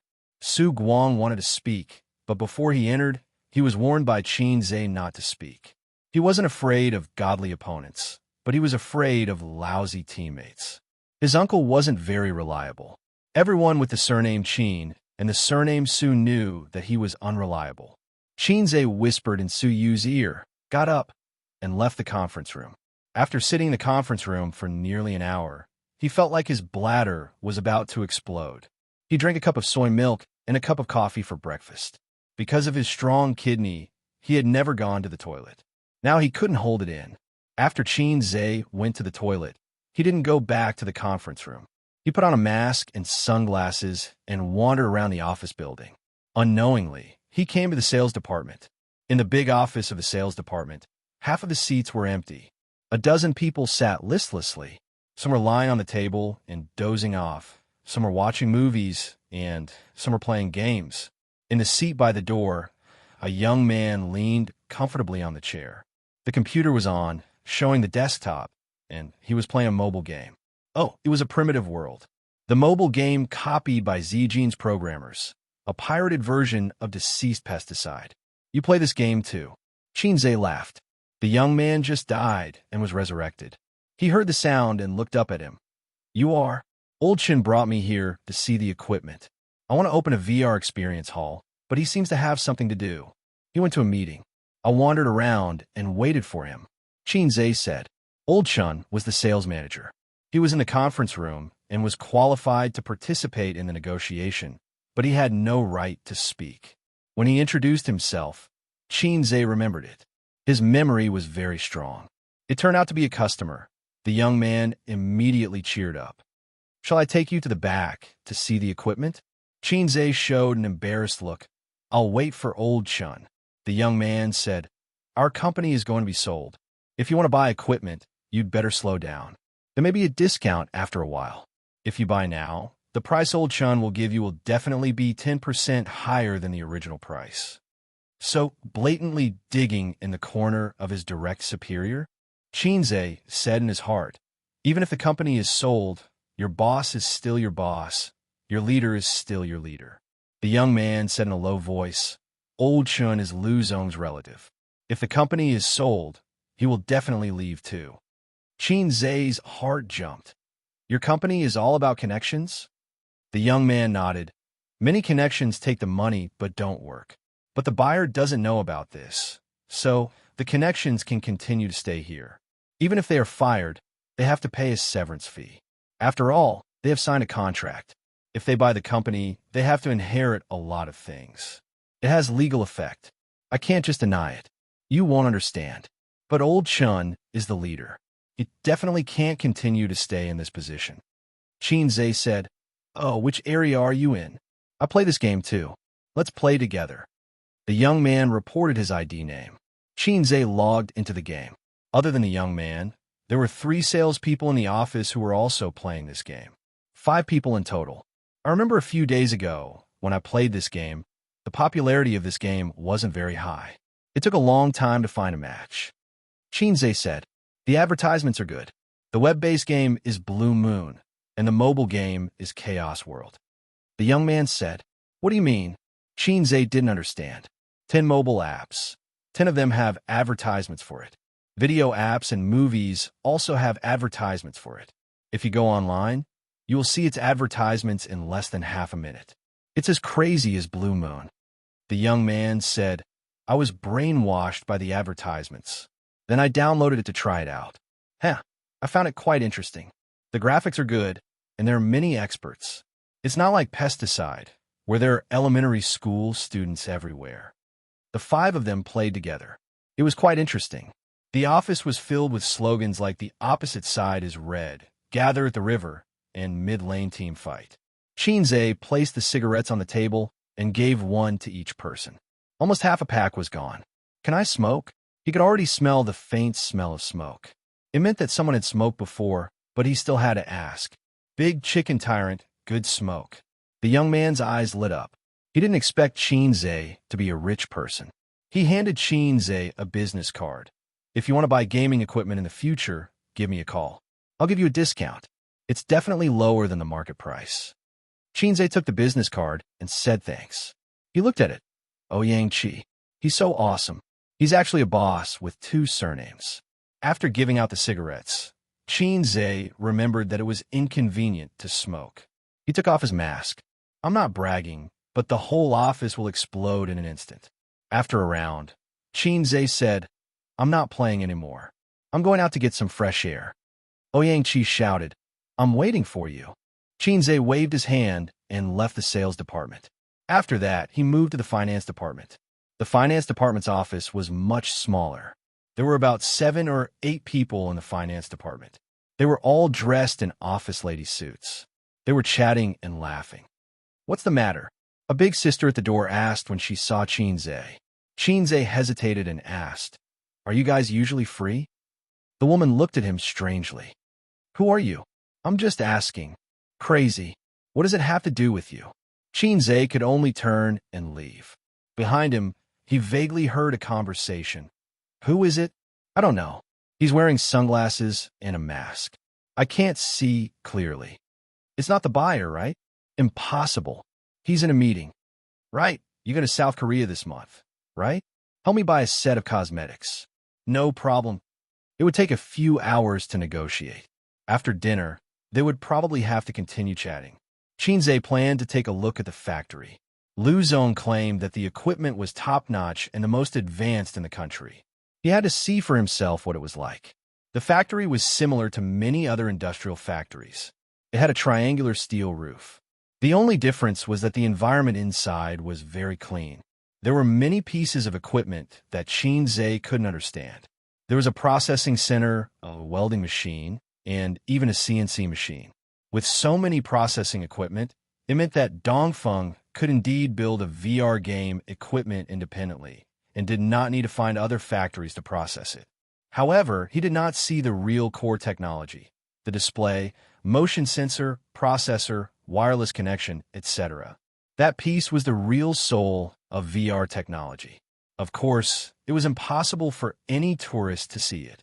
Xianxia saw a group of uniformed employees squatting at the entrance of the factory. They were smoking and chatting. Xianxia went up to them and gave each of them a stick of chicken. "Why aren't you working?" he asked curiously. "What work?" a middle-aged man asked. Xianxia was stunned. "It's not like it's based on the peace," another middle-aged man said. "There's a lot of equipment in the factory. They're all stored in the warehouse, just opposite. There are fewer people buying them now. We're usually quite free." "All right, what are you doing?" "I'm here to buy equipment." "I came to take a look first," Xianxia said. "Oh." Xianxia chatted with them for a while and roughly knew their work situation. They were not too free usually. They still had work to do. In addition to their own factory production, they also took on outside work to help process a part, such as a seat, equipment frame, and so on. They were not based on the peace and time, so they could often get together to smoke and brag. They did not care about their lives, and time was shameless. It really made sense. Xianxia returned to the conference room and heard Su Yu's faint voice. "Lu Zong, Dongfeng is not our only choice. I believe that we are not your only choice. It's best if we can reach an agreement. If not, we can only meet again, right?" Lu Zong laughed a few times. "President Su is right. Oh, President Qin is back. You took a long time in the bathroom." Xianxia smiled casually. "I ate too much breakfast. Lu Zong, it's getting late. Why don't we visit Dongfeng first, then have lunch and talk in the afternoon?" Lu Zong looked at his phone. It was 11 o'clock, so he nodded. "Okay." Xianxia noticed that as soon as he finished speaking, a leader of Dongfeng took out his phone and sent a message. Chapter 585. The visiting team was very spectacular. Xianxia and Suyu walked in front, with Manager Lu on the right and Manager Go on the left. Behind them were the leaders of Dongfeng and the review team. Xianxia was wearing a mask and sunglasses. Suyu, who was walking beside him, gave him a helpless look. Xianxia immediately understood. This was because they had not reached an agreement yet. There was still a dispute about the price. Lu Zong was shocked by him last night, but now he realized that Xianxia really wanted to buy his company. "When we were young, our mother must have told you this. When you see something you like, don't show that you want it."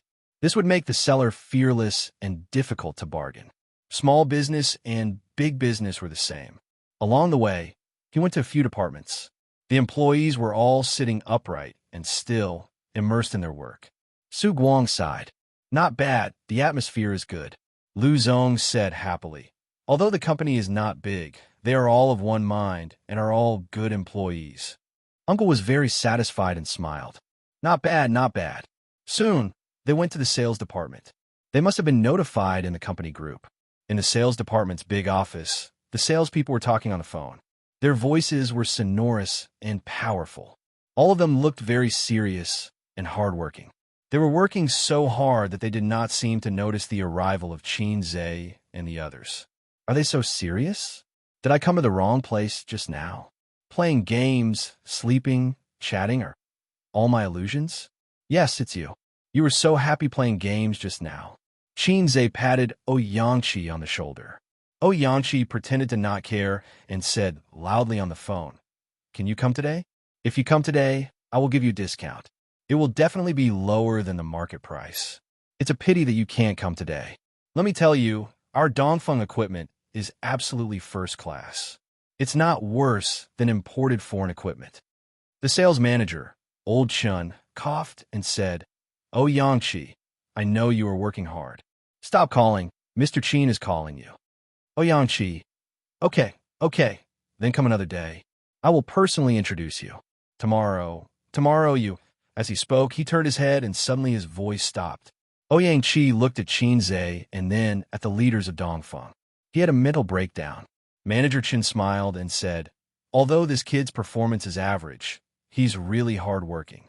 He makes phone calls for 9 hours a day and often goes on business trips. But there are more than a dozen people like him in our office." Xianxia was speechless. The portrayal of his inner thoughts. The cold, icy rain was randomly slapping his face. His face hurt. Not only him, but the other salespeople in the office also looked back. Just because they took an extra look in the crowd, their mentality collapsed. The man wearing sunglasses and a mask, wasn't he having a good time playing games with them just now? He even sent them a chicken overlord. Don't tell me this is the acquirer. This is President Qin, the purchaser of the company. Lu Zong clapped his hands. Then, he realized that the air was suddenly quiet. Lu Zong frowned unhappily. Although these salespeople's performance was average, they were all old foxes. At this moment, they should have stood up and enthusiastically shouted, "Boss Qin! Why are you in a daze?" Qin smiled and said, "Hello, everyone." Everyone was speechless. Qin said, "Everyone's skills are good. In the future, let's play games when you're free. Anyway, we've added each other as friends." Everyone was speechless. Xianxia covered his face and thought desperately, "Will I be fired?" Sob, sob, sob. Qin looked at Lu Zong. Then, "Let's go to other places." The group of people left, but Manager Qin slowed down and didn't follow. He turned back to the office. His fingers knocked on the glass door, making a crisp sound. Manager Qin's tone was slightly angry. "What's wrong with you guys?" The strange reaction of his subordinates just now made him very unhappy. Lu Zong was definitely unhappy too. They were not sensible at all. No one answered his suffocating question. Manager Qin said angrily, "With your performance when the company is acquired, it's still unknown whether you can stay. Who can you blame if you don't live up to expectations and lose your job?" Xianxia said guiltily, "Manager, that President Qin, he just came." Manager Qin was stunned at first, then his heart turned cold. He knew the group of people under him very well. "Then what are you doing? Playing games?" "He even played a game with us, so we didn't know that he was." Xianxia's expression was ugly. Qin once again wandered to the finance department. The big sisters were sitting quietly in front of the computer, silent. There was no longer the chatter from before. The big sister at the door heard the footsteps and looked up first. She saw Qin with a mask and sunglasses at first glance. Her face with makeup was instantly stunned. The other finance people looked over with smiles on their faces. When they saw Qin, they were also stunned. They were dumbfounded. 10 faces were dumbfounded. Qin looked at her and asked again, "Are you guys usually free?" Dongfeng's finance department manager said, "Yes, our finance department is very busy."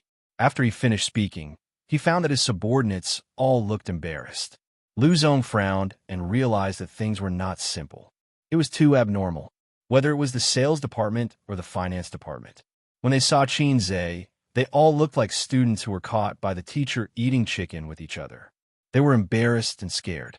After that, they toured the factory. It was the same here. The employees were not working hard or slacking off. After all, they couldn't pretend because there was no work. It's currently in the idle stage because if we reach an agreement, we have to prepare for the liquidation of assets. So the factory is now in a half-stop state, Lu Zong said.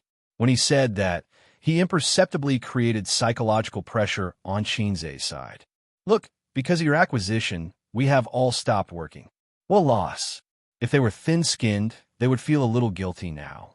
After the tour, Lu Zong treated them to lunch.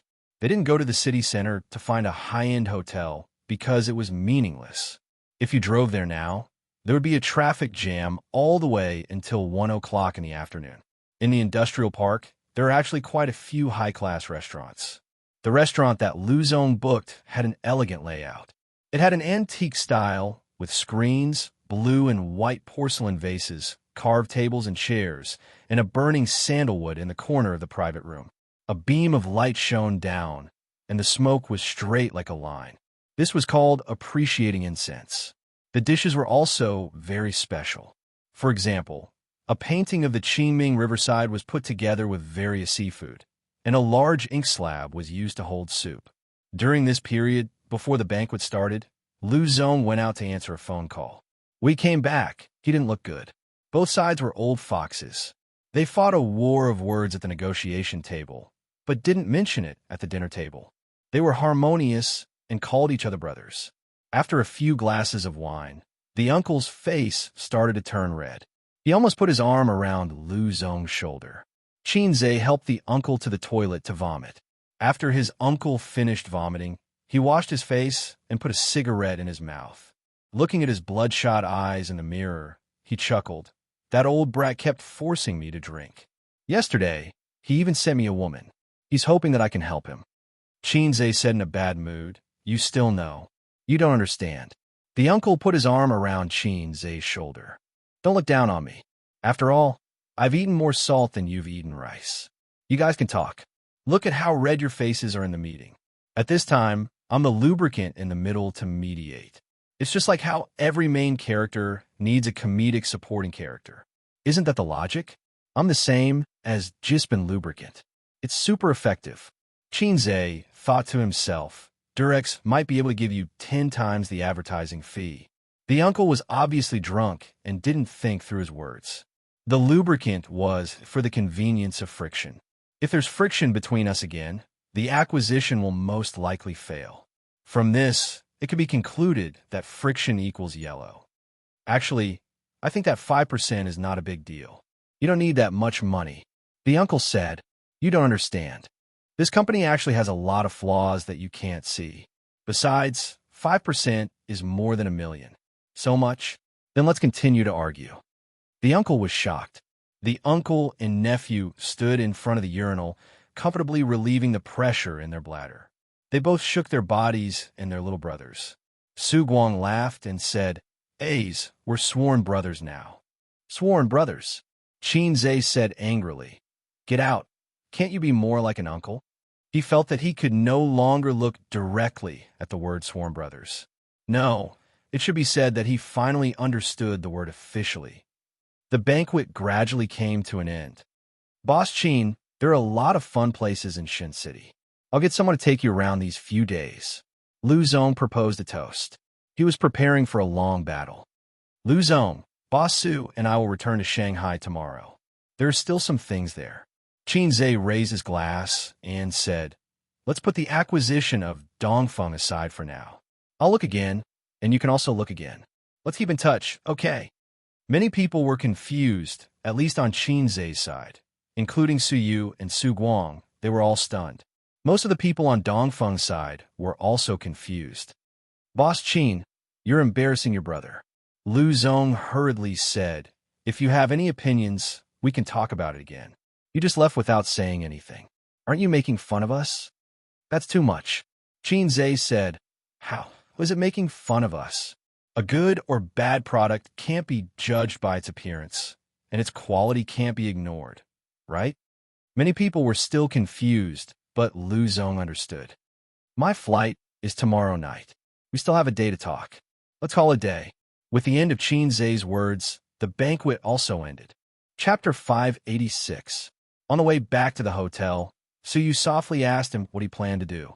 Su Guang and Su Yao looked over together. Zay's behavior just now was a bit similar to bargaining with a street vendor. Boss, how much is this silicone doll? 100 yuan. Is it for 10 yuan? Not for sale. I'll leave if you don't sell it. Then he turned around to leave, waiting for the boss behind him to shout, There is true love in the world. I'll sell the doll to you for 20 yuan. But this was not shopping. It didn't matter if it was a few yuan short.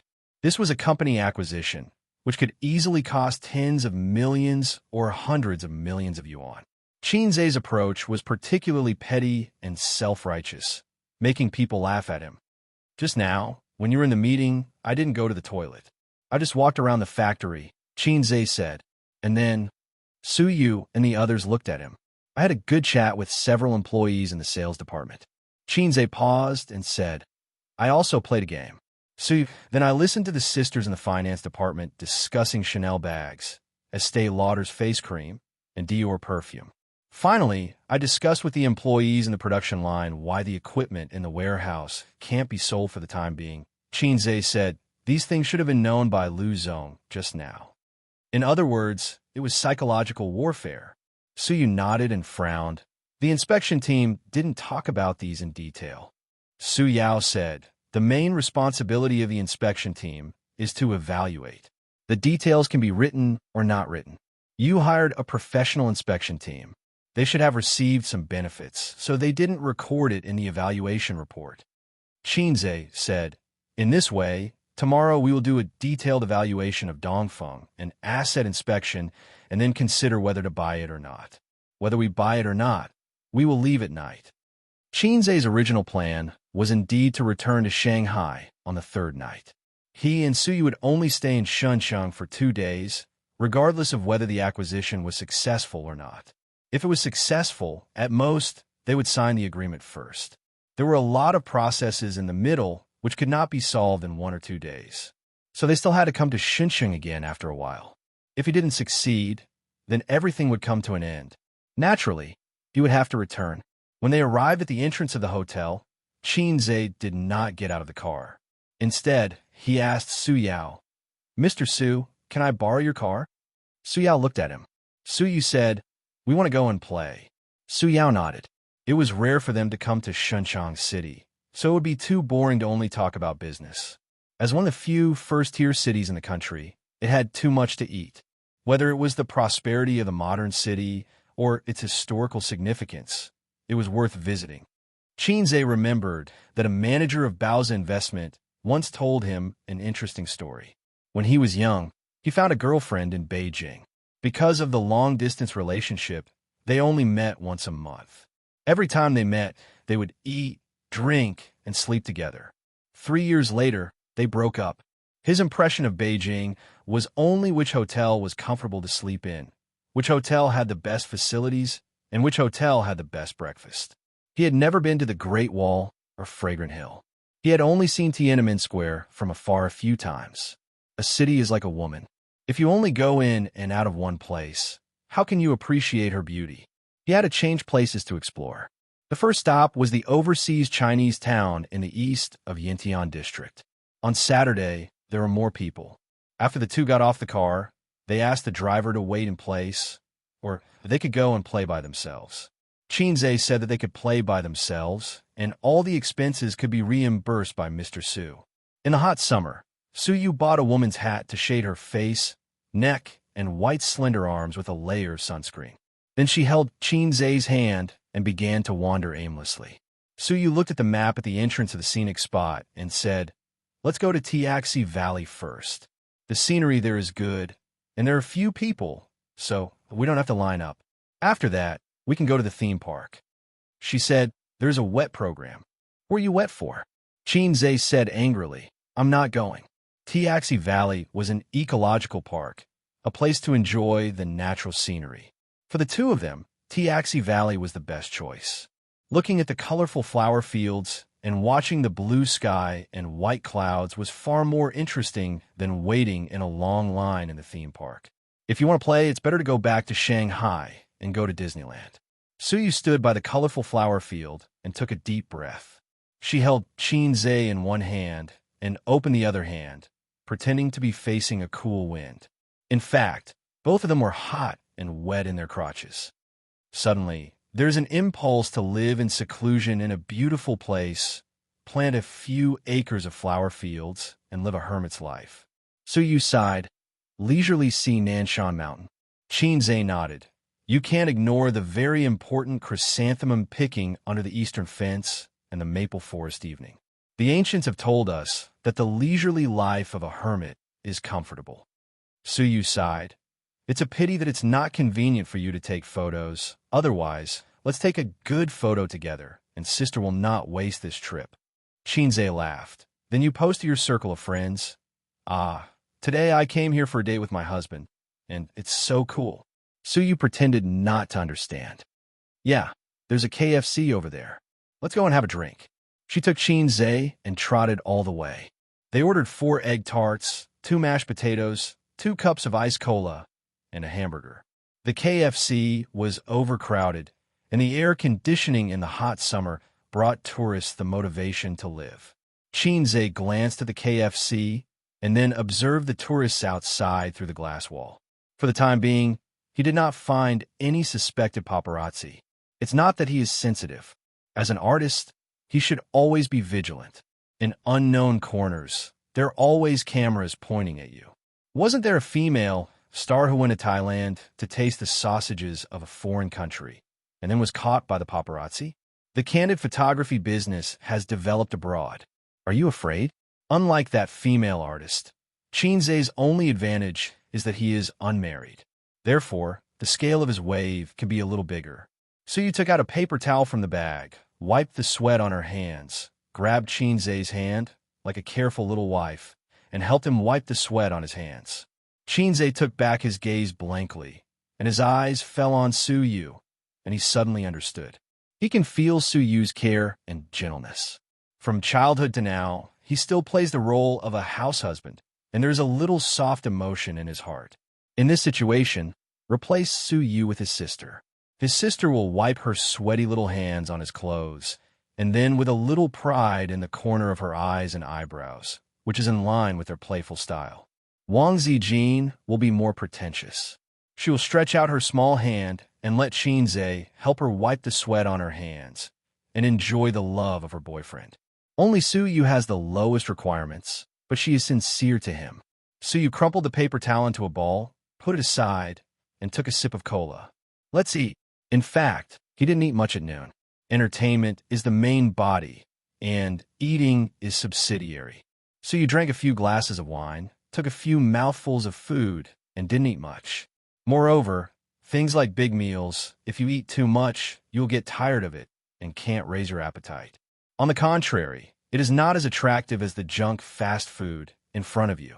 If I take off my mask, it will cause a sensation. Xianxia said tiredly. He turned to face the glass wall, stuffed an egg tart into it, then put on his mask again and chewed silently. Su Yu, puff. So it's very tiring to be a celebrity. The more famous you are, the more tired you are. My sister now wears a mask when she goes out, and she rarely meets with her former classmates and friends. Before, she would eat with her best friends every 2 or 3 days, go shopping, and walk the road. Now, when she has a rest, she only dares to stay at home, but now she has no energy to play. Although it was tiring to go to work before, it is different from being a boss. Xianxia said, Sister, you only have sister in your mouth, so you is full of jealousy. We finally come out a date. Can you not mention her? It's disgusting. Xianxia, he said in his heart, my sister raised me with a handful of shit and urine. He blamed himself for saying so. In the years of college, his living expenses were indeed paid by his sister. At that time, his sister's salary was not bad, with a monthly income of more than 10,000 yuan. But she was a spendthrift. When Xianxia asked her for money, she would give him hundreds or thousands of yuan. At the beginning of every month, the siblings were very extravagant. In the first half of the month, Xianxia didn't cook and went to restaurants every day, watching movies, eating Western food, buying clothes. What was milk tea? He didn't drink that kind of low-grade drink. It had to be dozens of yuan for a cup of coffee and hundreds of yuan for a pot of black tea. In the middle of the month, his sister found that her monthly salary of more than 10,000 yuan was only left with a little more than 2,000 yuan. Oh no, I can't be extravagant. I have to buy vegetables and start a fire to eat at home. She also began to use face masks, applied once every 2 days, and couldn't use too expensive ones. But even so, Xianxia occasionally invited his roommates to dinner, and his sister would still give him the money she saved. A 25-year-old girl, working for more than 2 years, moonlight. So Ying often said that Xianxia was raised by her with a handful of shit and urine. Chapter 587. They were chatting, and a young woman was holding a little boy of 5 or 6 years old, holding a plate with Coke, fries, hamburgers, and chicken wings in her left hand. The woman apologized. Can we sit here? There are no seats. Yes. Xianxia nodded. He refused in his heart. Elder sister, if you sit here, I won't be able to eat for a while. But KFC is not owned by his family. They just asked out of politeness. And the mother with the child can't let the child stand and eat. So Xianxia didn't eat. Su Yu ate with relish and took a share. They chatted for a while and became familiar with each other. The mother and son are from Hujianren. The man can barely be regarded as a small entrepreneur. He started a company in Xianxia. The mother and son have been in Xianxia for more than a year. Today, they took their son out to play. Fortunately, this is Xianxia. If it was Guangdong, the mother and son would be in danger. During this period, the mother had to go to the toilet and gently warned her son, "You sit here and don't move. Wait for your mother to come back." Then she said to Xianxia and Su Yu, "Please help me." Xianxia and Su Yu's clothes are not ordinary people, and they talk well. Su Yu's appearance has the buff of, "I am a cold goddess," so the young mother is quite assured of him. "Auntie, do you want to eat?" The little boy licked the ketchup on the corner of his mouth and handed Suyu a free. Call me elder sister. Elder sister doesn't eat. Suyu touched his head. The little boy blinked. How old is Annie? Suyu answered truthfully, 28. The little boy counted his fingers. 26, 27, 28. Older than my mother. Does Annie have a little brother? Suyu smiled and said, Elder sister is not married yet. The little boy said, Oh, I'm not married at such an old age. Auntie is a single dog. The affection on Suyu's face suddenly solidified. It hurts. Xianxia, children nowadays have a wide range of knowledge. They can listen and see a lot. They can also use their parents' iPads or mobile phones to surf the internet. When they were 5 or 6 years old, they were silly and snotty, like uncivilized natives. Suyu smiled. Yes, I'm not married. The little boy said, No one wants it. Suyu, heartbreaking +2. Suyu touched his head with a smile and replied kindly, Because Annie is afraid of giving birth to an ugly child like you. The little boy raised his head and looked at her in a daze. He cried out loud. Suyu's mouth curled up. At this time, she didn't look like a 28-year-old woman, but an 8-year-old girl, as if she had grabbed the candy and was very proud. When a woman was petty, she was no better than a child. At this time, the little boy's mother came back. Seeing her son crying, she looked at Xianxia and Suyu blankly. Mom, am I ugly? He's not ugly. He's very handsome. And he said I'm ugly. The woman looked at Suyu again. Suyu smiled. The woman retracted her gaze and coaxed the child gently. Suyu stuck her tongue out at the child and made a face. After resting in the KFC for nearly half an hour, Suyu reluctantly left the air conditioner and opened the door of the store. The hot air flow hit his face. The peak season of tourism should be in spring and autumn.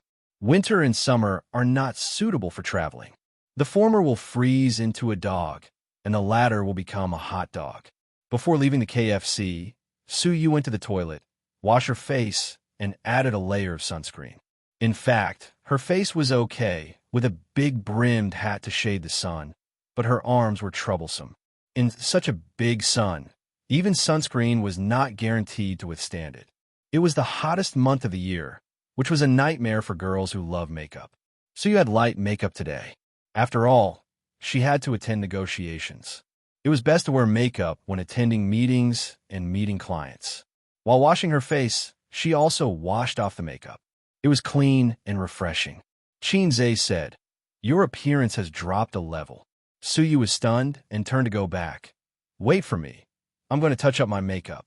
Hey, I'm kidding. Xianxia pulled her and walked out with his arms around her shoulders. Just now, if it was Qinbao, she would definitely say, Go away, sister never wears makeup, sister is a little fairy. Well, you are also a little fairy. Suyu's expression was happy and pretended to be disdainful. Your sister is pretentious. It was too hot outside, and it was very uncomfortable to hold, so Xianxia let go. Suyu hurriedly hugged his arm and walked forward like a little bird. Instead of going to the theme park, they took a few landscape photos. Xianxia was responsible for taking photos, so he was responsible for being beautiful and put a few posts by the way. Leaving contentedly, the driver was still in the same place and didn't go out. It seemed that he was a middle-aged man who was more at home.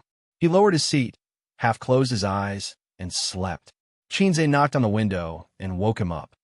Go to Happy Valley, Xianxia said, opening the door, getting in the car, and enjoying the cool air conditioning. Xianxia and Suyu couldn't help but want to groan. Good parents are not as good as the air conditioning. Going to Happy Valley was suggested by Suyu because she felt that it was very romantic to sit on the Ferris wheel with the person she liked. The 3 artifacts of romance: fireworks, rails, and Ferris wheel.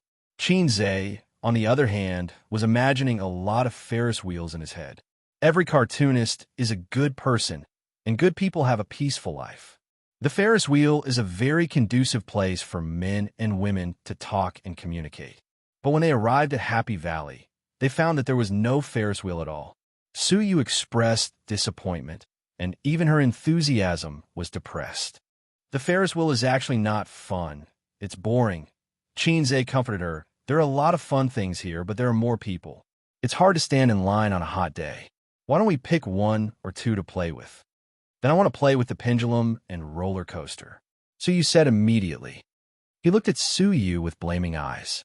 You know I have acrophobia. You did it on purpose. Why are you so happy? But when she looked at him like a kitten, Qin Zhe's heart softened. Gritting his teeth, he said, Okay, really, can I? Suyu was overjoyed. Qin Zhe nodded hard. Suyu hugged his neck and kissed him through the mask.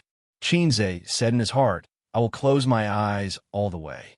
For a person with acrophobia, the most terrifying process of the roller coaster is not the sudden fall, nor the tortuous process, but the beginning of the slow rise.